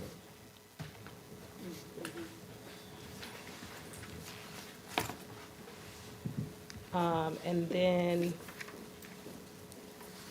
here in slide 8, where you've got the tenant responsibilities, And you got a note here that the tenants are responsible for the cost of damages caused by them, their household members, or their guests. Can you explain a little bit about what that looks like? And is this beyond what's recouped in the security deposit at the end of a lease? So it's listed in there as the tenant's responsibility, but ultimately in the ordinance, it ultimately falls back on the owner. Okay. Owner has to repair. Okay. Sorry about that. Thank you. And then on slide 10, where it talks about the code enforcement staff and its inspections, just for clarity, these inspections, they can either come as a result of a renter requesting or a neighbor or whoever requesting it, or is this just the ones that are done through routine code enforcement? Which number are you directly speaking of, the 50,000 or? Where it talks, I mean, it just talks about the 50,000 properties, and then as it goes down in here, I noticed that one of them says 72% of these are renter occupied. Well, the owners are not calling on themselves, so I just wanted. I can't speak to the number, but what I can speak to is the process for the different types of violations. So a Chapter 10, which is your nuisance, like cut your grass, roll your containers back, those can be done through a 311 complaint. Those can be done by a neighborhood association sending a list of violating addresses to code. I believe the same is true of zoning, although I qualify that by saying I don't do zoning. But when it comes to minimum housing, the state statute sets forth 3 ways. So it can be the tenant calling to make a complaint because they believe that there are violations in their unit or their dwelling. It can be a petition of 5 people, and there's really no restrictions about whether they be people who live in the neighborhood or on the street or have any interaction with the property. It's just a petition that's signed by 5 citizens. Or a public agency referral. So that could be police respond to an incident and they think that code should come take a look. Or there might be a fire, and so then the fire department will refer it. So those are the only 3 ways in which a minimum housing code case can be, well, I take that back. There's one more, and that would be a field observation. Okay. So if a code inspector has a neighborhood and sees, like a tree falls on a house or something like that, there's an obvious observation that there might be additional minimum housing code violations. So those are the incidents in which a minimum housing code case can be opened. Okay, thank you. And then I think the rest of mine are, and then just one additional, well, 2 actually. On slide 16, where it talks about challenges to the in-rim demolition, that it requires that the cost to repair exceeds 65% of the structure value. I'm curious as to the land value itself. Does the city assume ownership of the land? Okay. Yeah, so the 65% is just for the building value. Okay. And then that when council approves an in-rem demolition, then the city can then contract for and go out and demolish the structure, but the land is still owned by the property owner. Okay, and then as it relates to some of these ideas around the tenants and the needing to be displaced, et cetera, it brought to mind just a question around voucher program participation. Are these property owners eligible to receive our housing choice vouchers, or how does that tie into this? There's no direct relationship there. So the housing choice vouchers that Enlivian provides, and then there's also other rental subsidies available through various programs in the community. A lot of our naturally occurring affordable housing communities will accept those vouchers, and if they do, they're subject to additional inspections and regulations, but it is separate and apart from the code enforcement process. The other thing that we keep an eye on is, for example, affordable housing properties that might have deed restrictions because they've gotten tax credits, but they don't have city funding. They also have an inspection process, so we can see if those properties are performing poorly on their inspections. That might be an opportunity to partner around code enforcement. I think a question had come up a couple of months ago around Timber Ridge, for example, which is a tax credit property, but not with any city investment. So sometimes, and we see this a lot when properties are changing hands, right? An owner has decided to sell, and at that point is no longer making additional investments in the property, but is waiting for the sale. So some of those, Timber Ridge and Tanglewood, for example, that was the situation, even at Lamplighter. Gotcha, thank you. And then finally, just as it relates to the clarifying questions, this is just a procedural thing. On the case study piece, if you all could provide that as a pre-read to us so that we could come prepared with a little bit more knowledge into that. So with that, I'm going to open it up. I know that Councilmember Ejmira had her hand raised, and then I see Vice Chair.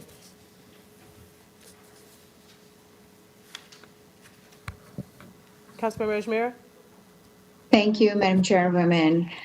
I agree with you. If we can get a pre-read in terms of our case studies, that would help. Even like this presentation, if we could get a copy of it at least a day in advance so that it's easier to follow. This is a lot of information to digest while we are having this discussion. But let me thank Rebecca and the staff for comprehensive presentation on this. This is probably the most comprehensive presentation I have seen in terms of the tools that we have available. So I appreciate the work that's been done here. Mr. Green, congratulations to you, and I look forward to working with you. I have a couple of questions. I have 3 questions. So number 1, it's on slide 11, where you had stated 70% not code related. Can we go to that slide? Okay, over 60%. Okay.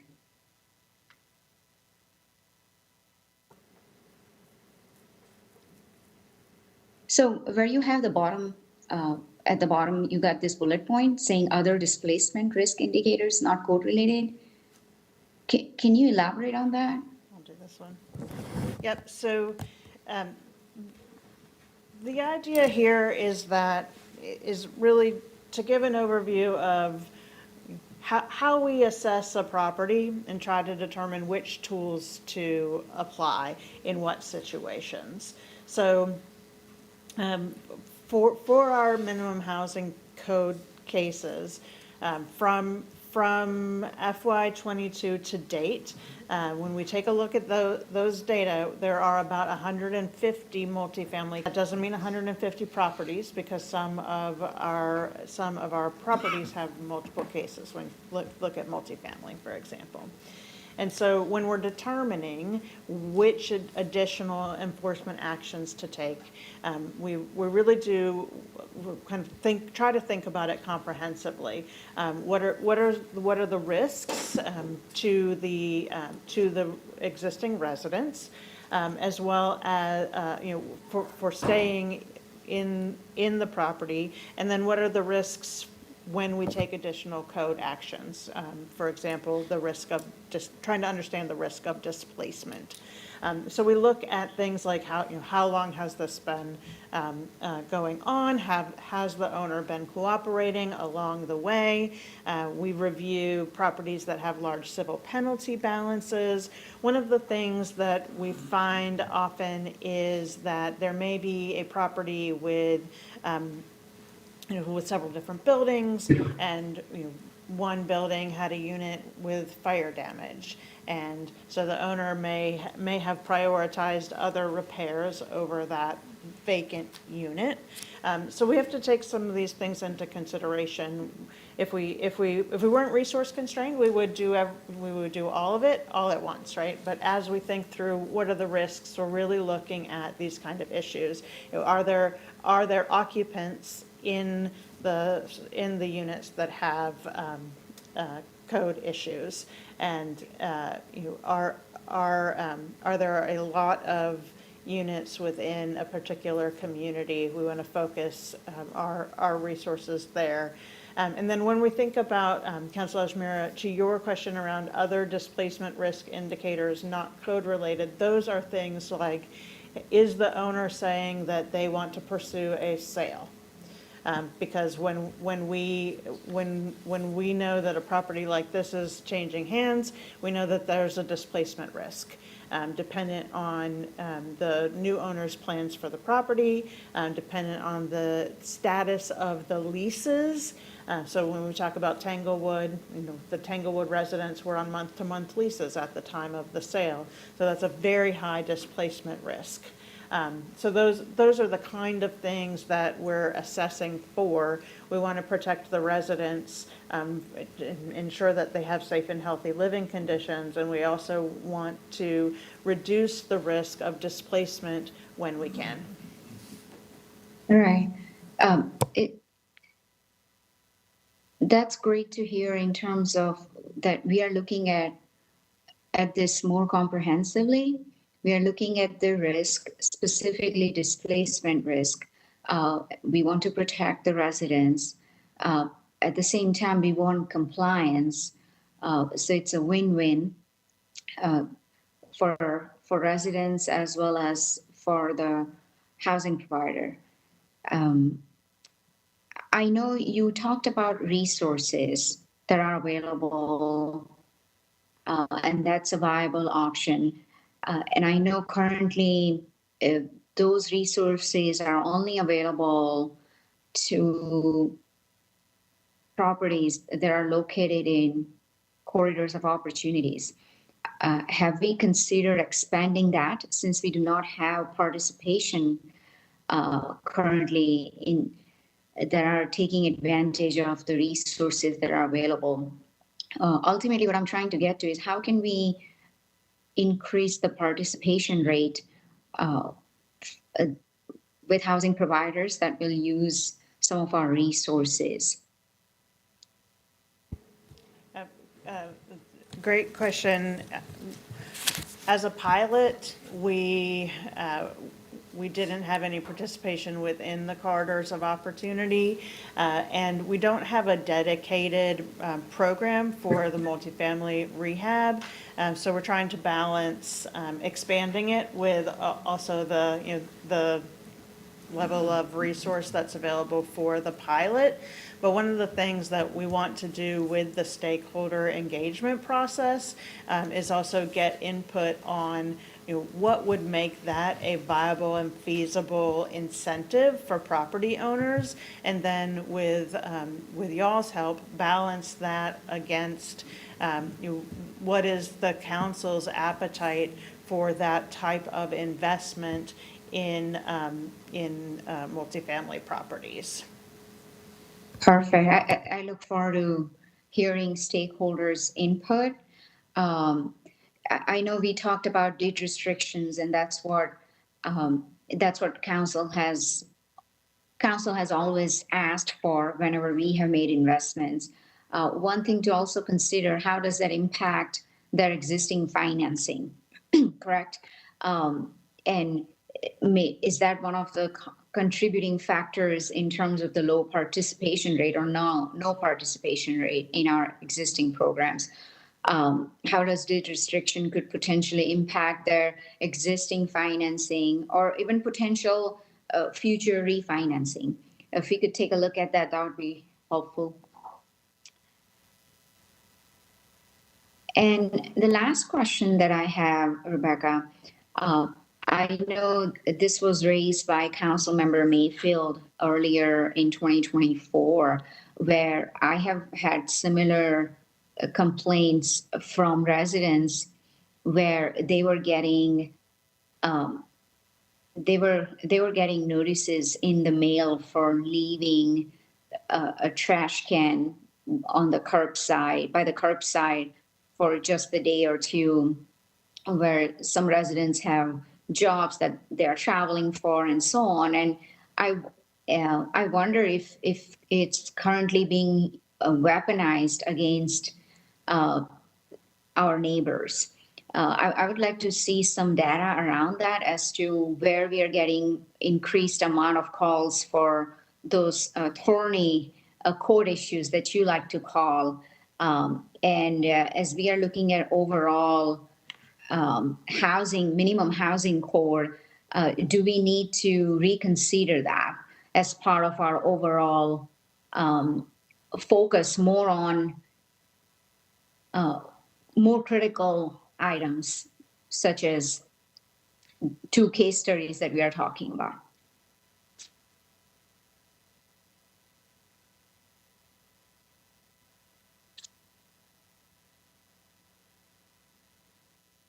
Rebecca, I can hear you.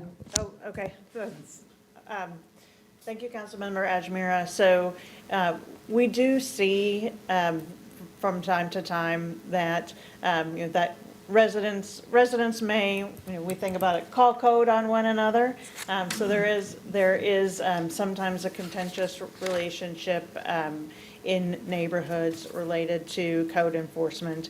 And again, when we think about code enforcement, we've been talking over the last year or so about the prioritization of our cases because we're a growing city.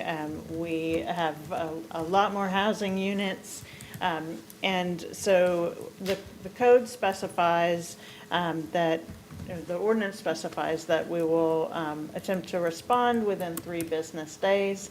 So while we always do attempt to do that, we are applying the lens of what we call safe, healthy, clean, and green. So our priority in code enforcement will be to address the issues that are safety and health related. And that may mean that some of our other nuisance activities take us a little bit longer to get to, but we will still always respond to those complaints.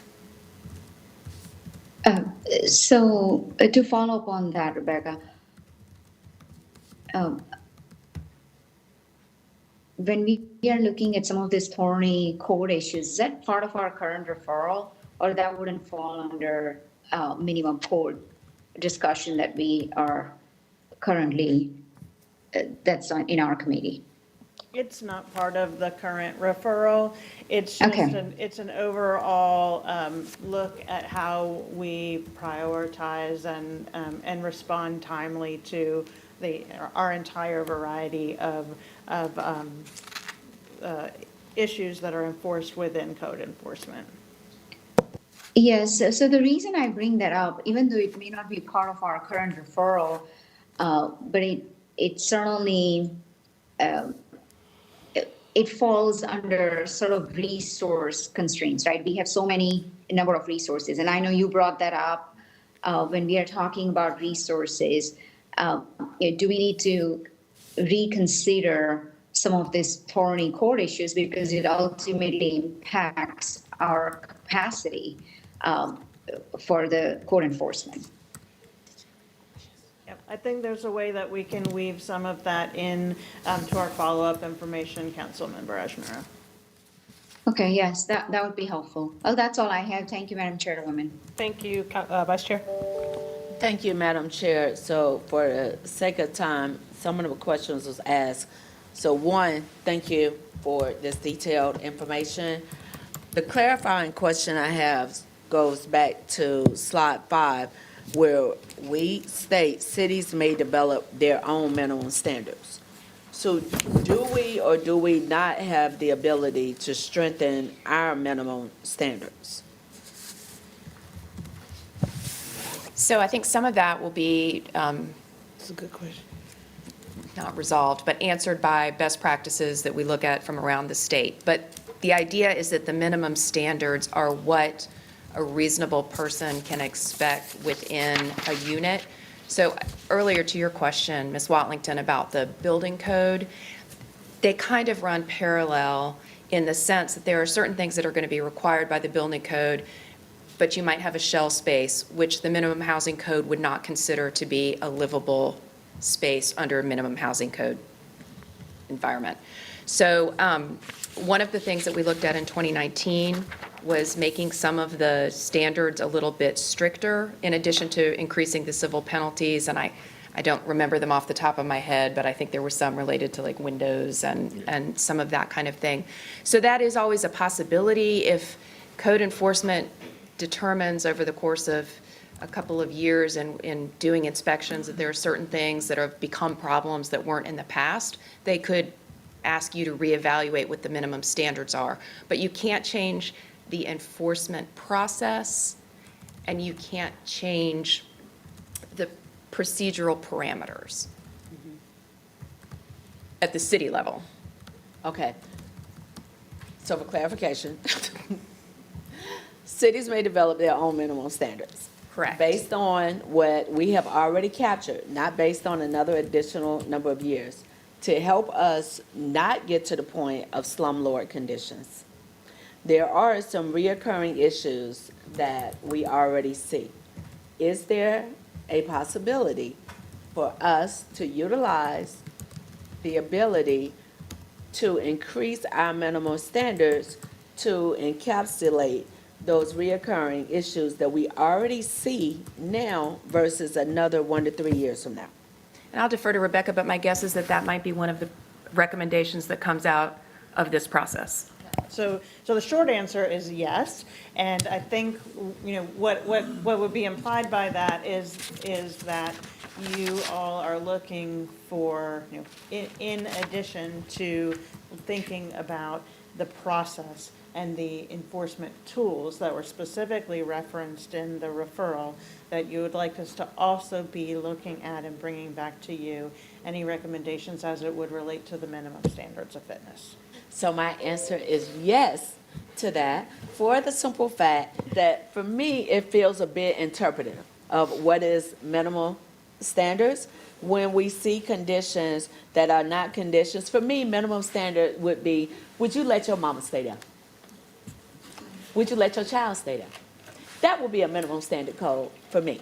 Can't put that through legal language, but that is the thought process that I would like for us to consider, because some of these conditions have gone far and beyond. As we said, we have about 150 cases out there. Some of them have gone past 215. Some of our current enforcement isn't as strong as we would like for it to be. I am trying to help through our committee and for us to have agreement to give staff what you need to create a more enforceable process to help our residents. Because in theory, as residents are able to transition to the next level, residents are able to transition into that housing. I do not want to move people from one slum condition to the next slum condition. The only way we do that is to the best of our ability, eliminate those slum conditions in our city, because we have a standard code of minimal for Charlotte that can be reimagined. So when we talk about the enforcement process on slide 9, this one may be a little bit more difficult, but can we reduce that time period for those repeat offenders? Since we do have some where it has been months into year that you have not complied. So, and this is a question, not a statement. If I am understanding what I heard previously, we really don't have the enforcement tools that we would like to have to address some of this, because the owner can walk away, we can't find them. The owner can do a little bit and we just keep in the process. We can put the lien on, but the lien stays on that property, for that owner, not for the property, and we don't have a legal process to then sue that owner directly. So yes, we don't have that legal process, but we do have a lot of different tools that are already available in the code. Not all, we haven't used all of them, right? We haven't used our in-rem repair option extensively. We haven't,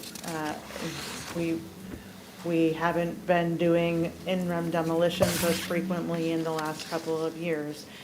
And so there are certainly those limitations where we can't always hold an owner or a particular actor in this situation accountable, but we do have a lot of tools available to us in the code, in the current ordinance. So one of the questions as we go through and look at the case studies and dig a little bit deeper into this is, are those tools that you would like for us to start utilizing more frequently, and what are the parameters of that?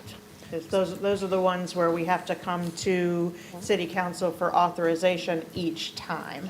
So the tools that we currently use are the ones that are within our authority on a day-to-day basis, but in-rem repair, in-rem remedy, and in personam remedy as it relates to injunctive relief are remedies where we have to seek city council approval on a case-by-case basis.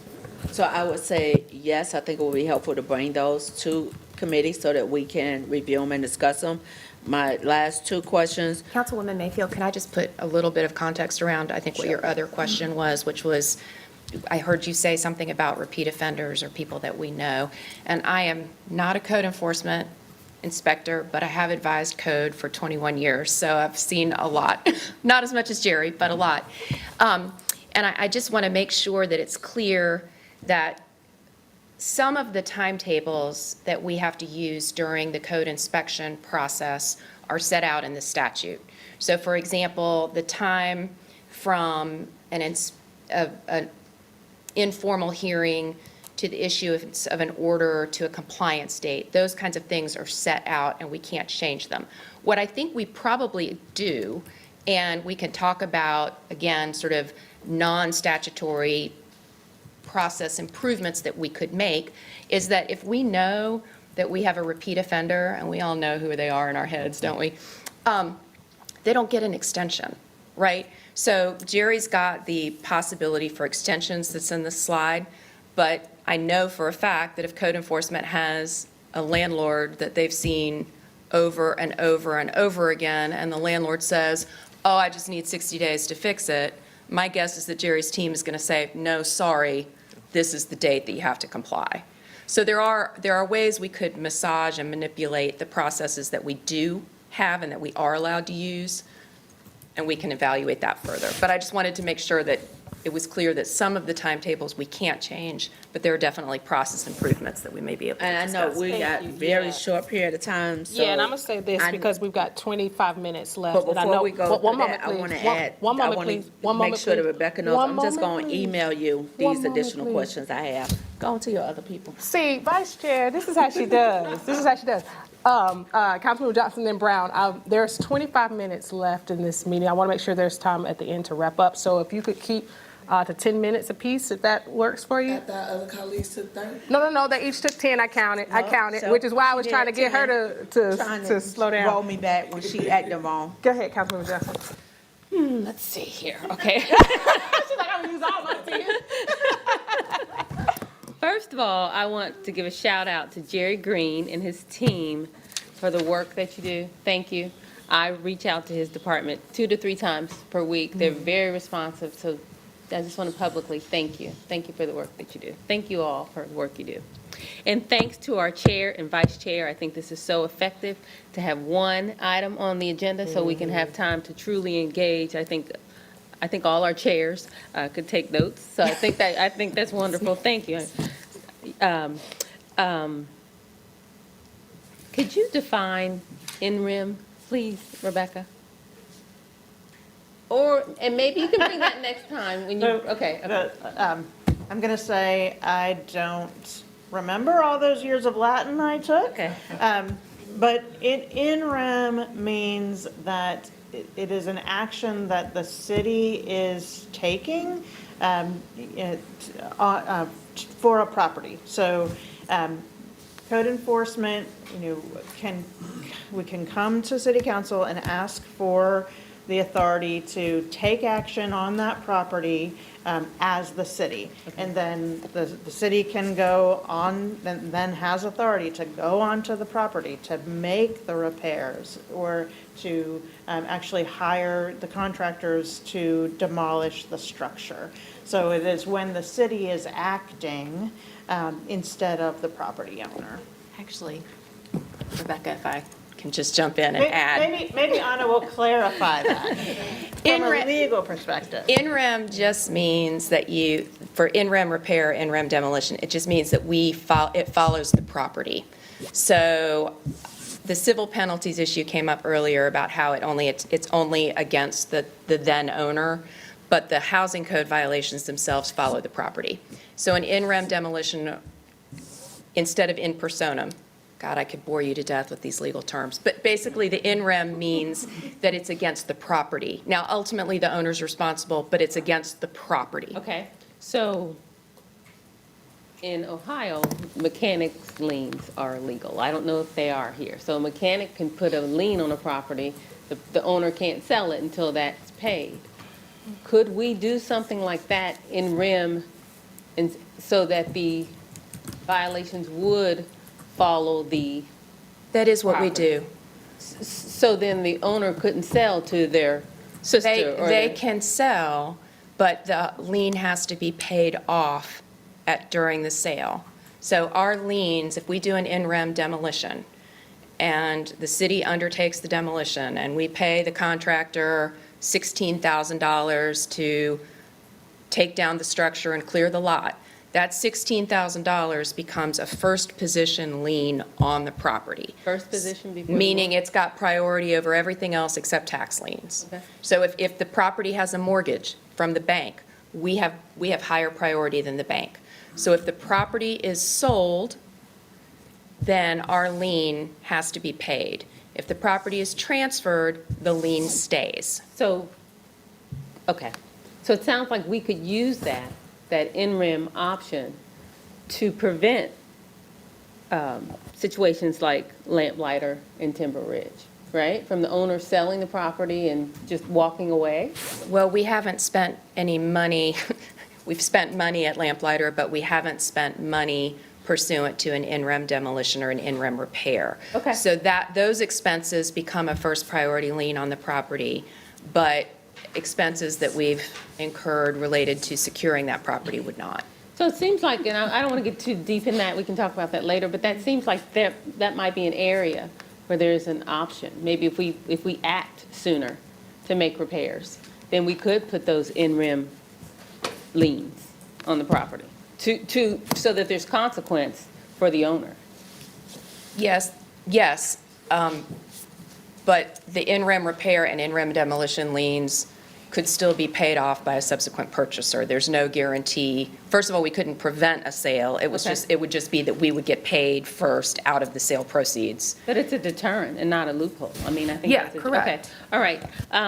As far as the code, when I reached out to code in the past, I believe that bed bugs and mold were not included. Is that correct? Is that still the case?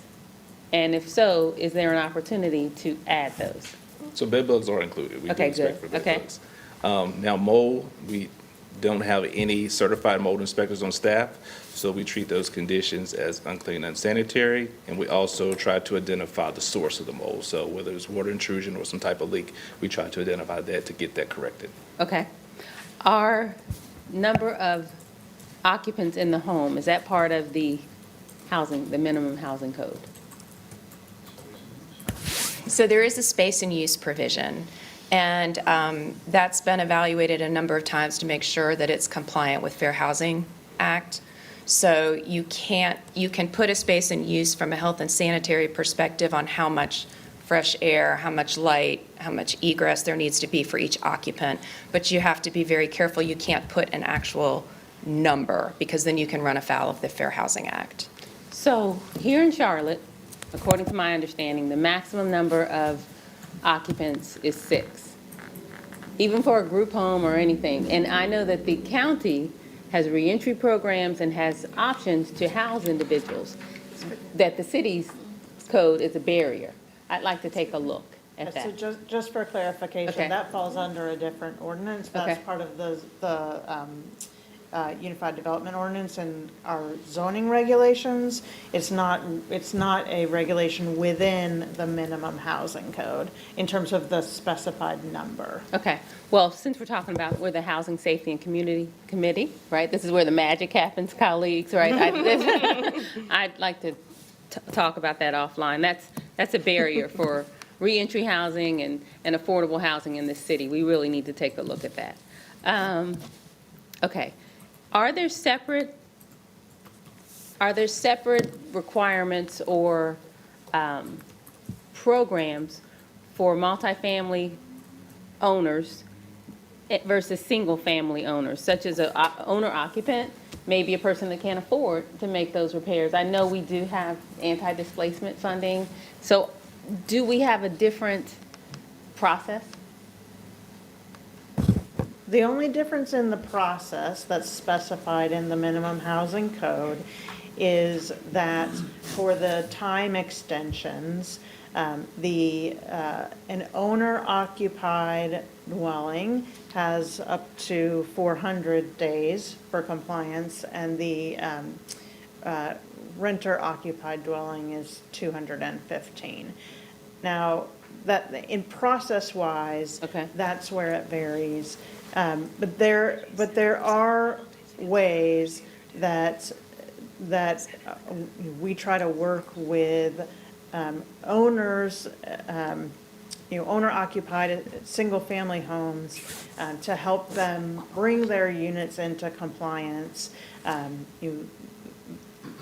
In those situations, we often refer to our rehab programs or support with, or one of our partners, or support with emergency repair. So though the process may not be different, we're often looking at ways that we're not bringing undue burden on our low-income owners through the housing. Thank you, and I know you guys do a great job on that. My last question, I was just warned over here 1 minute, right?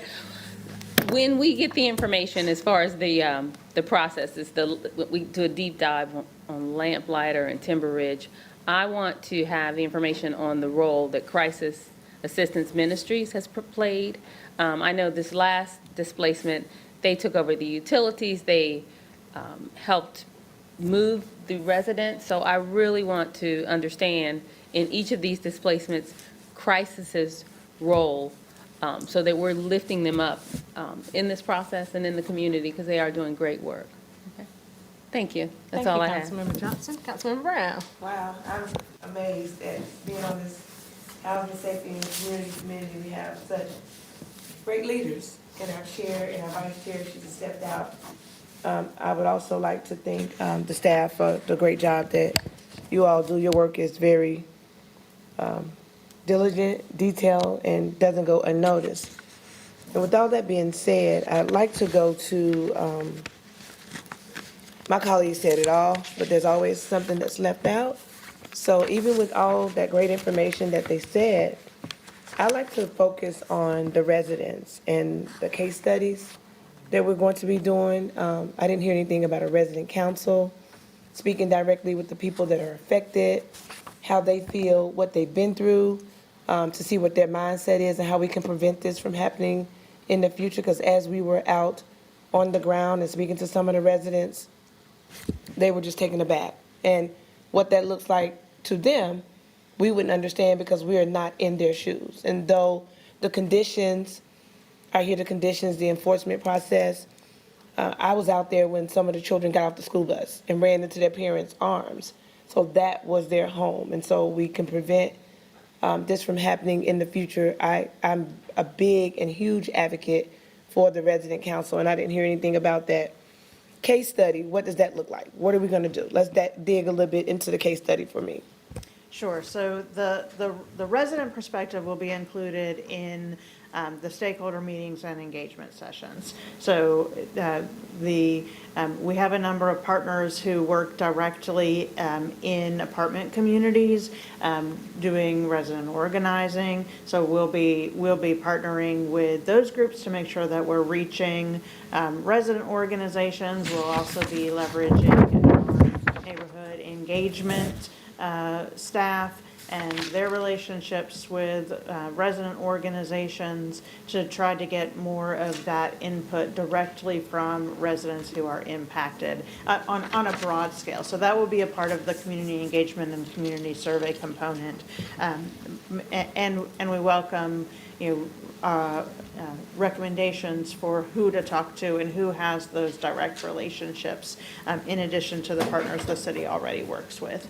And then, so when I say case study, what I really want to do is take these two situations that council's been very familiar with from last year, Tanglewood Apartments and Lamplighter Inn, and walk through the code enforcement activities starting from day one, from the first time that we received a complaint, all the way through the time that we kind of determined there wasn't anything else we could do, and it was declared a displacement event.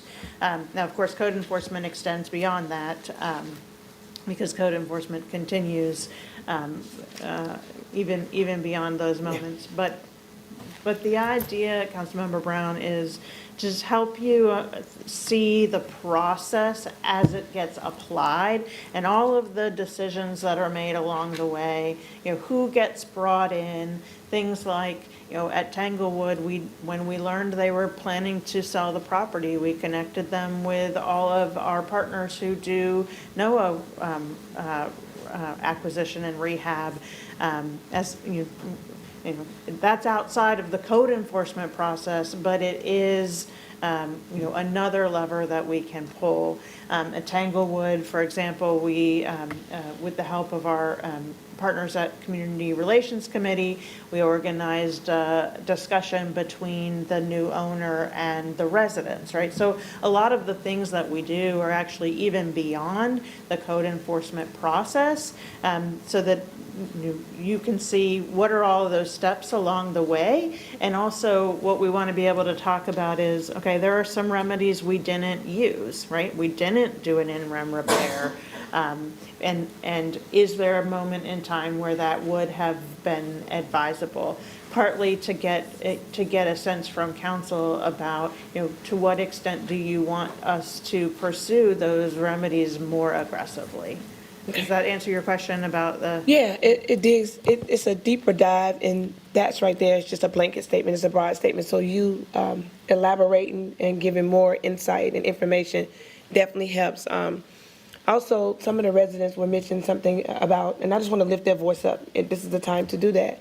A stabilization center, if there ever happens again, what can we do about that? Is there something that we're considering in the future? Because we know that we want to prevent this, but is there something already out there that could happen again that we are not aware of? And I know the city stepped up in a major way. As Councilmember Johnson said, with going out there, crisis taking over after they stopped paying the light, City of Charlotte turning on the water over the weekend. But a lot of times in the community, they don't hear the good deeds, they go unnoticed. What happens is people are being displaced. Children, they're being displaced. And so it doesn't look good, especially right at the holidays, even though we didn't have the backdrop to this. This is not our fault, but we have to take ownership of it as we step out and move forward as a community of leaders, as a body, as a council of people that care about people, that we want safe housing, affordable housing for all people. And the people at Lamplighter and Tanglewood are our people. Those are the people that we're fighting for, that we want them to be able to live and have stable housing. So that's something that I told them I would lift their voices up when we have this meeting. So great work for us to do this, and especially to have one agenda item once again. That's hard to do because we always get stuff in this rush. I love the process and how we are processing what happened and how we're trying to be proactive and come up with something that's very tangible to move out and maybe other people can learn from us. But as big as we are, the city is growing so fast. So many people moving here, so many new buildings going up. There's got to be something that comes out of this that's going to be good and positive for the people that were most directly affected by this displacement. And that's what I'm looking forward to. And that's why I get up and come and sit on this board every day. So thank you so much. Thank you, Councilmember Brown. All righty. I know we've heard a lot today. I think you all, I'm sure, have some notes in regards to what we're looking for, but I think overall, if we were to sum it up, we want to make sure that, that we're doing as much as we can to make sure that, that we're able to enforce, and that we're also clear about what is truly the minimum standard that we're looking for, as well as how do we think about how the city makes sure that we are protected if we're making these investments. Are there things that we can do to recoup our money and to tie some tethers, if you will, to that investment, given the need to do so. All right, so with that then, I know we talked next steps already, but is there anything else that you all wanted to touch on? Awesome, well, fantastic. Ladies, any last comments? We have a great team here. We do. Indeed we do, ladies. I love it. I really do enjoy working with each and every one of you. So thank you for that. We'll go ahead and wrap up. I'll entertain a motion to adjourn. So moved. All those in favor? Good night.